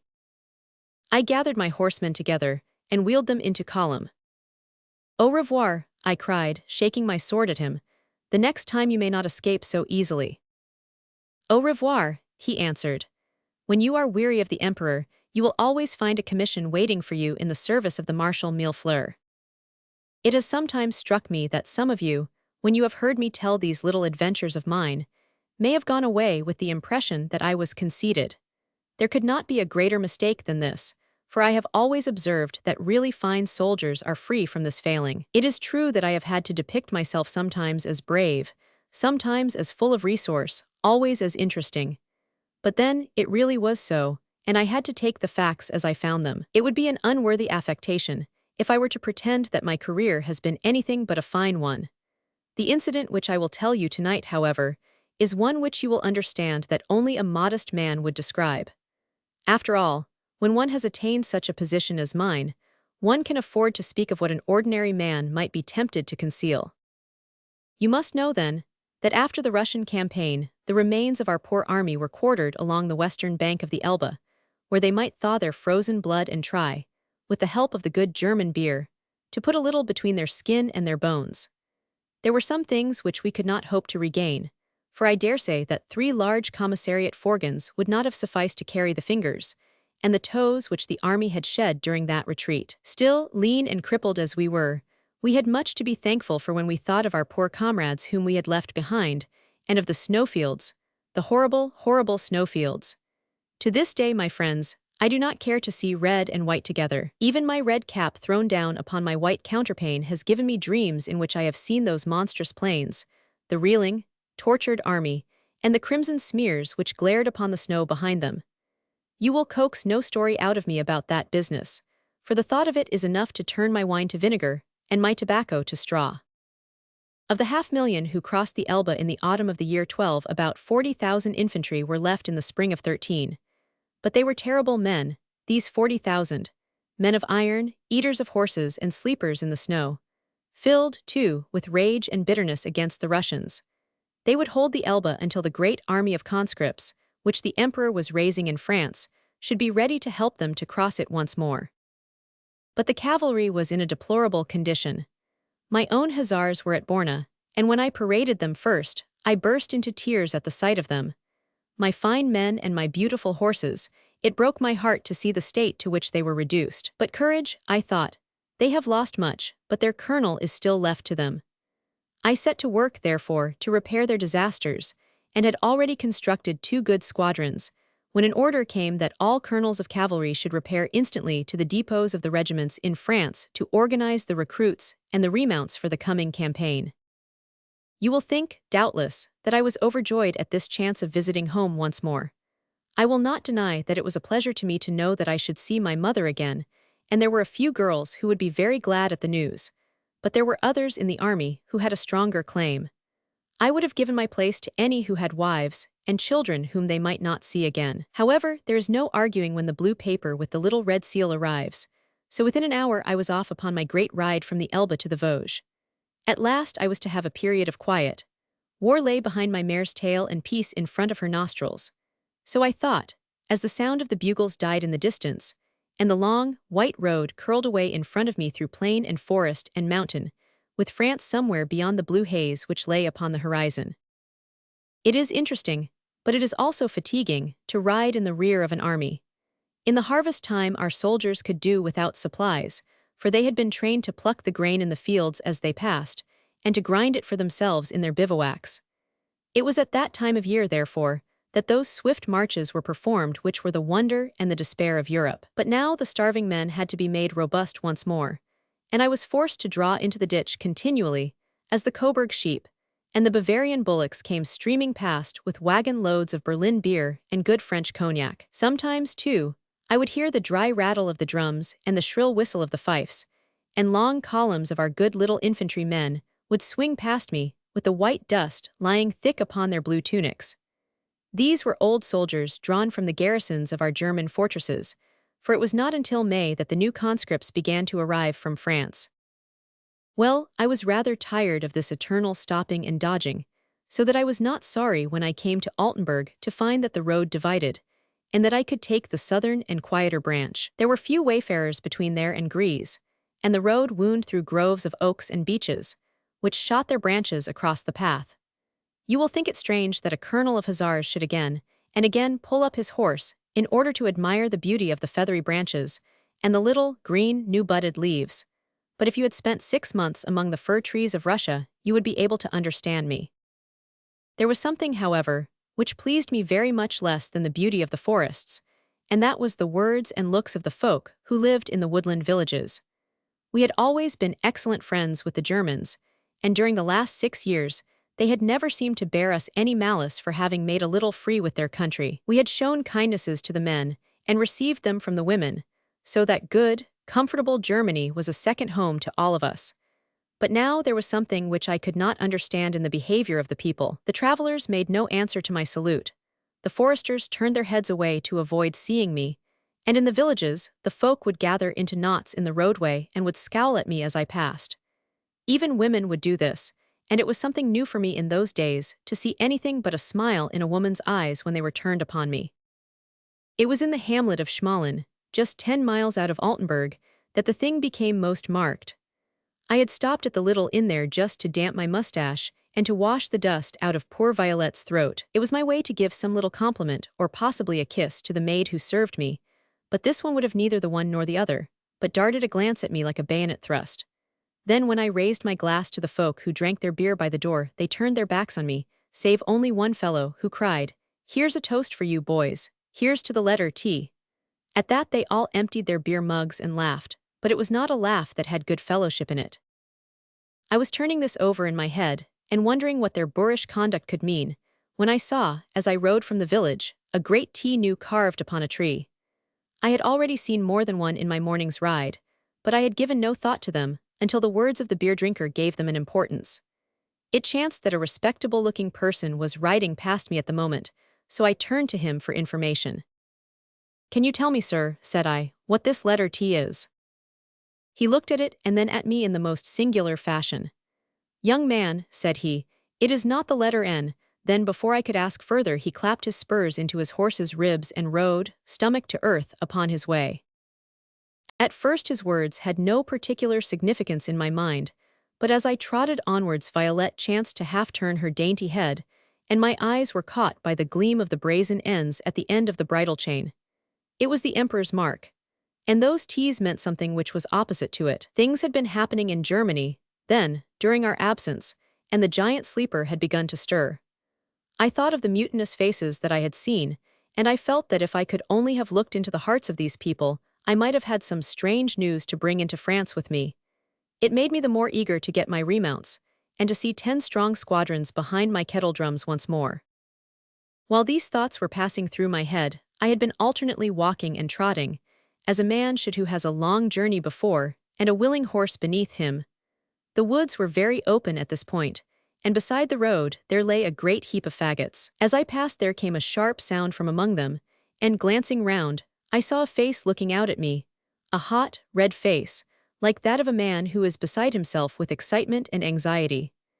A second glance told me that it was the very person with whom I had talked an hour before in the village. "Come nearer," he hissed. "Nearer still. Now dismount and pretend to be mending the stirrup leather. Spies may be watching us, and it means death to me if I am seen helping you." "Death," I whispered. "From whom?" "From the Tugendbund, from Lutzo's night riders. You Frenchmen are living on a powder magazine, and the match has been struck that will fire it. But this is all strange to me, said I, still fumbling at the leathers of my horse. What is this Tugendbund? It is the secret society, which has planned the great rising which is to drive you out of Germany, just as you have been driven out of Russia. And these T's stand for it. They are the signal. I should have told you all this in the village, but I dared not be seen speaking with you. I galloped through the woods to cut you off, and concealed both my horse and myself. I am very much indebted to you, said I, and the more so as you are the only German that I have met today from whom I have had common civility. All that I possess I have gained through contracting for the French armies, said he. Your emperor has been a good friend to me, but I beg that you will ride on now, for we have talked long enough. Beware only of Lutzo's nitriters. Banditti, I asked. All that is best in Germany, said he. But for God's sake ride forwards, for I have risked my life and exposed my good name in order to carry you this warning.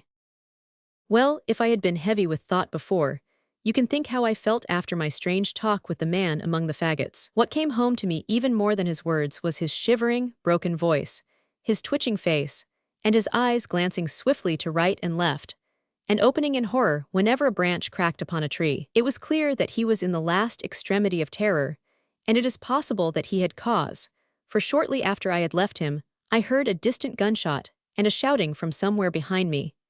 It may have been some sportsman hallooing to his dogs, but I never again heard of or saw the man who had given me my warning. I kept a good lookout after this, riding swiftly where the country was open, and slowly where there might be an ambuscade. It was serious for me, since 500 good miles of German soil lay in front of me, but somehow I did not take it very much to heart, for the Germans had always seemed to me to be a kindly, gentle people, whose hands closed more readily round a pipe stem than a sword hilt. Not out of want of valor, you understand, but because they are genial, open souls, who would rather be on good terms with all men. I did not know then that beneath that homely surface there lurks a devilry as fierce as, and far more persistent than, that of the Castilian or the Italian. And it was not long before I had shown to me that there was something more serious abroad than rough words and hard looks.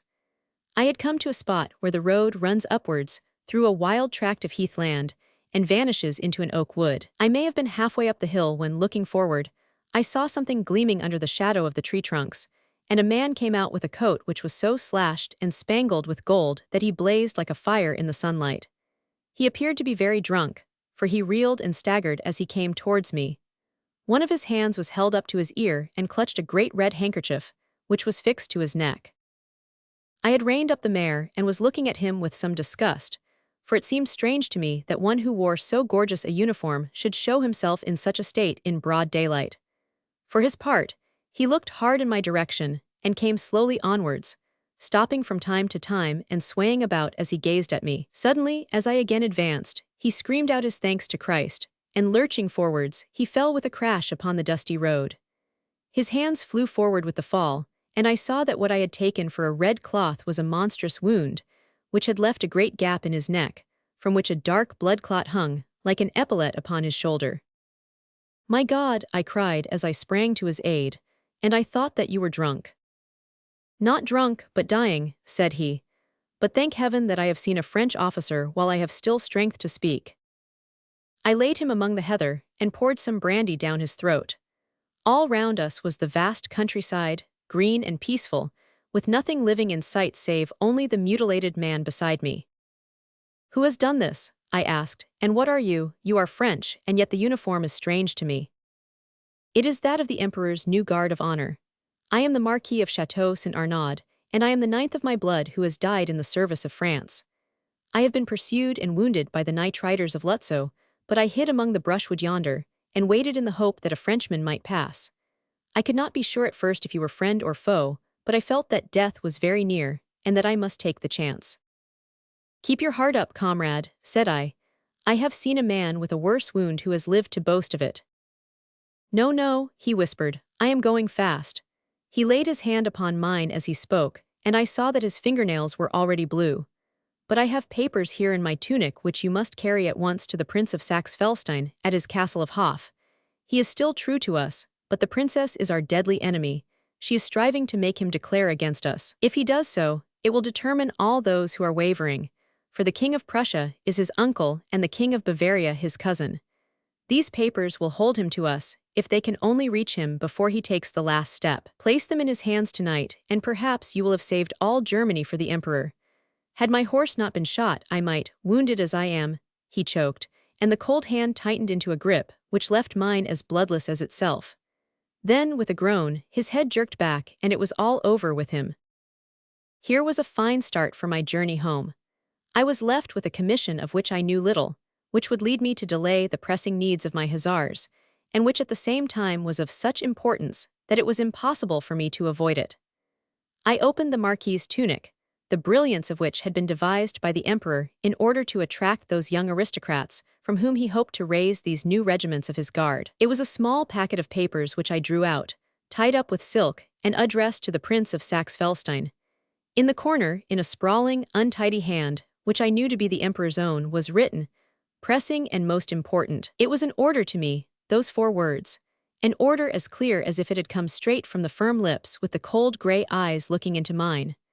My troopers might wait for their horses, the dead Marquis might lie where I had laid him amongst the heather, but if the mare and her rider had a breath left in them, the papers should reach the prince that night. I should not have feared to ride by the road through the wood, for I have learned in Spain that the safest time to pass through a guerrilla country is after an outrage, and that the moment of danger is when all is peaceful. When I came to look upon my map, however, I saw that Hof lay further to the south of me, and that I might reach it more directly by keeping to the moors. Off I set, therefore, and had not gone 50 yards before 2 carbine shots rang out of the brushwood, and a bullet hummed past me like a bee. It was clear that the night riders were bolder in their ways than the brigands of Spain, and that my mission would have ended where it had begun if I had kept to the road. It was a mad ride, a ride with a loose rein, girth-deep in heather and in gorse, plunging through bushes, flying down hillsides, with my neck at the mercy of my dear little Violette. But she never slipped, she never faltered, as swift and as sure-footed as if she knew that her rider carried the fate of all Germany beneath the buttons of his pelisse. And I had long borne the name of being the best horseman in the 6 brigades of light cavalry, but I never rode as I rode then. My friend the Bart had told me of how they hunt the fox in England, but the swiftest fox would have been captured by me that day. The wild pigeons which flew overhead did not take a straighter course than Violette and I below. As an officer, I have always been ready to sacrifice myself for my men, though the Emperor would not have thanked me for it, for he had many men, but only one. Well, cavalry leaders of the first class are rare. But here I had an object which was indeed worth a sacrifice, and I thought no more of my life than of the clods of earth that flew from my darling's heels. We struck the road once more as the light was failing, and galloped into the little village of Lobenstein. But we had hardly got upon the cobblestones when off came one of the mare's shoes, and I had to lead her to the village smithy. His fire was low, and his day's work done, so that it would be an hour at the least before I could hope to push on to Hof. Cursing at the delay, I strode into the village inn and ordered a cold chicken, and some wine to be served for my dinner. It was but a few miles to Hof, and I had every hope that I might deliver my papers to the prince on that very night, and be on my way for France next morning, with dispatches for the Emperor in my bosom. I will tell you now what befell me in the inn of Lobenstein. The chicken had been served and the wine drawn, and I had turned upon both as a man may who has ridden such a ride, when I was aware of a murmur and a scuffling in the hall outside my door. At first I thought that it was some brawl between peasants in their cups, and I left them to settle their own affairs. But of a sudden there broke from among the low, sullen growl of the voices such a sound as would send Brigadier Gerard leaping from his deathbed. It was the whimpering cry of a woman in pain. Down clattered my knife and my fork, and in an instant I was in the thick of the crowd which had gathered outside my door. The heavy-cheeked landlord was there and his flaxen-haired wife, the 2 men from the stables, a chambermaid and 2 or 3 villagers. All of them, women and men, were flushed and angry, while there in the center of them, with pale cheeks and terror in her eyes, stood the loveliest woman that ever a soldier would wish to look upon. With her queenly head thrown back, and a touch of defiance mingled with her fear, she looked as she gazed round her like a creature of a different race from the vile, coarse-featured crew who surrounded her. I had not taken 2 steps from my door before she sprang to meet me, her hand resting upon my arm and her blue eyes sparkling with joy and triumph. "A French soldier and gentleman," she cried. "Now at last I am safe." "Yes, madam, you are safe," said I, and I could not resist taking her hand in mine in order that I might reassure her. "You have only to command me," I added, kissing the hand as a sign that I meant what I was saying. "I am Polish," she cried. "The Countess Palata is my name.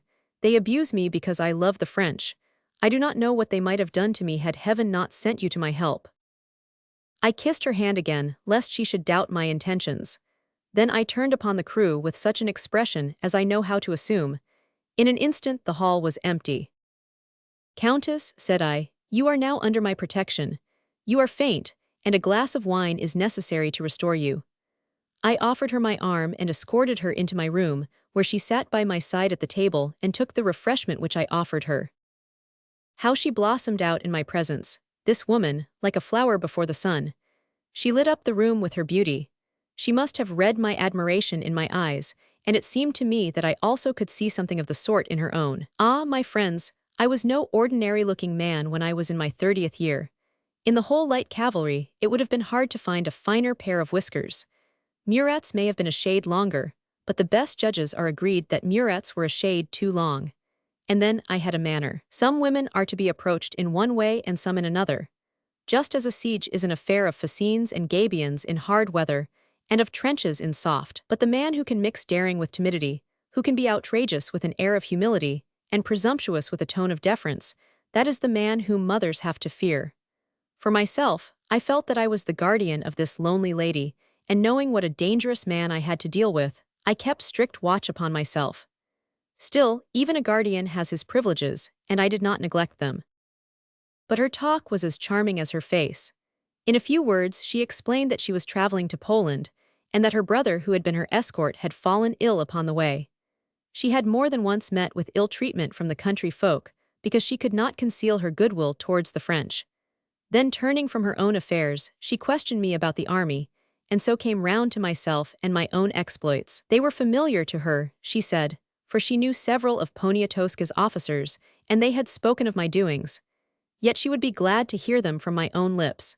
Never have I had so delightful a conversation. Most women make the mistake of talking rather too much about their own affairs. But this one listened to my tales just as you are listening now, ever asking for more and more and more. The hours slipped rapidly by, and it was with horror that I heard the village clock strike 11, and so learned that for 4 hours I had forgotten the emperor's business.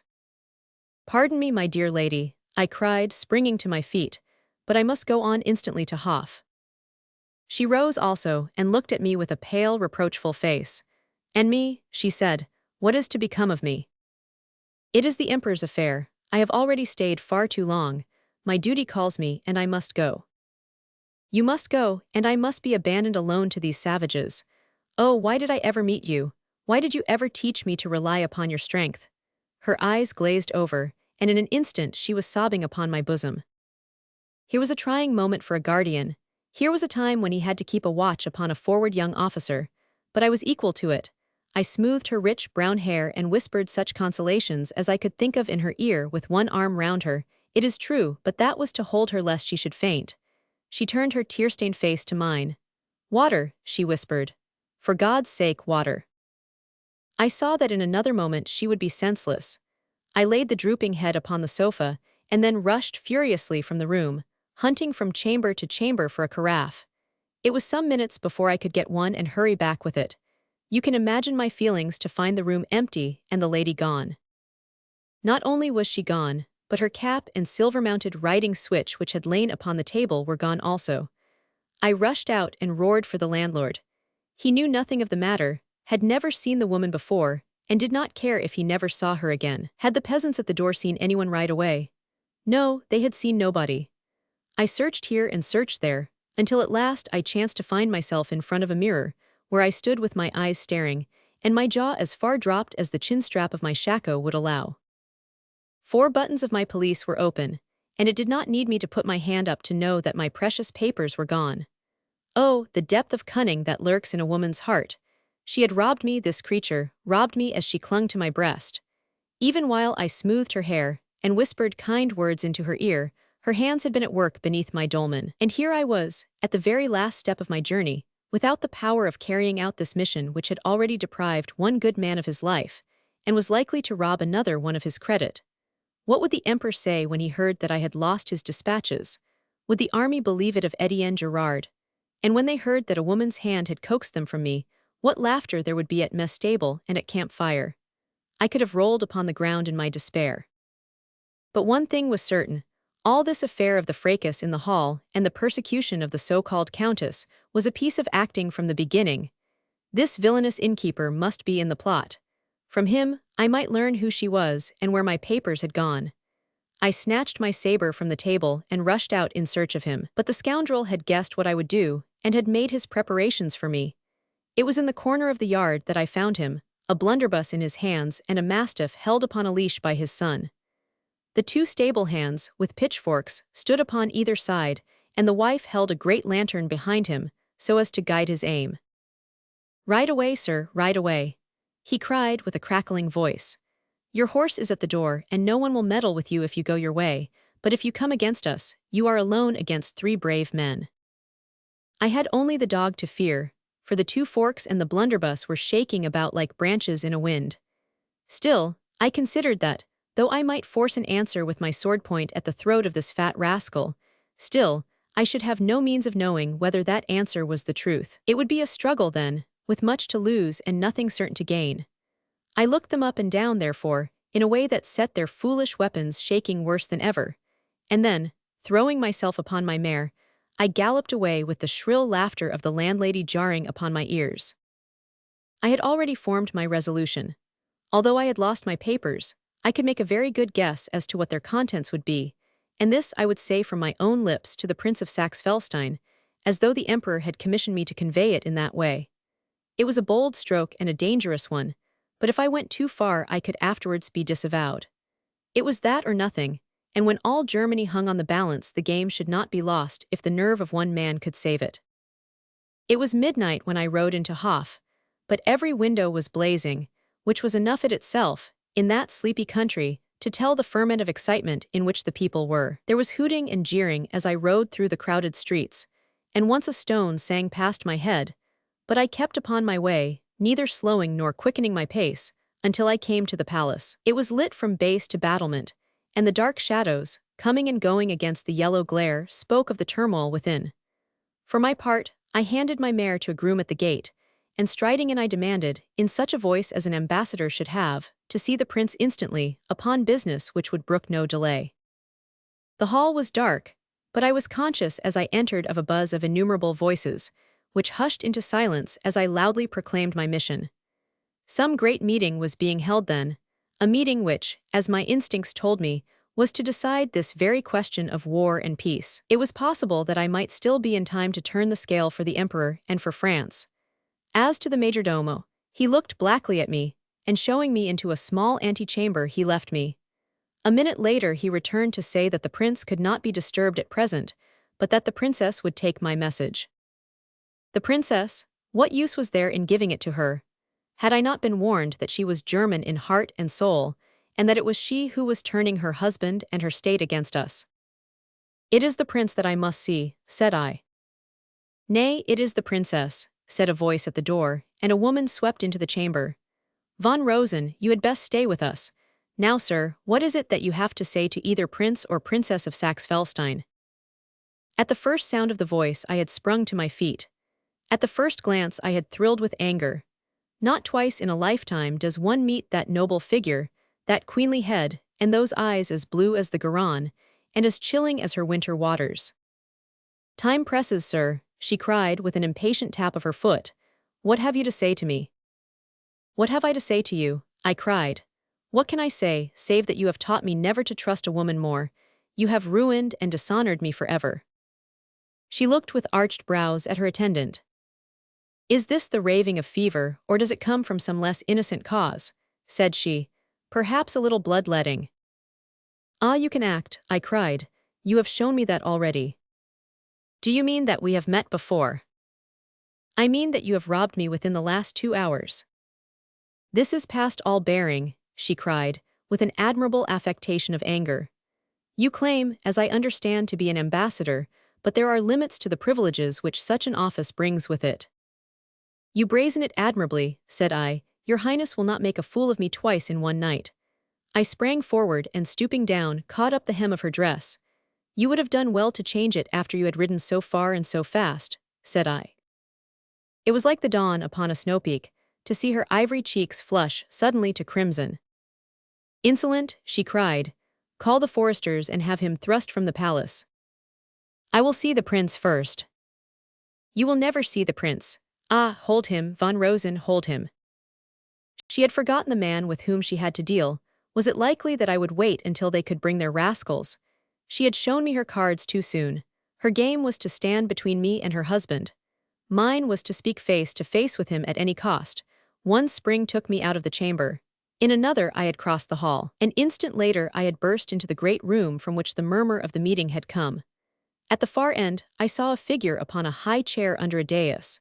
Beneath him was a line of high dignitaries, and then on every side I saw vaguely the heads of a vast assembly. Into the center of the room I strode, my saber clanking, my shako under my arm. I am the messenger of the Emperor, I shouted. I bear his message to His Highness the Prince of Saxe-Felstein.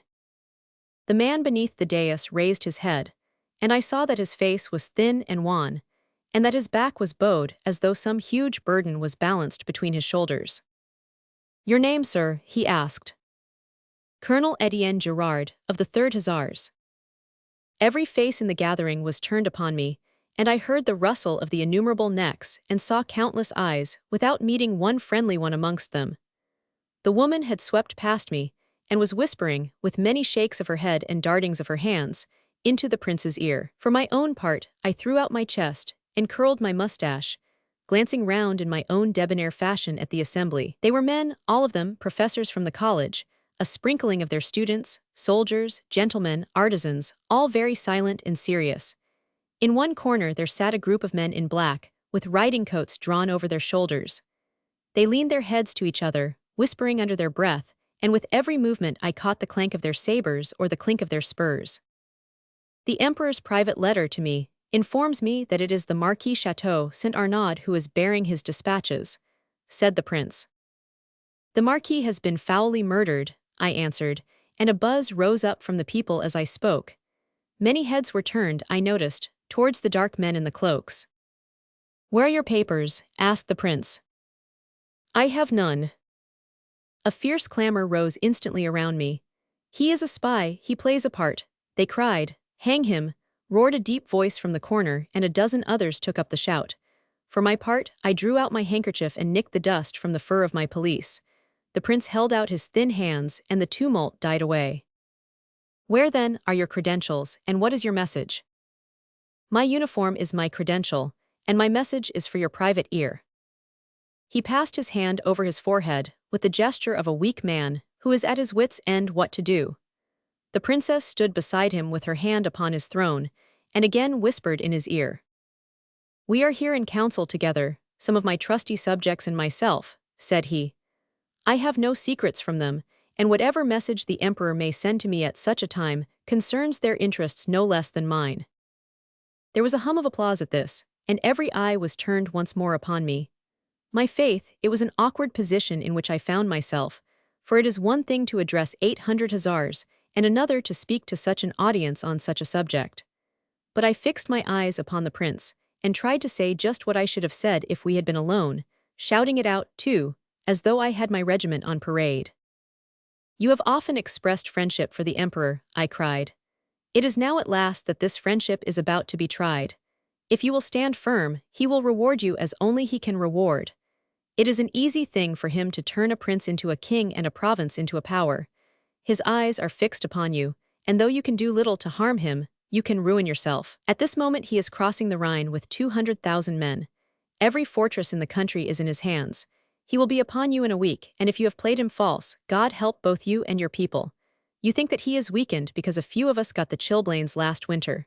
Look there, I cried, pointing to a great star which blazed through the window above the prince's head. That is the Emperor's star. When it wanes, he will wane, but not before.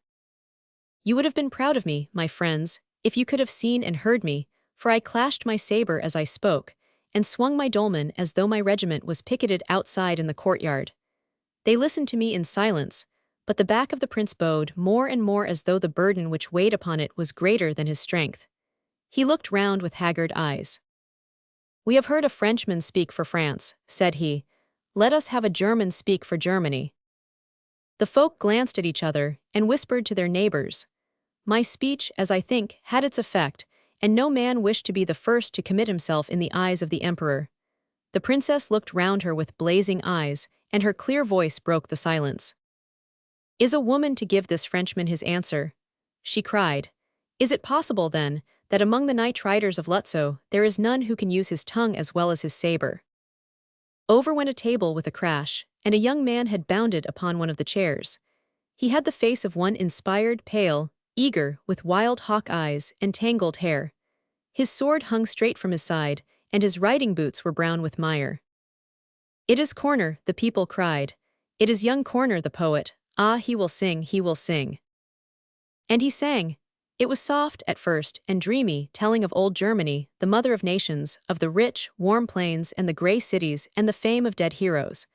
But then verse after verse rang like a trumpet call. It was of the Germany of now, the Germany which had been taken unawares and overthrown, but which was up again, and snapping the bonds upon her giant limbs. What was life that one should covet it? What was glorious death that one should shun it? The mother, the great mother, was calling. Her sigh was in the night wind. She was crying to her own children for help. Would they come? Would they come? Would they come? Ah, that terrible song, the spirit face and the ringing voice. Where were I and France and the emperor? They did not shout, these people, they howled. They were up on the chairs and the tables. They were raving, sobbing, the tears running down their faces. Corner had sprung from the chair, and his comrades were round him with their sabers in the air. A flush had come into the pale face of the prince, and he rose from his throne. "Colonel Gerard," said he, "you have heard the answer which you are to carry to your emperor. The die is cast, my children. Your prince and you must stand or fall together." He bowed to show that all was over, and the people with a shout made for the door to carry the tidings into the town. For my own part, I had done all that a brave man might, and so I was not sorry to be carried out amid the stream. Why should I linger in the palace? I had had my answer and must carry it, such as it was. I wished neither to see Hof nor its people again until I entered it at the head of a vanguard. I turned from the throng then, and walked silently and sadly in the direction in which they had led the mare. It was dark down there by the stables, and I was peering round for the hostler, when suddenly my 2 arms were seized from behind.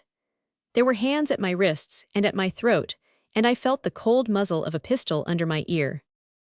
"Keep your lips closed, you French dog," whispered a fierce voice. "We have him, Captain." "Have you the bridle?" "Here it is." "Sling it over his head." I felt the cold coil of leather tighten round my neck. An hostler with a stable lantern had come out and was gazing upon the scene. In its dim light, I saw stern faces breaking everywhere through the gloom, with the black caps and dark cloaks of the night riders. "What would you do with him, Captain?" cried a voice. "Hang him at the palace gate." "An ambassador." "An ambassador without papers." "But the prince." "Tut, man, do you not see that the prince will then be committed to our side? He will be beyond all hope of forgiveness. At present he may swing round tomorrow as he has done before. He may eat his words, but a dead hussar is more than he can explain." "No, no, von Strelitz, we cannot do it," said another voice. "Can we not? I shall show you that." And there came a jerk on the bridle which nearly pulled me to the ground. At the same instant a sword flashed, and the leather was cut through within 2 inches of my neck. "By heaven, Corner, this is rank mutiny," cried the captain. "You may hang yourself before you are through with it." "I have drawn my sword as a soldier and not as a brigand," said the young poet. "Blood may dim its blade but never dishonor. Comrades, will you stand by and see this gentleman mishandled?"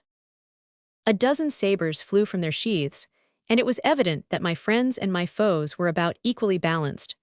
But the angry voices and the gleam of steel had brought the folk running from all parts. "The princess," they cried, "the princess is coming." And even as they spoke I saw her in front of us, her sweet face framed in the darkness. I had cause to hate her, for she had cheated and befooled me, and yet it thrilled me then and thrills me now to think that my arms have embraced her, and that I have felt the scent of her hair in my nostrils. I know not whether she lies under her German earth, or whether she still lingers, a grey-haired woman in her castle of Hof, but she lives ever, young and lovely, in the heart and memory of Etienne Gerard. For shame, she cried, sweeping up to me and tearing with her own hands the noose from my neck. You are fighting in God's own quarrel, and yet you would begin with such a devil's deed as this. This man is mine, and he who touches a hair of his head will answer for it to me. They were glad enough to slink off into the darkness before those scornful eyes. Then she turned once more to me. You can follow me, Colonel Gerard, she said. I have a word that I would speak to you. I walked behind her to the chamber into which I had originally been shown. She closed the door, and then looked at me with the archest twinkle in her eyes. Is it not confiding of me to trust myself with you? Said she. You will remember that it is the Princess of Saxe-Felstein and not the poor Countess Palata of Poland. Be the name what it might, I answered. I helped a lady whom I believed to be in distress, and I have been robbed of my papers and almost of my honor as a reward. Colonel Gerard, said she, we have been playing a game, you and I, and the stake was a heavy one. You have shown by delivering a message which was never given to you that you would stand at nothing in the cause of your country. My heart is German and yours is French, and I also would go all lengths, even to deceit and to theft, if at this crisis I could help my suffering fatherland. You see how frank I am. You tell me nothing that I have not seen. But now that the game is played and won, why should we bear malice? I will say this, that if ever I were in such a plight as that which I pretended in the Inn of Lobenstein, I should never wish to meet a more gallant protector or a truer-hearted gentleman than Colonel Etienne Gerard.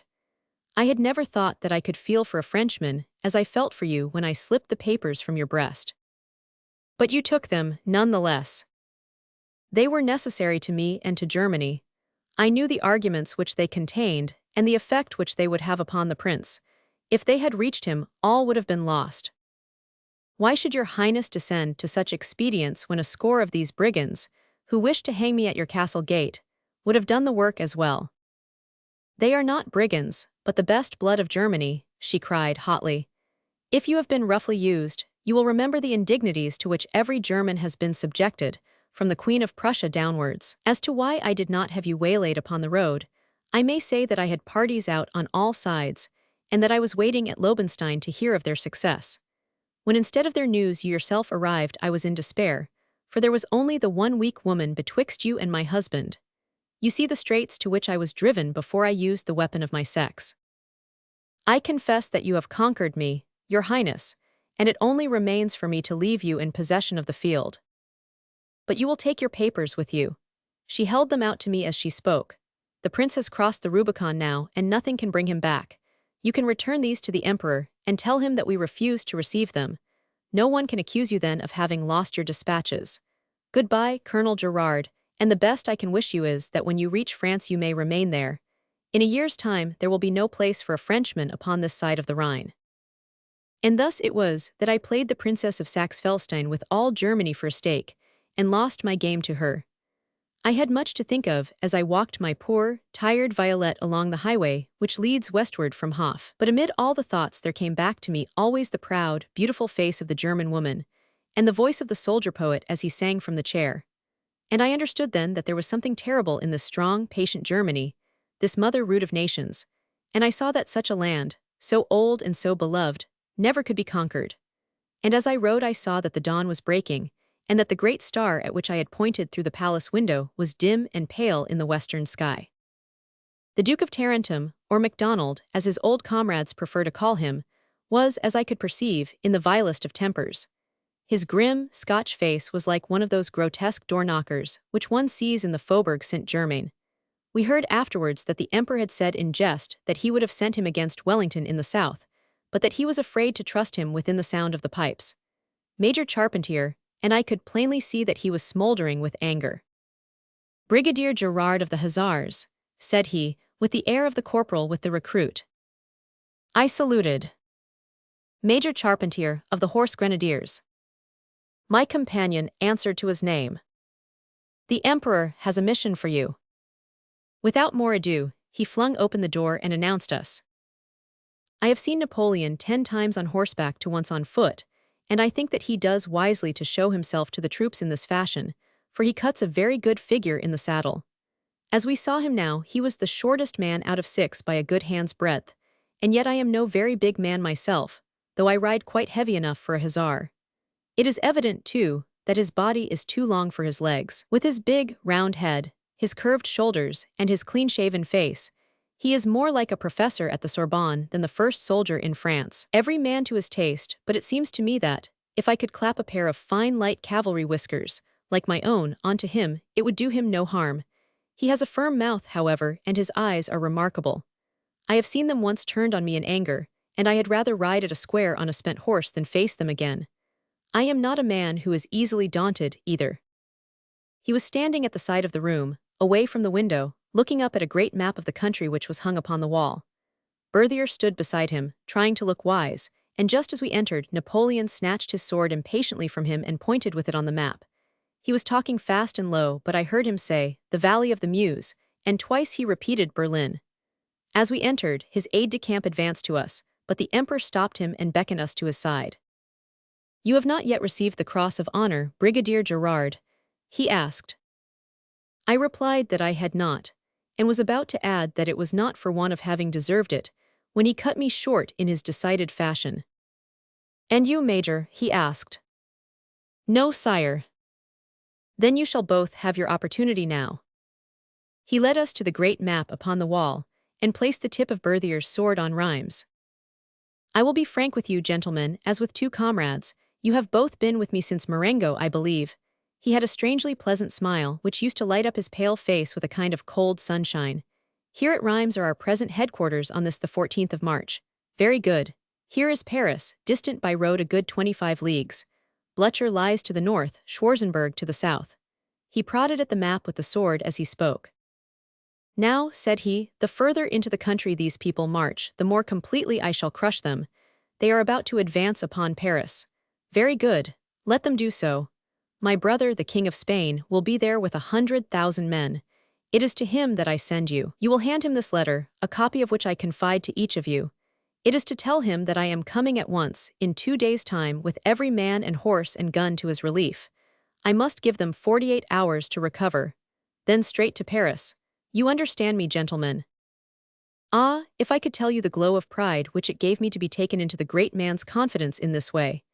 As he handed our letters to us, I clicked my spurs and threw out my chest, smiling and nodding to let him know that I saw what he would be after. He smiled also, and rested his hand for a moment upon the cape of my dolman. I would have given half my arrears of pay if my mother could have seen me at that instant. "I will show you your route," said he, turning back to the map. "Your orders are to ride together as far as Ajaccio. You will then separate, the one making for Paris by Alchy and Neuilly, and the other to the north by Braine, Soissons, and Senlis. Have you anything to say, Brigadier Gerard?" I am a rough soldier, but I have words and ideas. I had begun to speak about glory and the peril of France when he cut me short. "And you, Major Charpentier? If we find our route unsafe, are we at liberty to choose another?" said he. "Soldiers do not choose, they obey." He inclined his head to show that we were dismissed, and turned round to Berthier. I do not know what he said, but I heard them both laughing. Well, as you may think, we lost little time in getting upon our way. In half an hour we were riding down the high street of Rheims, and it struck 12 o'clock as we passed the cathedral. I had my little grey mare, Violette, the one which Sebastiani had wished to buy after Dresden. It is the fastest horse in the 6 brigades of light cavalry, and was only beaten by the Duke of Ravigot's racer from England. As to Charpentier, he had the kind of horse which a horse grenadier or a cuirassier would be likely to ride. A back like a bedstead, you understand, and legs like the posts. He is a hulking fellow himself, so that they looked a singular pair. And yet in his insane conceit, he ogled the girls as they waved their handkerchiefs to me from the windows, and he twirled his ugly red mustache up into his eyes, just as if it were to him that their attention was addressed. When we came out of the town, we passed through the French camp, and then across the battlefield of yesterday, which was still covered both by our own poor fellows and by the Russians. But of the two the camp was the sadder sight. Our army was thawing away. The guards were all right, though the young guard was full of conscripts. The artillery and the heavy cavalry were also good if there were more of them. But the infantry privates with their under-officers looked like schoolboys with their masters. And we had no reserves. When one considered that there were 80,000 Prussians to the north and 0 Russians and Austrians to the south, It might make even the bravest man grave. For my own part, I confess that I shed a tear until the thought came that the emperor was still with us, and that on that very morning he had placed his hand upon my dolman and had promised me a medal of honor. This set me singing, and I spurred Violet on, until Charpentier had to beg me to have mercy on his great, snorting, panting camel. The road was beaten into paste and rutted 2 feet deep by the artillery, so that he was right in saying that it was not the place for a gallop. I have never been very friendly with this Charpentier, and now for 20 miles of the way I could not draw a word from him. He rode with his brows puckered and his chin upon his breast, like a man who is heavy with thought. More than once I asked him what was on his mind, thinking that perhaps, with my quicker intelligence, I might set the matter straight. His answer always was that it was his mission of which he was thinking, which surprised me, because, although I had never thought much of his intelligence, still it seemed to me to be impossible that anyone could be puzzled by so simple and soldierly a task. Well, we came at last to Ajaccio, where he was to take the southern road and I the northern.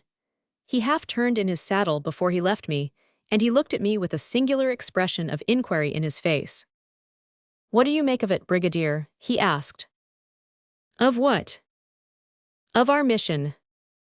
Surely it is plain enough." "You think so? Why should the emperor tell us his plans?" "Because he recognized our intelligence." My companion laughed in a manner which I found annoying. "May I ask what you intend to do if you find these villages full of Prussians?" he asked. "I shall obey my orders." "But you will be killed." "Very possibly." He laughed again, and so offensively that I clapped my hand to my sword.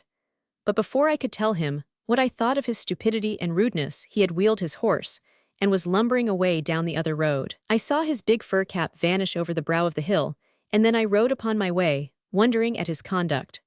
From time to time, I put my hand to the breast of my tunic, and felt the paper crackle beneath my fingers. Ah, my precious paper, which should be turned into the little silver medal for which I had yearned so long. All the way from Braine to Sermis, I was thinking of what my mother would say when she saw it. I stopped to give Violet a meal at a wayside auberge on the side of a hill not far from Soissons, a place surrounded by old oaks, and with so many crows that one could scarce hear one's own voice. It was from the innkeeper that I learned that Marmont had fallen back 2 days before, and that the Prussians were over the Aisne. An hour later, in the fading light, I saw 2 of their vedettes upon the hill to the right, and then, as darkness gathered, the heavens to the north were all glimmering from the lights of a bivouac. When I heard that Blücher had been there for 2 days, I was much surprised that the emperor should not have known that the country through which he had ordered me to carry my precious letter was already occupied by the enemy. Still, I thought of the tone of his voice when he said to Charpentier that a soldier must not choose, but must obey. I should follow the route he had laid down for me as long as Violet could move a hoof or I a finger upon her bridle. All the way from Sermis to Soissons, where the road dips up and down, curving among fir woods, I kept my pistol ready and my sword belt braced, pushing on swiftly where the path was straight, and then coming slowly round the corners in the way we learned in Spain. When I came to the farmhouse which lies to the right of the road just after you cross the wooden bridge over the Cries, near where the great statue of the Virgin stands, a woman cried to me from the field, saying that the Prussians were in Soissons. A small party of their lancers, she said, had come in that very afternoon, and a whole division was expected before midnight. I did not wait to hear the end of her tale, but clapped spurs into Violet, and in 5 minutes was galloping her into the town. 3 Uhlans were at the mouth of the main street, their horses tethered, and they gossiping together, each with a pipe as long as my saber. I saw them well in the light of an open door, but of me they could have seen only the flash of Violet's grey side and the black flutter of my cloak. A moment later I flew through a stream of them rushing from an open gateway. Violet's shoulder sent one of them reeling, and I stabbed at another but missed him. Pang, pang, went 2 carbines, but I had flown round the curve of the street, and never so much as heard the hiss of the balls. Ah, we were great, both Violet and I. She lay down to it like a coursed hare, the fire flying from her hoofs. I stood in my stirrups and brandished my sword. Someone sprang for my bridle. I sliced him through the arm, and I heard him howling behind me. 2 horsemen closed upon me. I cut one down and outpaced the other. A minute later I was clear of the town, and flying down a broad white road with the black poplars on either side. For a time I heard the rattle of hoofs behind me, But they died and died until I could not tell them from the throbbing of my own heart. Soon I pulled up and listened, but all was silent. They had given up the chase. Well, the first thing that I did was to dismount, and to lead my mare into a small wood through which a stream ran. There I watered her and rubbed her down, giving her 2 pieces of sugar soaked in cognac from my flask. She was spent from the sharp chase, but it was wonderful to see how she came round with a half-hour's rest. When my thighs closed upon her again, I could tell by the spring and the swing of her that it would not be her fault if I did not win my way safe to Paris. I must have been well within the enemy's lines now, for I heard a number of them shouting one of their rough drinking songs out of a house by the roadside, and I went round by the fields to avoid it. At another time 2 men came out into the moonlight, for by this time it was a cloudless night, and shouted something in German, but I galloped on without heeding them, and they were afraid to fire, for their own hussars are dressed exactly as I was. It is best to take no notice at these times, and then they put you down as a deaf man. It was a lovely moon, and every tree threw a black bar across the road. I could see the countryside just as if it were daytime, and very peaceful it looked, save that there was a great fire raging somewhere in the north. In the silence of the night time, and with the knowledge that danger was in front and behind me, the sight of that great distant fire was very striking and awesome. But I am not easily clouded, for I have seen too many singular things, so I hummed a tune between my teeth and thought of little Lisette, whom I might see in Paris. My mind was full of her when, trotting round a corner, I came straight upon 6 German dragoons, who were sitting round a brushwood fire by the roadside. I am an excellent soldier. I do not say this because I am prejudiced in my own favor, but because I really am so. I can weigh every chance in a moment, and decide with as much certainty as though I had brooded for a week. Now I saw like a flash that, come what might, I should be chased, and on a horse which had already done a long 12 leagues. But it was better to be chased onwards than to be chased back. On this moonlit night, with fresh horses behind me, I must take my risk in either case, but if I were to shake them off, I preferred that it should be near Senlis than near Soissons. All this flashed on me as if by instinct, you understand. My eyes had hardly rested on the bearded faces under the brass helmets before my rowels had touched Violette, and she was off with a rattle like a potty charge. Oh, the shouting and rushing and stamping from behind us. 3 of them fired, and 3 swung themselves on to their horses. A bullet rapped on the crupper of my saddle with a noise like a stick on a door. Violette sprang madly forward, and I thought she had been wounded, but it was only a graze above the near forfetlock. Ah, the dear little mare, how I loved her when I felt her settle down into that long, easy gallop of hers, her hoofs going like a Spanish girl's castanets. I could not hold myself. I turned on my saddle and shouted and raved, Vive l'Empereur! I screamed and laughed at the gust of oaths that came back to me. But it was not over yet. If she had been fresh, she might have gained a mile in 5. Now she could only hold her own with a very little over. There was one of them, a young boy of an officer, who was better mounted than the others. He drew ahead with every stride. 200 yards behind him were 2 troopers, but I saw every time that I glanced round that the distance between them was increasing. The other 3 who had waited to shoot were a long way in the rear. The officer's mount was a bay, a fine horse, though not to be spoken of with Violette, yet it was a powerful brute, and it seemed to me that in a few miles its freshness might tell. I waited until the lad was a long way in front of his comrades, and then I eased my mare down a little. A very, very little, so that he might think he was really catching me. When he came within pistol shot of me, I drew and cocked my own pistol, and laid my chin upon my shoulder to see what he would do. He did not offer to fire, and I soon discerned the cause. The silly boy had taken his pistols from his holsters when he had camped for the night. He wagged his sword at me now and roared some threat or other. He did not seem to understand that he was at my mercy. I eased Violette down, until there was not the length of a long lance between the grey tail and the bay muzzle. Rendezvous, he yelled. I must compliment monsieur upon his French, said I, resting the barrel of my pistol upon my bridle arm, which I have always found best when shooting from the saddle. I aimed at his face, and could see, even in the moonlight, how white he grew when he understood that it was all up with him. But even as my finger pressed the trigger I thought of his mother, and I put my ball through his horse's shoulder. I fear he hurt himself in the fall, for it was a fearful crash, but I had my letter to think of, so I stretched the mare into a gallop once more. But they were not so easily shaken off, these brigands. The 2 troopers thought no more of their young officer than if he had been a recruit thrown in the riding school. They left him to the others and thundered on after me. I had pulled up on the brow of a hill, thinking that I had heard the last of them. But my faith, I soon saw there was no time for loitering, so away we went, the mare tossing her head and I my shako, to show what we thought of two dragoons who tried to catch a hussar. But at this moment, even while I laughed at the thought, my heart stood still within me, for there at the end of the long white road was a black patch of cavalry waiting to receive me. To a young soldier it might have seemed the shadow of the trees, but to me it was a troop of hussars, and turn where I could, death seemed to be waiting for me. Well, I had the dragoons behind me and the hussars in front. Never since Moscow have I seemed to be in such peril. But for the honor of the brigade, I had rather be cut down by a light cavalryman than by a heavy. I never drew bridle therefore, or hesitated for an instant, but I let Violette have her head. I remember that I tried to pray as I rode, but I am a little out of practice at such things, and the only words I could remember were the prayer for fine weather which we used at the school on the evening before holidays. Even this seemed better than nothing, and I was pattering it out, when suddenly I heard French voices in front of me. Ah, mon Dieu, but the joy went through my heart like a musket ball. They were ours, our own dear little rascals from the Corps of Marmont. Round whisked my two dragoons and galloped for their lives, with the moon gleaming on their brass helmets, while I trotted up to my friends with no undue haste, for I would have them understand that though a hussar may fly, it is not in his nature to fly very fast. Yet I fear that Violette's heaving flanks and foam-spattered muzzle gave the lie to my careless bearing. Who should be at the head of the troop but old Bouvet, whom I saved at Leipzig? When he saw me his little pink eyes filled with tears, and indeed, I could not but shed a few myself at the sight of his joy. I told him of my mission, but he laughed when I said that I must pass through Senlis.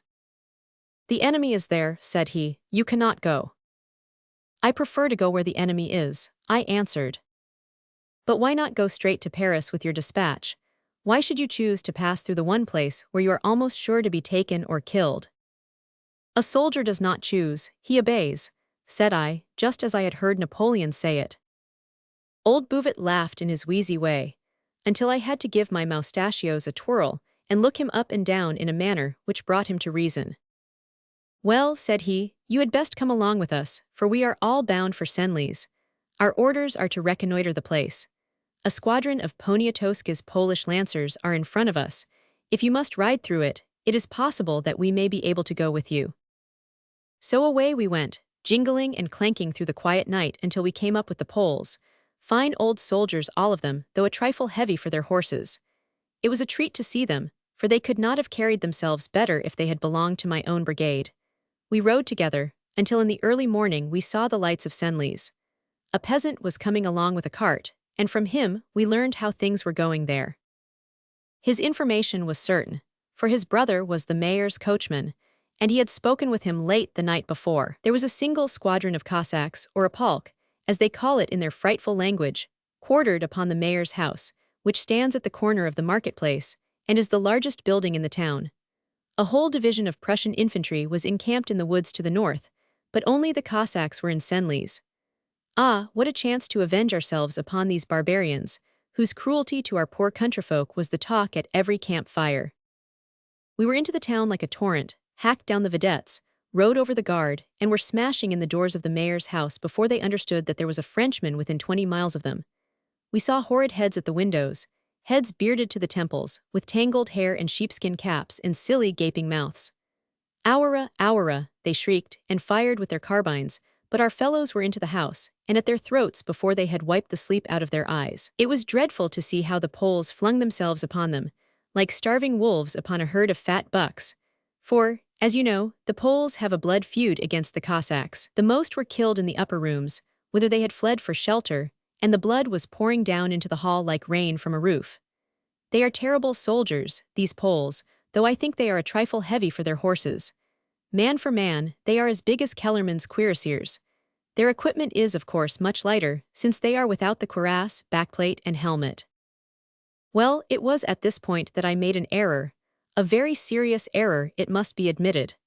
Up to this moment, I had carried out my mission in a manner which only my modesty prevents me from describing as remarkable.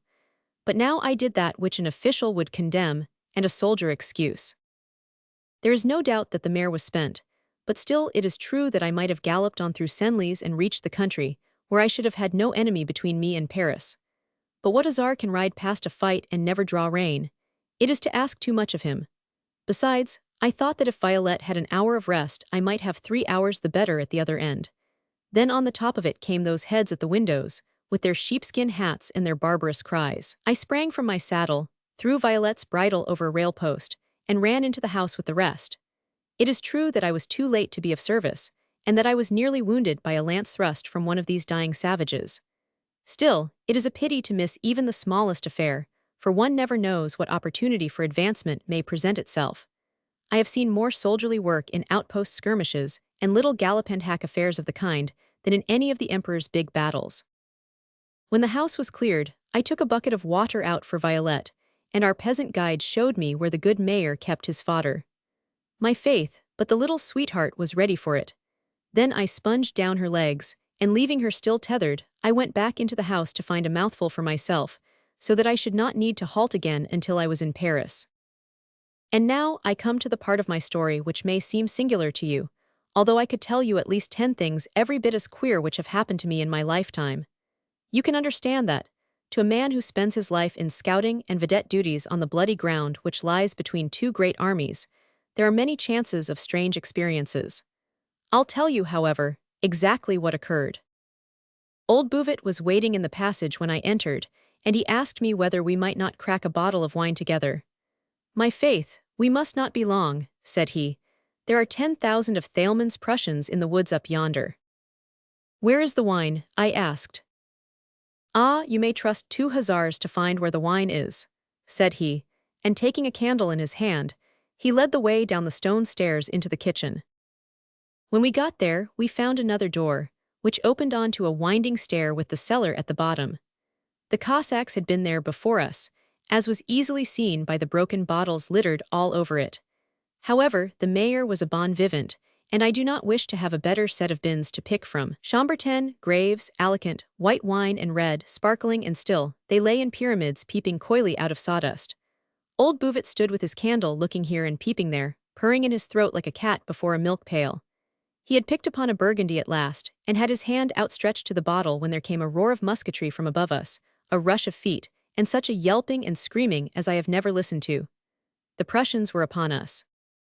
Bouvet is a brave man, I will say that for him. He flashed out his sword and away he clattered up the stone steps, his spurs clinking as he ran. I followed him, but just as we came out into the kitchen passage, a tremendous shout told us that the house had been recaptured. "It is all over," I cried, grasping at Bouvet's sleeve. "There is one more to die," he shouted, and away he went like a madman up the second stair. In effect, I should have gone to my death also had I been in his place, for he had done very wrong in not throwing out his scouts to warn him if the Germans advanced upon him. For an instant I was about to rush up with him, and then I bethought myself that, after all, I had my own mission to think of, and that if I were taken the important letter of the Emperor would be sacrificed. I let Bouvet die alone, therefore, and I went down into the cellar again, closing the door behind me. Well, it was not a very rosy prospect down there either. Bouvet had dropped the candle when the alarm came, and I, pawing about in the darkness, could find nothing but broken bottles. At last I came upon the candle, which had rolled under the curve of a cask, but try as I would with my tinderbox, I could not light it. The reason was that the wick had been wet in a puddle of wine, so suspecting that this might be the case, I cut the end off with my sword. Then I found that it lighted easily enough. But what to do I could not imagine. The scoundrels upstairs were shouting themselves hoarse, several hundred of them from the sound, and it was clear that some of them would soon want to moisten their throats. There would be an end to a dashing soldier, and of the mission and of the medal. I thought of my mother, and I thought of the Emperor. It made me weep to think that the one would lose so excellent a son, and the other the best light cavalry officer he ever had since Lazel's time. But presently I dashed the tears from my eyes. "Courage!" I cried, striking myself upon the chest. "Courage, my brave boy! Is it possible that one who has come safely from Moscow without so much as a frostbite will die in a French wine cellar?" At the thought I was up on my feet and clutching at the letter in my tunic, for the crackle of it gave me courage. My first plan was to set fire to the house, in the hope of escaping in the confusion. My second to get into an empty wine cask. I was looking round to see if I could find one, when suddenly in the corner, I espied a little low door, painted of the same gray color as the wall, so that it was only a man with quick sight who would have noticed it. I pushed against it, and at first I imagined that it was locked. Presently, however, it gave a little, and then I understood that it was held by the pressure of something on the other side. I put my feet against a hogshead of wine, and I gave such a push that the door flew open, and I came down with a crash upon my back, the candle flying out of my hands, so that I found myself in darkness once more. I picked myself up and stared through the black archway into the gloom beyond. There was a slight ray of light, coming from some slit or grating. The dawn had broken outside, and I could dimly see the long, curving sides of several huge casks, which made me think that perhaps this was where the mayor kept his reserves of wine while they were maturing. At any rate, it seemed to be a safer hiding place than the outer cellar, so gathering up my candle, I was just closing the door behind me, when I suddenly saw something which filled me with amazement, and even, I confess, with the smallest little touch of fear. I have said that at the further end of the cellar, there was a dim gray fan of light striking downwards from somewhere near the roof. Well, as I peered through the darkness, I suddenly saw a great, tall man skip into this belt of daylight, and then out again into the darkness at the further end. My word, I gave such a start that my shako nearly broke its chin strap. It was only a glance, but nonetheless, I had time to see that the fellow had a hairy Cossack cap on his head, and that he was a great, long-legged, broad-shouldered brigand, with a saber at his waist. My faith, even Brigadier Gerard was a little staggered at being left alone with such a creature in the dark. But only for a moment. Courage, I thought. Am I not a hussar, a brigadier too, at the age of 31 and the chosen messenger of the emperor? After all, this skulker had more cause to be afraid of me than I of him. And then suddenly I understood that he was afraid, horribly afraid. I could read it from his quick step and his bent shoulders as he ran among the barrels, like a rat making for its hole. And of course, it must have been he who had held the door against me, and not some packing case or wine cask as I had imagined. He was the pursued then, and I the pursuer. Aha, I felt my whiskers bristle as I advanced upon him through the darkness. He would find that he had no chicken to deal with, this robber from the north. For the moment I was magnificent. At first I had feared to light my candle lest I should make a mark of myself, but now, after cracking my shin over a box, and catching my spurs in some canvas, I thought the bolder course the wiser. I lit it therefore, and then I advanced with long strides, my sword in my hand. "Come out, you rascal," I cried. "Nothing can save you. You will at last meet with your deserts." I held my candle high, and presently I caught a glimpse of the man's head staring at me over a barrel. He had a gold chevron on his black cap, and the expression of his face told me in an instant that he was an officer and a man of refinement. "Monsieur," he cried in excellent French, "I surrender myself on a promise of quarter. But if I do not have your promise, I will then sell my life as dearly as I can." "Sir," said I, "a Frenchman knows how to treat an unfortunate enemy. Your life is safe." With that he handed his sword over the top of the barrel, and I bowed with the candle on my heart. "Whom have I the honor of capturing?" I asked. "I am the Count Boutkine, of the Emperor's own Don Cossacks," said he. "I came out with my troop to reconnoiter Senlis, and as we found no sign of your people we determined to spend the night here." "And would it be an indiscretion," I asked, "if I were to inquire how you came into the back cellar?" "Nothing more simple," said he. "It was our intention to start at early dawn. Feeling chilled after dressing, I thought that a cup of wine would do me no harm, so I came down to see what I could find. As I was rummaging about, the house was suddenly carried by assault so rapidly that by the time I had climbed the stairs it was all over.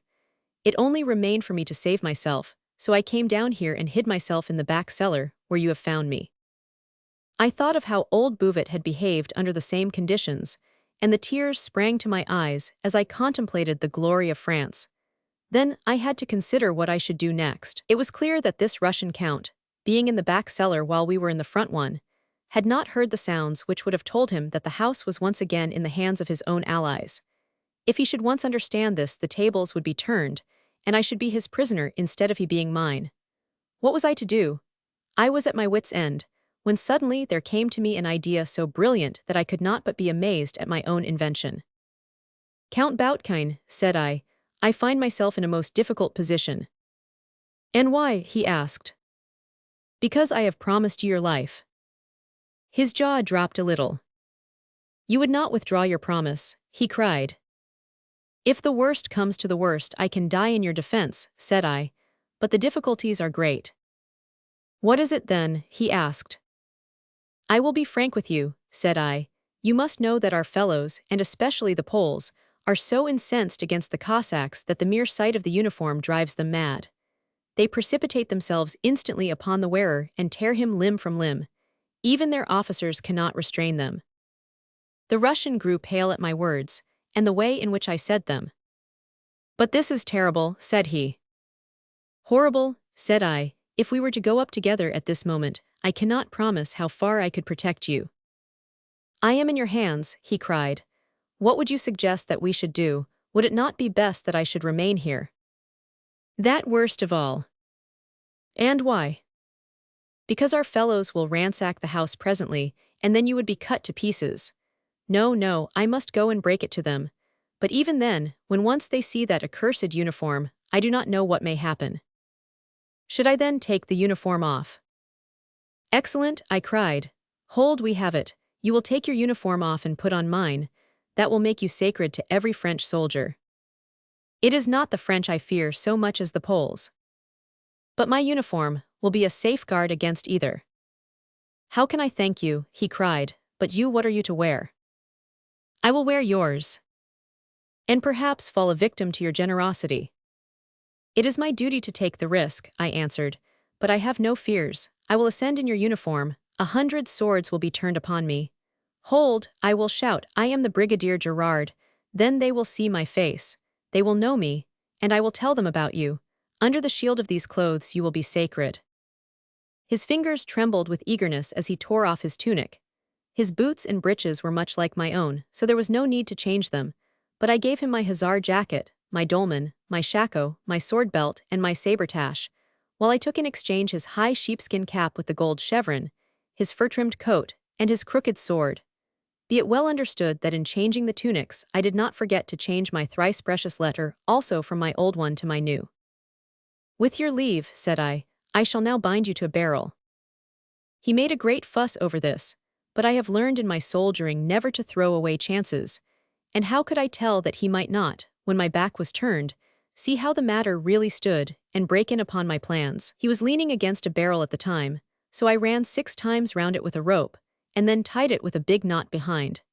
If he wished to come upstairs, he would, at least, have to carry 1,000 liters of good French wine for a knapsack. I then shut the door of the back cellar behind me, so that he might not hear what was going forward, and tossing the candle away, I ascended the kitchen stair. There were only about 20 steps, and yet, while I came up them, I seemed to have time to think of everything that I had ever hoped to do. It was the same feeling that I had at Eylau when I lay with my broken leg, and saw the horse artillery galloping down upon me. Of course, I knew that if I were taken I should be shot instantly, as being disguised within the enemy's lines. Still, it was a glorious death in the direct service of the Emperor, and I reflected that there could not be less than 5 lines, and perhaps 7, in the Moniteur about me. Palaret had 8 lines, and I am sure that he had not so fine a career. When I made my way out into the hall, with all the nonchalance in my face and manner that I could assume, the very first thing that I saw was Bouvet's dead body, with his legs drawn up and a broken sword in his hand. I could see by the black smudge that he had been shot at close quarters. I should have wished to salute as I went by, for he was a gallant man, but I feared lest I should be seen, and so I passed on. The front of the hall was full of Prussian infantry, who were knocking loopholes in the wall, as though they expected that there might be yet another attack. Their officer, a little man, was running about giving directions. They were all too busy to take much notice of me, but another officer, who was standing by the door with a long pipe in his mouth, strode across and clapped me on the shoulder, pointing to the dead bodies of our poor hussars, and saying something which was meant for a jest, for his long beard opened and showed every fang in his head.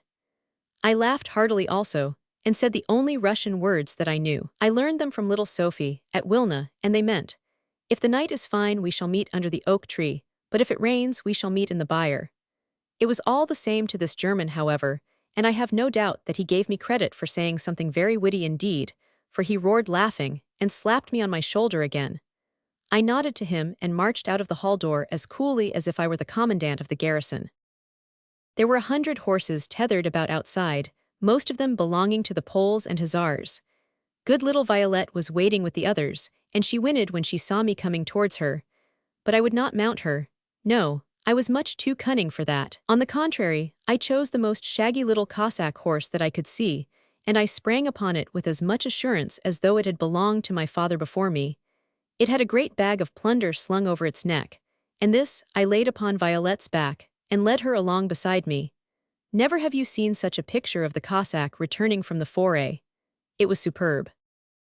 Well, the town was full of Prussians by this time. They lined the sidewalks and pointed me out to each other, saying, as I could judge from their gestures, "There goes one of those devils of Cossacks. They are the boys for foraging and plunder." One or two officers spoke to me with an air of authority, but I shook my head and smiled and said, "If the night is fine we shall meet under the oak tree, but if it rains we shall meet in the byre," at which they shrugged their shoulders and gave the matter up. In this way I worked along until I was beyond the northern outskirt of the town. I could see in the roadway two lancer vedettes with their black and white pennons, and I knew that, when I was once past these, I should be a free man once more. I made my pony trot, therefore, Violet rubbing her nose against my knee all the time, and looking up at me to ask how she had deserved that this hairy doormat of a creature should be preferred to her. I was not more than 100 yards from the Uhlans when, suddenly, you can imagine my feelings when I saw a real Cossack coming galloping along the road towards me. Ah, my friend, you who read this, if you have any heart, you will feel for a man like me, who had gone through so many dangers and trials, only at this very last moment to be confronted with one which appeared to put an end to everything. I will confess that for a moment I lost heart, and was inclined to throw myself down in my despair, and to cry out that I had been betrayed.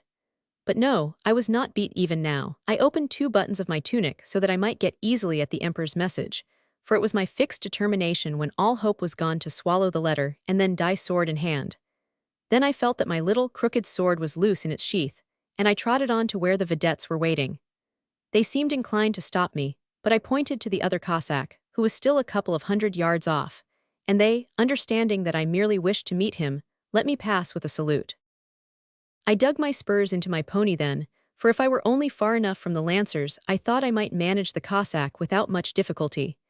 He was an officer, a large, bearded man, with a gold chevron in his cap just the same as mine.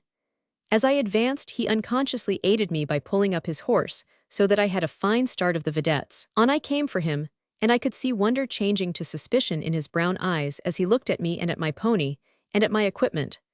I do not know what it was that was wrong, but he saw something which was as it should not be. He shouted out a question, and then when I gave no answer he pulled out his sword. I was glad in my heart to see him do so, for I had always rather fight than cut down an unsuspecting enemy. Now I made at him full tilt, and parrying his cut, I got my point in just under the fourth button of his tunic. Down he went, and the weight of him nearly took me off my horse before I could disengage. I never glanced at him to see if he were living or dead, for I sprang off my pony and on to Violet, with a shake of my bridle and a kiss of my hand to the two Uhlans behind me. They galloped after me, shouting, but Violet had had her rest, and was just as fresh as when she started. I took the first side road to the west and then the first to the south, which would take me away from the enemy's country. On we went and on, every stride taking me further from my foes and nearer to my friends. At last, when I reached the end of a long stretch of road, and looking back from it could see no sign of any pursuers, I understood that my troubles were over. And it gave me a glow of happiness, as I rode, to think that I had done to the letter what the Emperor had ordered. What would he say when he saw me? What could he say which would do justice to the incredible way in which I had risen above every danger? He had ordered me to go through Surmes, Soissons, and Senlis, little dreaming that they were all three occupied by the enemy. And yet I had done it. I had borne his letter in safety through each of these towns. Hussars, dragoons, lancers, Cossacks, and infantry, I had run the gauntlet of all of them and had come out unharmed. When I had got as far as Damerton, I caught a first glimpse of our own outposts. There was a troop of dragoons in a field, and of course I could see from the horsehair crests that they were French. I galloped towards them in order to ask them if all was safe between there and Paris, and as I rode I felt such a pride at having won my way back to my friends again, that I could not refrain from waving my sword in the air. At this, a young officer galloped out from among the dragoons, also brandishing his sword, and it warmed my heart to think that he should come riding with such ardor and enthusiasm to greet me. I made Violet caracole, and as we came together I brandished my sword more gallantly than ever, but you can imagine my feelings when he suddenly made a cut at me, which would certainly have taken my head off if I had not fallen forward with my nose in Violette's mane. My faith, it whistled just over my cap like an east wind. Of course, it came from this accursed Cossack uniform which, in my excitement, I had forgotten all about, and this young dragoon had imagined that I was some Russian champion who was challenging the French cavalry. My word, he was a frightened man when he understood how near he had been to killing the celebrated Brigadier Gerard. Well, the road was clear, and about 3 o'clock in the afternoon I was at St. Denis, though it took me a long 2 hours to get from there to Paris, for the road was blocked with commissariat wagons and guns of the artillery reserve, which was going north to Marmont and Mortier. You cannot conceive the excitement which my appearance in such a costume made in Paris, and when I came to the Rue de Rivoli, I should think I had a quarter of a mile of folk riding or running behind me. Word had got about from the dragoons, 2 of whom had come with me, and everybody knew about my adventures and how I had come by my uniform. It was a triumph, men shouting and women waving their handkerchiefs and blowing kisses from the windows. Although I am a man singularly free from conceit, still I must confess that, on this one occasion, I could not restrain myself from showing that this reception gratified me. The Russian's coat had hung very loose upon me, but now I threw out my chest until it was as tight as a sausage skin, and my little sweetheart of a mare tossed her mane and pawed with her front hoofs, frisking her tail about as though she said, "We've done it together this time. It is to us that commissions should be entrusted." When I kissed her between the nostrils as I dismounted at the gate of the Tuileries, there was as much shouting as if a bulletin had been read from the Grand Army. I was hardly in costume to visit a king, but after all, if one has a soldierly figure one can do without all that. I was shown up straight away to Joseph, whom I had often seen in Spain. He seemed as stout, as quiet, and as amiable as ever. Talleyrand was in the room with him, or I suppose I should call him the Duke of Benevento, but I confess that I like old names best. He read my letter when Joseph Buonaparte handed it to him, and then he looked at me with the strangest expression in those funny, little, twinkling eyes of his. "Were you the only messenger?" he asked. "There was one other, sir," said I, Major Charpentier, of the Horse Grenadiers. "He has not yet arrived," said the King of Spain. "If you had seen the legs of his horse, sire, you would not wonder at it," I remarked.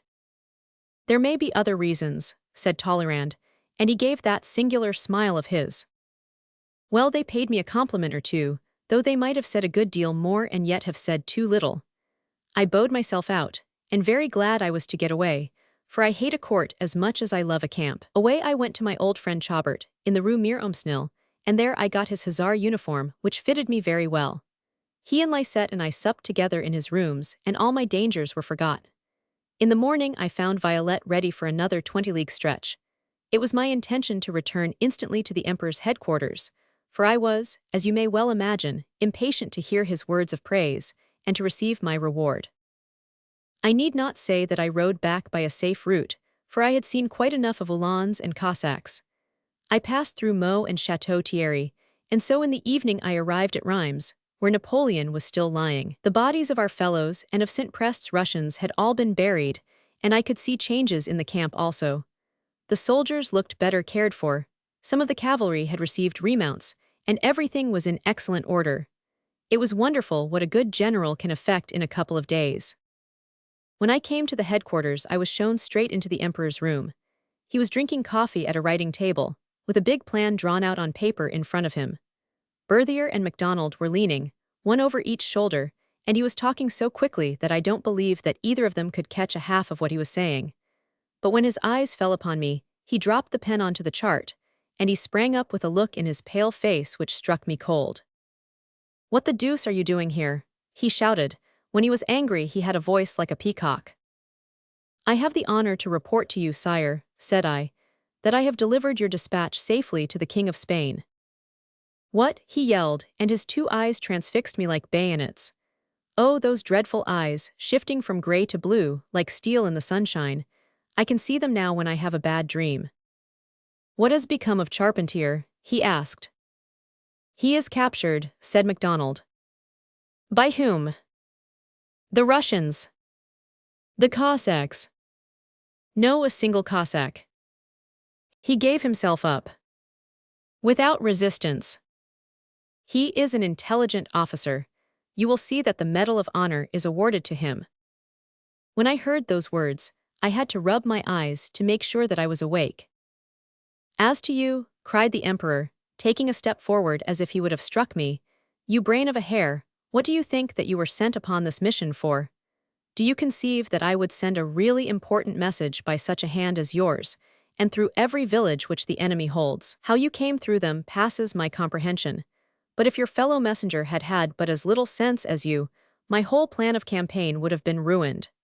Can you not see, Cogliani, that this message contained false news, and that it was intended to deceive the enemy whilst I put a very different scheme into execution?" When I heard those cruel words, and saw the angry, white face which glared at me, I had to hold the back of a chair, for my mind was failing me and my knees would hardly bear me up. But then I took courage as I reflected that I was an honorable gentleman, and that my whole life had been spent in toiling for this man, and for my beloved country. "Sire," said I, and the tears would trickle down my cheeks whilst I spoke, "when you are dealing with a man like me, you would find it wiser to deal openly. Had I known that you had wished the dispatch to fall into the hands of the enemy, I would have seen that it came there. As I believed that I was to guard it, I was prepared to sacrifice my life for it.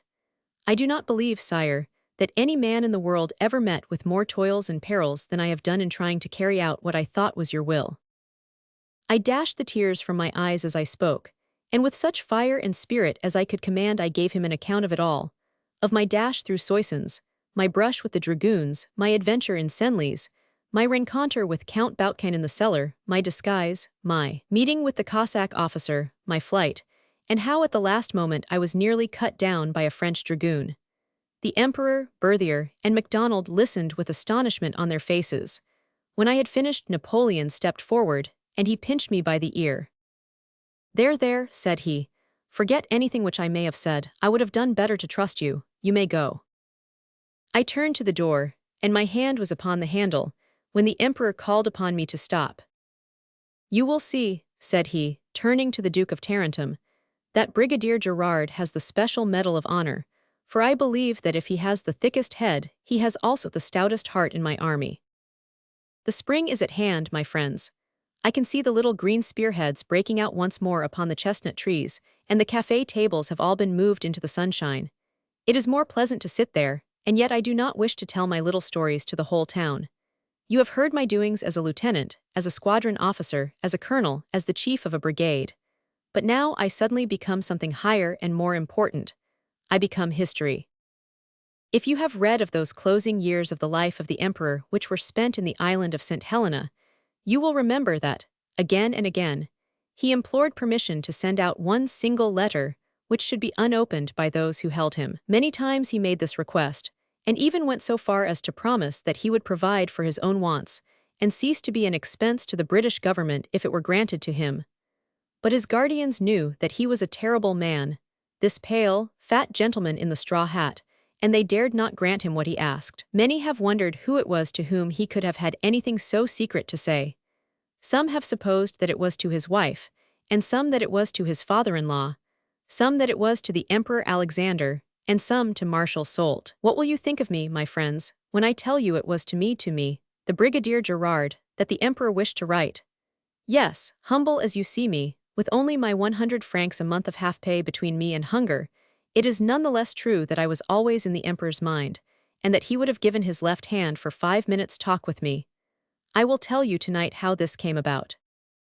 It was after the Battle of Fierchampenois, where the conscripts in their blouses and their sabots made such a fine stand, that we, the more long-headed of us, began to understand that it was all over with us.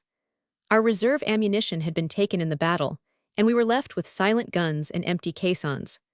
Our cavalry, too, was in a deplorable condition, and my own brigade had been destroyed in the charge at Crayon. Then came the news that the enemy had taken Paris, that the citizens had mounted the White Cockade, and finally, most terrible of all, that Marmont and his corps had gone over to the Bourbons. We looked at each other and asked how many more of our generals were going to turn against us.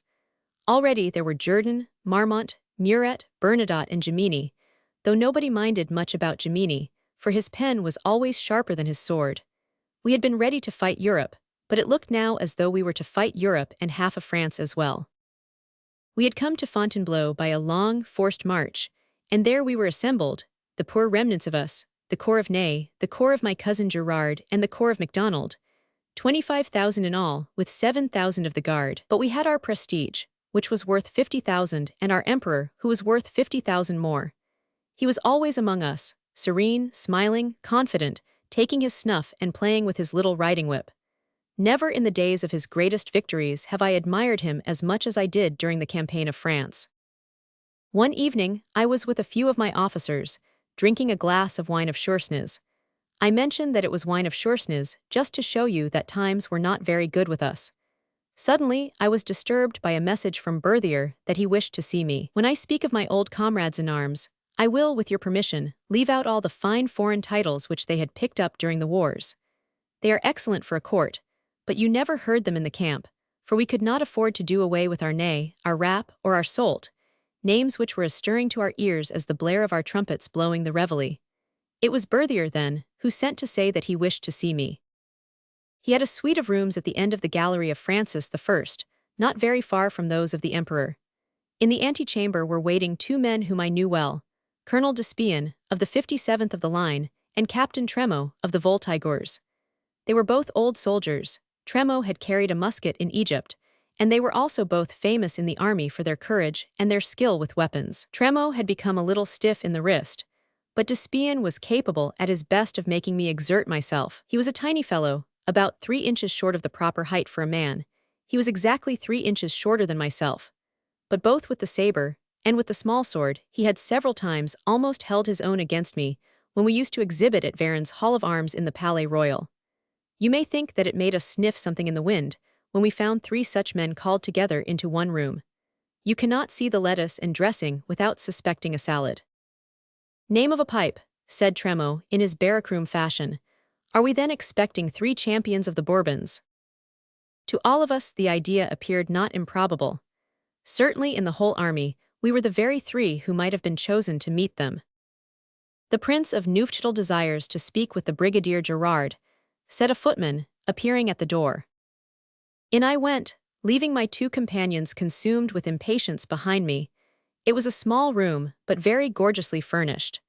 Brigadier was seated opposite to me at a little table, with a pen in his hand and a notebook open before him. He was looking weary and slovenly, very different from that Brigadier who used to give the fashion to the army, and who had so often set us poorer officers tearing our hair by trimming his pelisse with fur one campaign, and with grey astrakhan the next. On his clean-shaven, comely face there was an expression of trouble, and he looked at me as I entered his chamber in a way which had in it something furtive and displeasing. "Chief of Brigade Gerard," said he. "At your service, your Highness," I answered.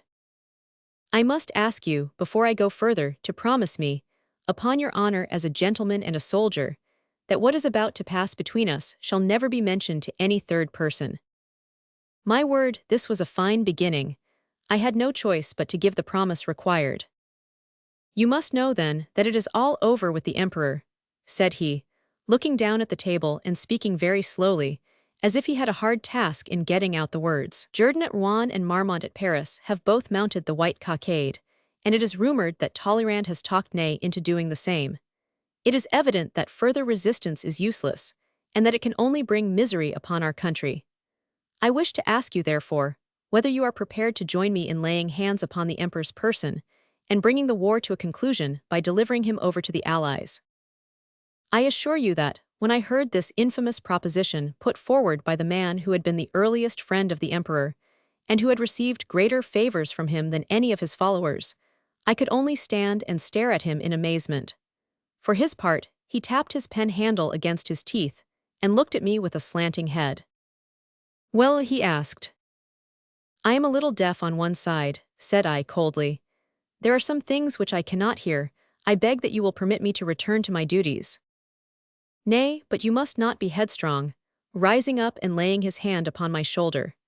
"You are aware that the Senate has declared against Napoleon, and that the Emperor Alexander refuses to treat with him."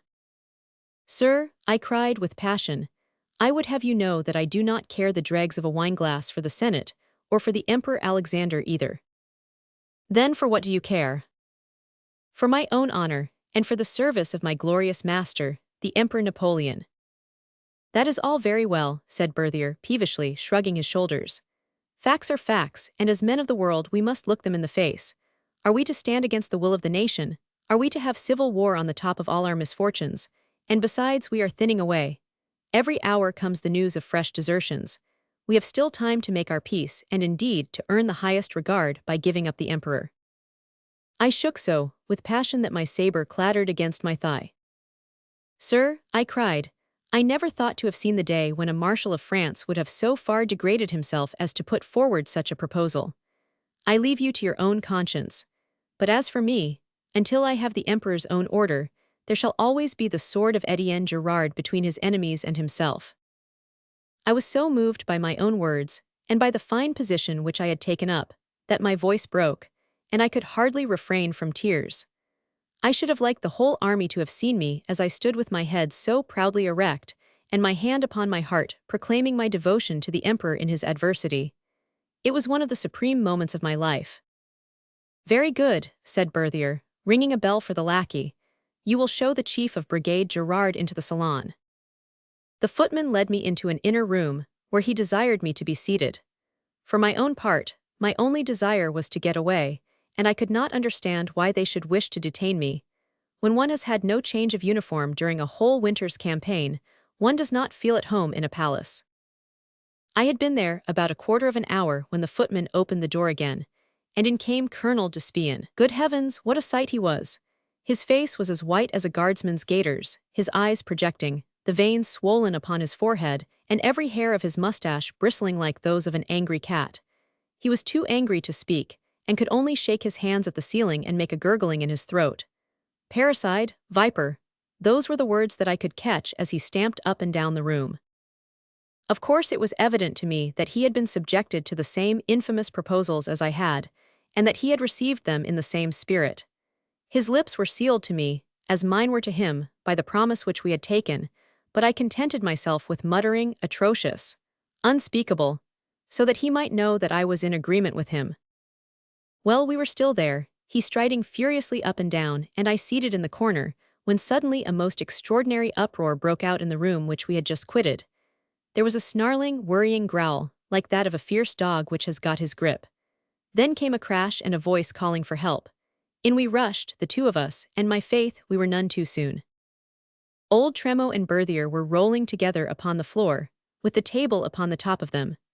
The captain had one of his great, skinny yellow hands upon the marshal's throat, and already his face was lead-colored, and his eyes were starting from their sockets. As to Tremo, he was beside himself, with foam upon the corners of his lips, and such a frantic expression upon him that I am convinced, had we not loosened his iron grip, finger by finger, that it would never have relaxed while the marshal lived. His nails were white with the power of his grasp. "I have been tempted by the devil," he cried as he staggered to his feet. "Yes, I have been tempted by the devil." As to Berthier, he could only lean against the wall and pant for a couple of minutes, putting his hands up to his throat and rolling his head about. Then, with an angry gesture, he turned to the heavy blue curtain which hung behind his chair. The curtain was torn to one side and the emperor stepped out into the room. We sprang to the salute, we three old soldiers, but it was all like a scene in a dream to us, and our eyes were as far out as Berthier's had been. Napoleon was dressed in his green-coated chasseur uniform, and he held his little silver-headed switch in his hand. He looked at us each in turn, with a smile upon his face, that frightful smile in which neither eyes nor brow joined, and each in turn had, I believe, a pringling on his skin, for that was the effect which the emperor's gaze had upon most of us. Then he walked across to Berthier and put his hand upon his shoulder. "You must not quarrel with blows, my dear prince," said he. "They are your title to nobility." He spoke in that soft, caressing manner which he could assume. There was no one who could make the French tongue sound so pretty as the emperor, and no one who could make it more harsh and terrible. "I believe he would have killed me," cried Berthier, still rolling his head about. "Tut, tut, I should have come to your help had these officers not heard your cries, but I trust that you are not really hurt." He spoke with earnestness, for he was in truth very fond of Berthier, more so than of any man, unless it were of poor Duroc. Berthier laughed, though not with a very good grace. It is new for me to receive my injuries from French hands, said he. And yet it was in the cause of France, returned the emperor. Then, turning to us, he took old Tremo by the ear. Ah, old grumbler, said he, you were one of my Egyptian grenadiers, were you not, and had your musket of honor at Marengo? I remember you very well, my good friend. So the old fires are not yet extinguished. They still burn up when you think that your emperor is wronged. And you, Colonel Despian, you would not even listen to the tempter. And you, Gerard, your faithful sword is ever to be between me and my enemies. Well, well, I have had some traitors about me, but now at last we are beginning to see who are the true men. You can fancy, my friends, the thrill of joy which it gave us when the greatest man in the whole world spoke to us in this fashion. Tremo shook until I thought he would have fallen, and the tears ran down his gigantic mustache. If you had not seen it, you could never believe the influence which the emperor had upon those coarse-grained, savage old veterans. Well, my faithful friends, said he, if you will follow me into this room, I will explain to you the meaning of this little farce which we have been acting. I beg, Berthier, that you will remain in this chamber, and so make sure that no one interrupts us. It was new for us to be doing business, with a marshal of France as sentry at the door. However, we followed the emperor as we were ordered, and he led us into the recess of the window, gathering us around him and sinking his voice as he addressed us.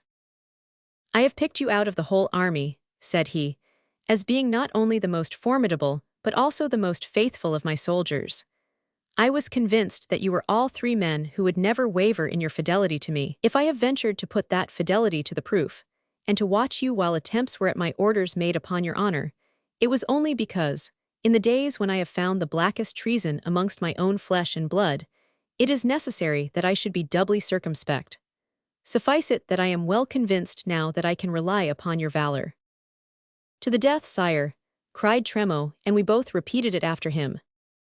Napoleon drew us all yet a little closer to him, and sank his voice still lower. What I say to you now I have said to no one, not to my wife or my brothers, only to you. It is all up with us, my friends. We have come to our last rally. The game is finished, and we must make provision accordingly.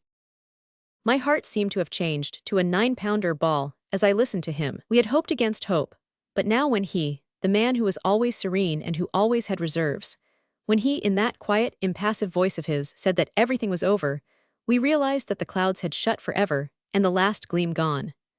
Tremo snarled and gripped at his saber, Despian ground his teeth, and for my own part I threw out my chest and clicked my heels to show the emperor that there were some spirits which could rise to adversity. My papers and my fortune must be secured, whispered the emperor. The whole course of the future may depend upon my having them safe.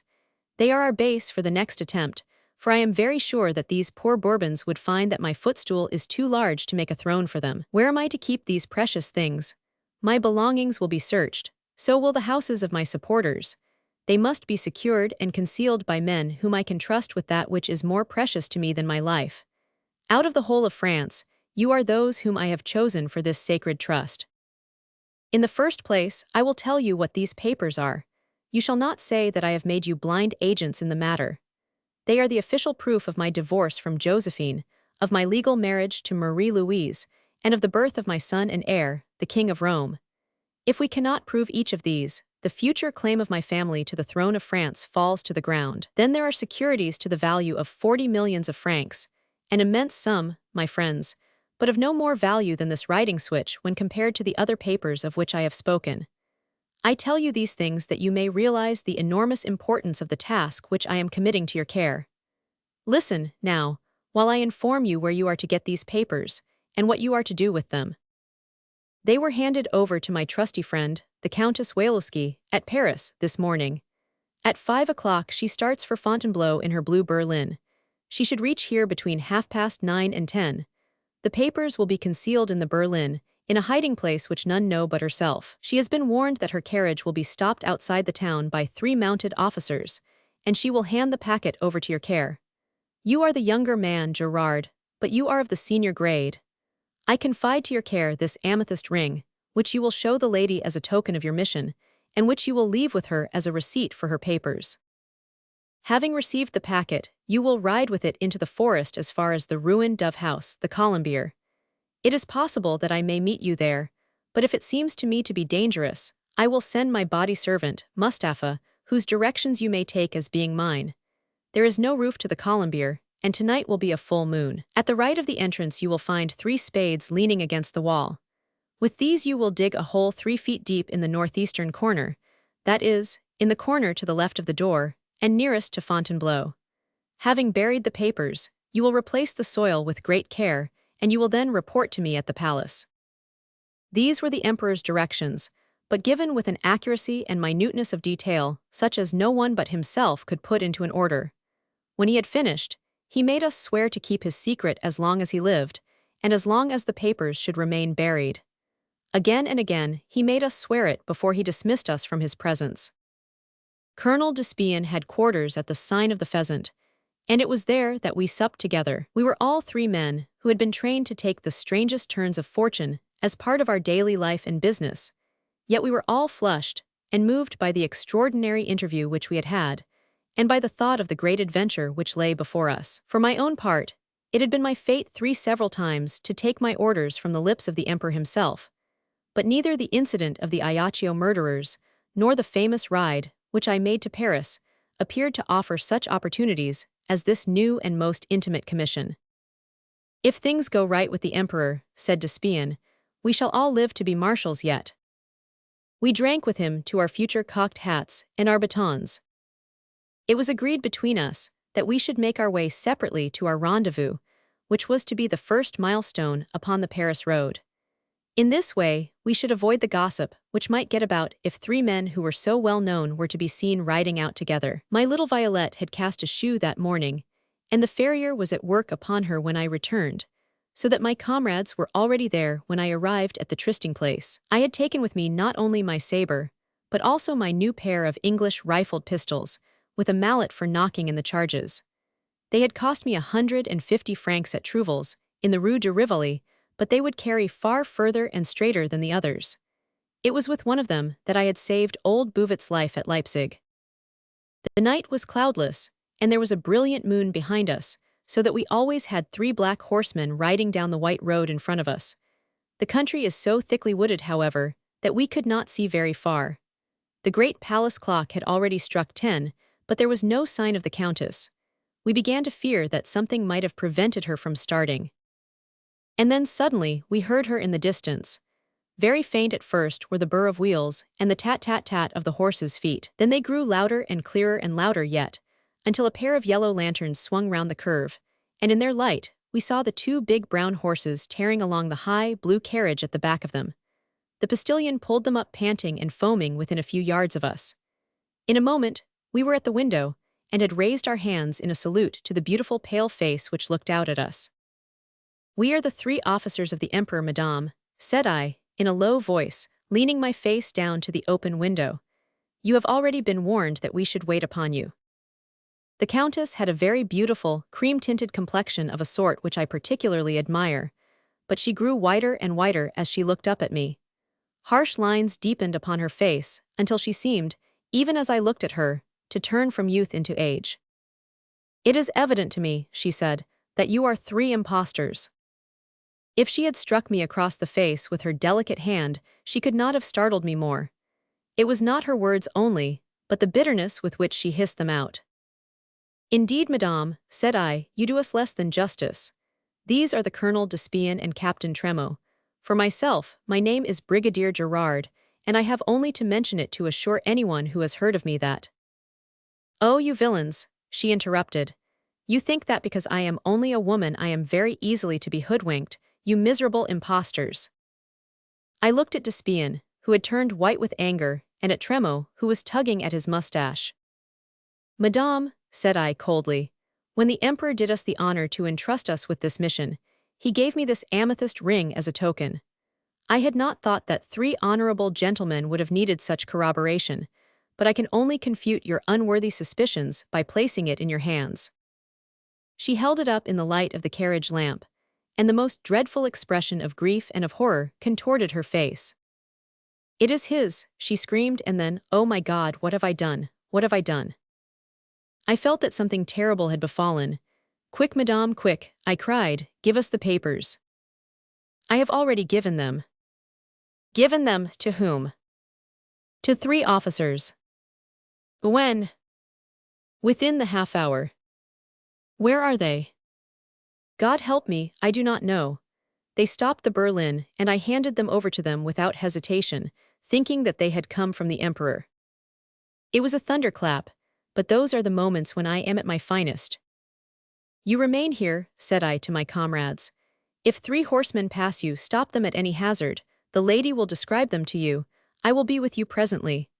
One shake of the bridle, and I was flying into Fontainebleau as only Violette could have carried me. At the palace I flung myself off, rushed up the stairs, brushed aside the lackeys who would have stopped me, and pushed my way into the Emperor's own cabinet. He and MacDonald were busy with pencil and compasses over a chart. He looked up with an angry frown at my sudden entry, but his face changed color when he saw that it was I. You can leave us, Marshal, said he, and then the instant the door was closed. What news about the papers? They are gone, said I, and in a few curt words I told him what had happened. His face was calm, but I saw the compasses quiver in his hand. You must recover them, Gerard, he cried. The destinies of my dynasty are at stake, not a moment is to be lost. To horse, sir, to horse.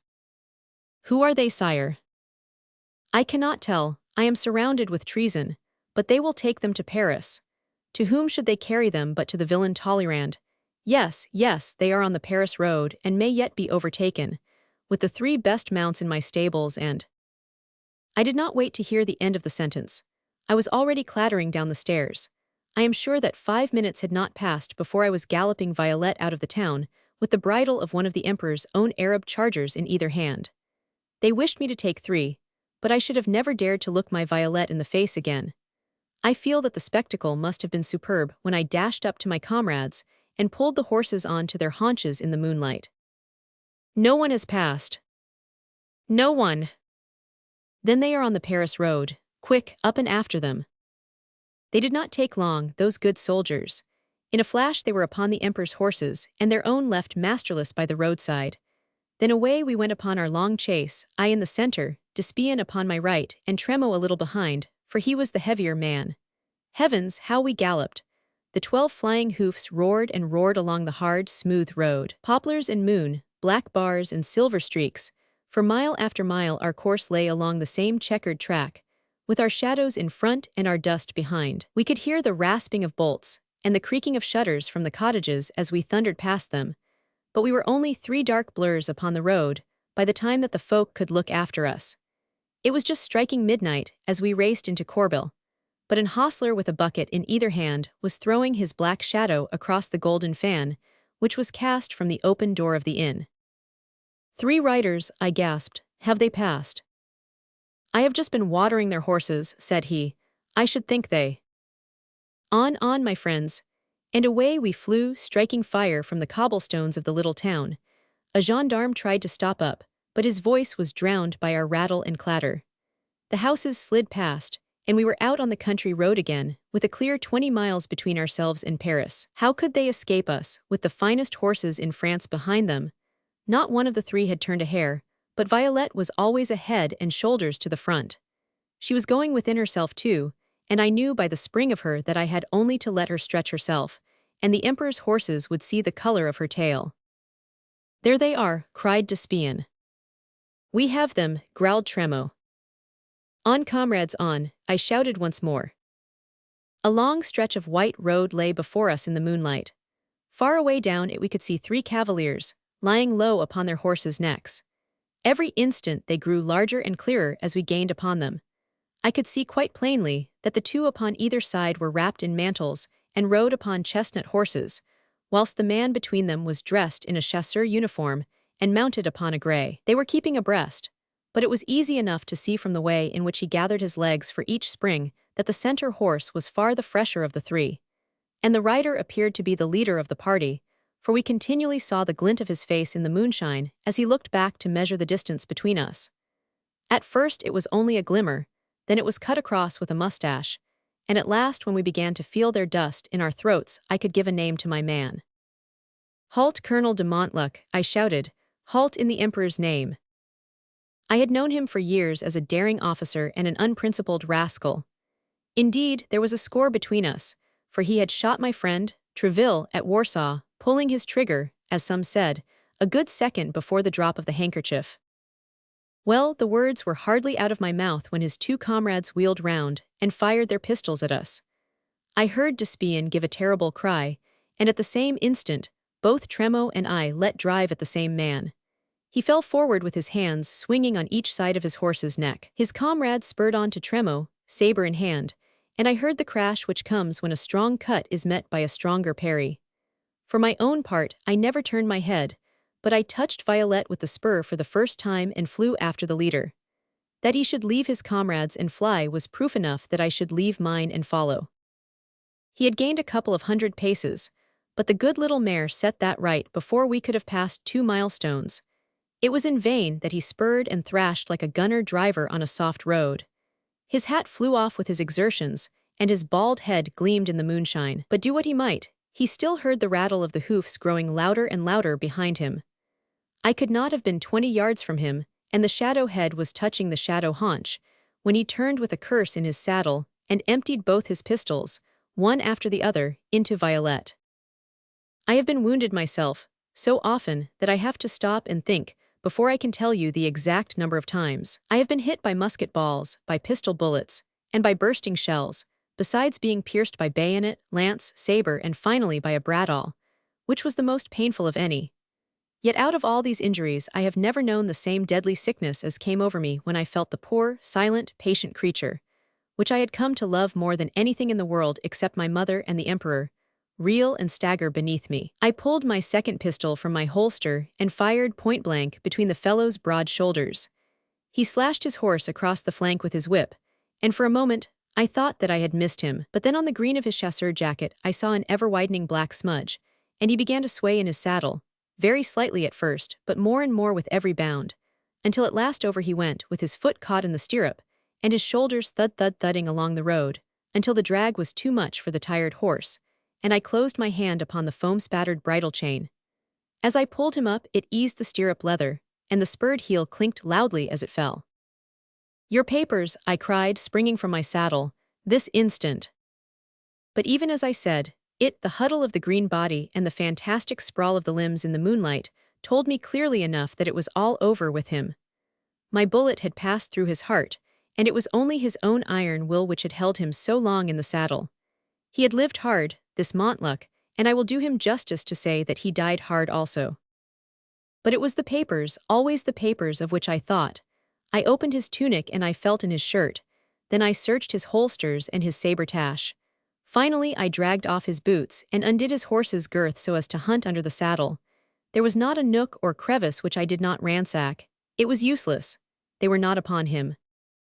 When this stunning blow came upon me, I could have sat down by the roadside and wept. Fate seemed to be fighting against me, and that is an enemy from whom even a gallant hussar might not be ashamed to flinch. I stood with my arm over the neck of my poor wounded Violet, and I tried to think it all out, that I might act in the wisest way. I was aware that the Emperor had no great respect for my wits, and I longed to show him that he had done me an injustice. Montluc had not the papers, and yet Montluc had sacrificed his companions in order to make his escape. I could make nothing of that. On the other hand, it was clear that if he had not got them, one or other of his comrades had. One of them was certainly dead. The other I had left fighting with Tremo, and if he escaped from the old swordsman he had still to pass me. Clearly, my work lay behind me. I hammered fresh charges into my pistols after I had turned this over in my head. Then I put them back in the holsters, and I examined my little mare, she jerking her head and cocking her ears the while, as if to tell me that an old soldier like herself did not make a fuss about a scratch or two. The first shot had merely grazed her off shoulder, leaving a skin mark as if she had brushed a wall. The second was more serious. It had passed through the muscle of her neck, but already it had ceased to bleed. I reflected that if she weakened I could mount Montluc's grey, and meanwhile I led him along beside us, for he was a fine horse, worth 1,500 francs at the least, and it seemed to me that no one had a better right to him than I. Well, I was all impatience now to get back to the others, and I had just given Violet her head, when suddenly I saw something glimmering in a field by the roadside. It was the brass work upon the chasseur hat which had flown from Montluc's head, and at the sight of it, a thought made me jump in the saddle. How could the hat have flown off? With its weight, would it not have simply dropped? And here it lay, 15 paces from the roadway. Of course, he must have thrown it off when he had made sure that I would overtake him. And if he threw it off, I did not stop to reason any more, but sprang from the mare with my heart beating the potty charge. Yes, it was all right this time. There, in the crown of the hat was stuffed a roll of papers in a parchment wrapper bound round with yellow ribbon. I pulled it out with the one hand, and holding the hat in the other, I danced for joy in the moonlight. The emperor would see that he had not made a mistake when he put his affairs into the charge of Brigadier Gerard. I had a safe pocket on the inside of my tunic just over my heart, where I kept a few little things which were dear to me, and into this I thrust my precious roll. Then I sprang upon Violet, and was pushing forward to see what had become of Tremo, when I saw a horseman riding across the field in the distance.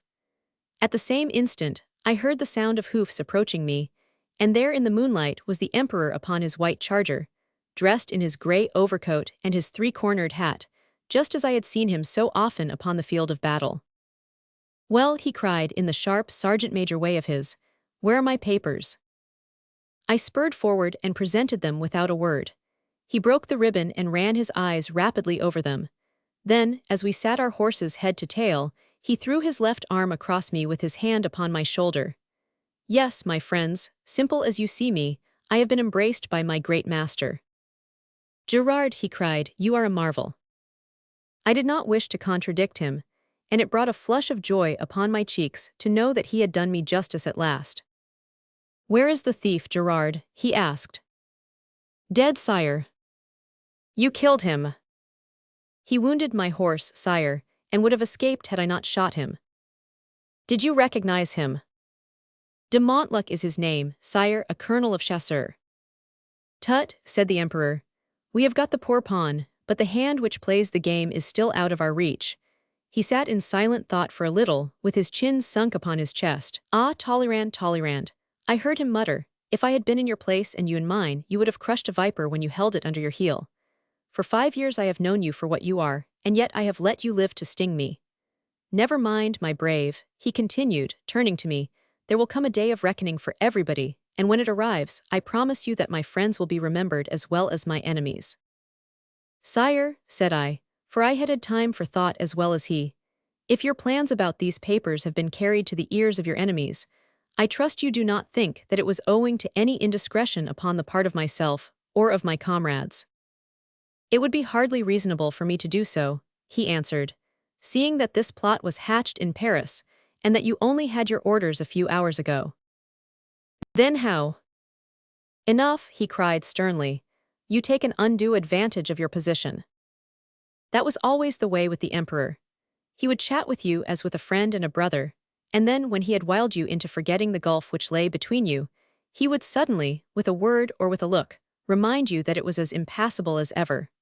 When I have fondled my old hound until he has been encouraged to paw my knees, and I have then thrust him down again, it has made me think of the emperor and his ways.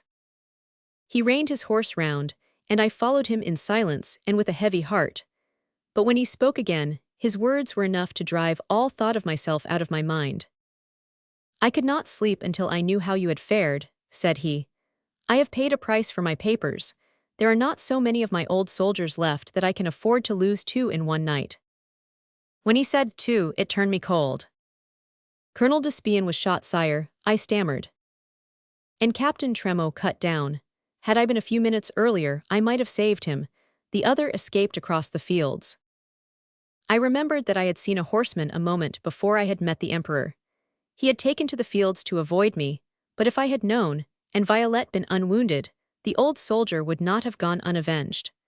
I was thinking sadly of his sword-play, and wondering whether it was his stiffening wrist which had been fatal to him, when Napoleon spoke again.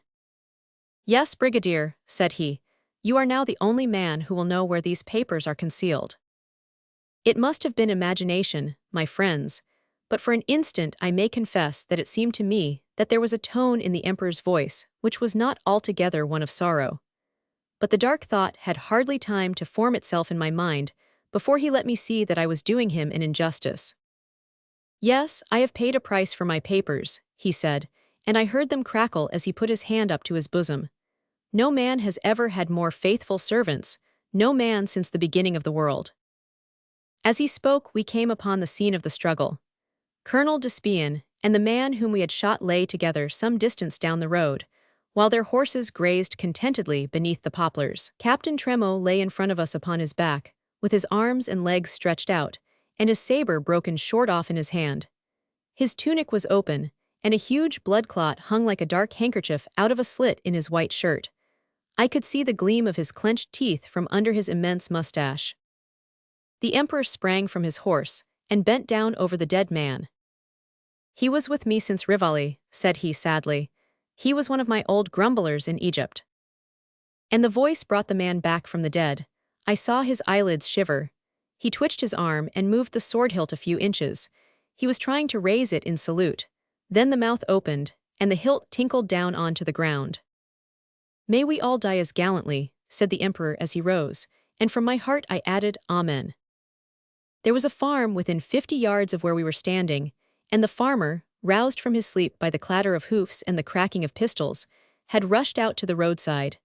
We saw him now, dumb with fear and astonishment, staring open-eyed at the Emperor. It was to him that we committed the care of the 4 dead men and of the horses also. For my own part, I thought it best to leave Violette with him and to take de Montlux Grey with me, for he could not refuse to give me back my own mare, whilst there might be difficulties about the other. Besides, my little friend's wound had to be considered, and we had a long return ride before us. The Emperor did not at first talk much upon the way.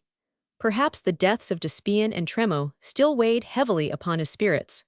He was always a reserved man, and in those times, when every hour brought him the news of some success of his enemies or defection of his friends, one could not expect him to be a merry companion. Nevertheless, when I reflected that he was carrying in his bosom those papers which he valued so highly, and which only a few hours ago appeared to be forever lost, and when I further thought that it was I, Brigadier Gerard, who had placed them there, I felt that I had deserved some little consideration. The same idea may have occurred to him, for when we had at last left the Paris high road and had entered the forest, he began of his own accord to tell me that which I should have most liked to have asked him. "As to the papers," said he, "I have already told you that there is no one now, except you and me, who knows where they are to be concealed. My Mameluke carried the spades to the pigeon house, but I have told him nothing. Our plans, however, for bringing the packet from Paris have been formed since Monday. There were 3 in the secret, a woman and 2 men. The woman I would trust with my life. Which of the 2 men has betrayed us I do not know, but I think that I may promise to find out." We were riding in the shadow of the trees at the time, and I could hear him slapping his riding whip against his boot, and taking pinch after pinch of snuff, as was his way when he was excited. "You wonder, no doubt," said he, after a pause, "why these rascals did not stop the carriage at Paris instead of at the entrance to Fontainebleau. In truth, the objection had not occurred to me, but I did not wish to appear to have less wits than he gave me credit for, so I answered that it was indeed surprising. Had they done so they would have made a public scandal and run a chance of missing their end. Short of taking the Berlin to pieces, they could not have discovered the hiding place. He planned it well, he could always plan well, and he chose his agents well also, but mine were the better. It is not for me to repeat to you, my friends, all that was said to me by the Emperor as we walked our horses amid the black shadows and through the moon-silvered glades of the great forest. Every word of it is impressed upon my memory, and before I pass away, it is likely that I will place it all upon paper, so that others may read it in the days to come. He spoke freely of his past, and something also of his future, of the devotion of MacDonald, of the treason of Marmont, of the little king of Rome, concerning whom he talked with as much tenderness as any bourgeois father of a single child, and finally of his father-in-law, the Emperor of Austria, who would, he thought, stand between his enemies and himself. For myself, I dared not say a word, remembering how I had already brought a rebuke upon myself. But I rode by his side, hardly able to believe that this was indeed the great Emperor, the man whose glance sent a thrill through me, who was now pouring out his thoughts to me in short, eager sentences, the words rattling and racing like the hoofs of a galloping squadron. It is possible that, after the word-splittings and diplomacy of a court, it was a relief to him to speak his mind to a plain soldier like myself. In this way the Emperor and I, even after years, it sends a flush of pride into my cheeks to be able to put those words together. The Emperor and I walked our horses through the forest of Fontainebleau, until we came at last to the Colombier. The 3 spades were propped against the wall upon the right-hand side of the ruined door, and at the sight of them the tears sprang to my eyes as I thought of the hands for which they were intended. The emperor seized one and I another. "Quick," said he, "the dawn will be upon us before we get back to the palace." We dug the hole, and placing the papers in one of my pistol holsters to screen them from the damp, we laid them at the bottom and covered them up. We then carefully removed all marks of the ground having been disturbed, and we placed a large stone upon the top.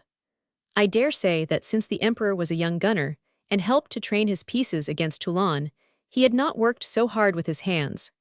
He was mopping his forehead with his silk handkerchief long before we had come to the end of our task. The first gray cold light of morning was stealing through the tree trunks when we came out together from the old pigeon house. The emperor laid his hand upon my shoulder as I stood ready to help him to mount.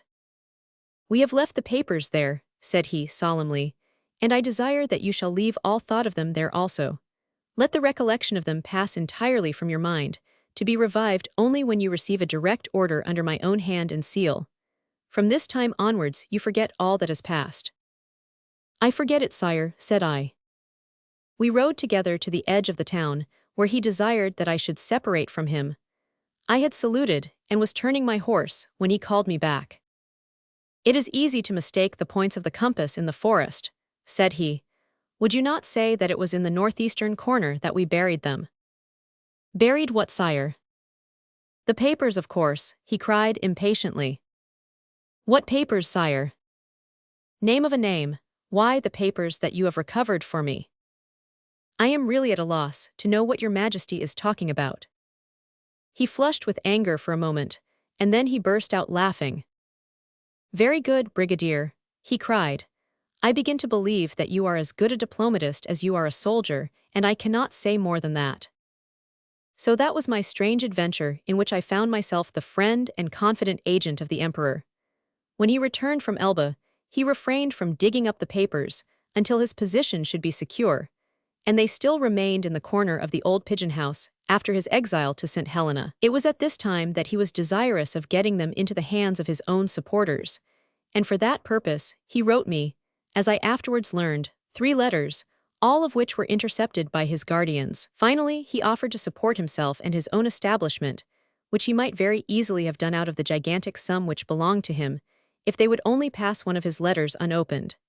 This request was refused, and so, up to his death in 21, the papers still remained where I have told you. How they came to be dug up by Count Bertrand and myself, and who eventually obtained them, is a story which I would tell you, were it not that the end has not yet come. Someday you will hear of those papers, and you will see how, after he has been so long in his grave, that great man can still set Europe shaking. When that day comes, you will think of Brigadier Gerard, and you will tell your children that you have heard the story from the lips of the man who was the only one living of all who took part in that strange history.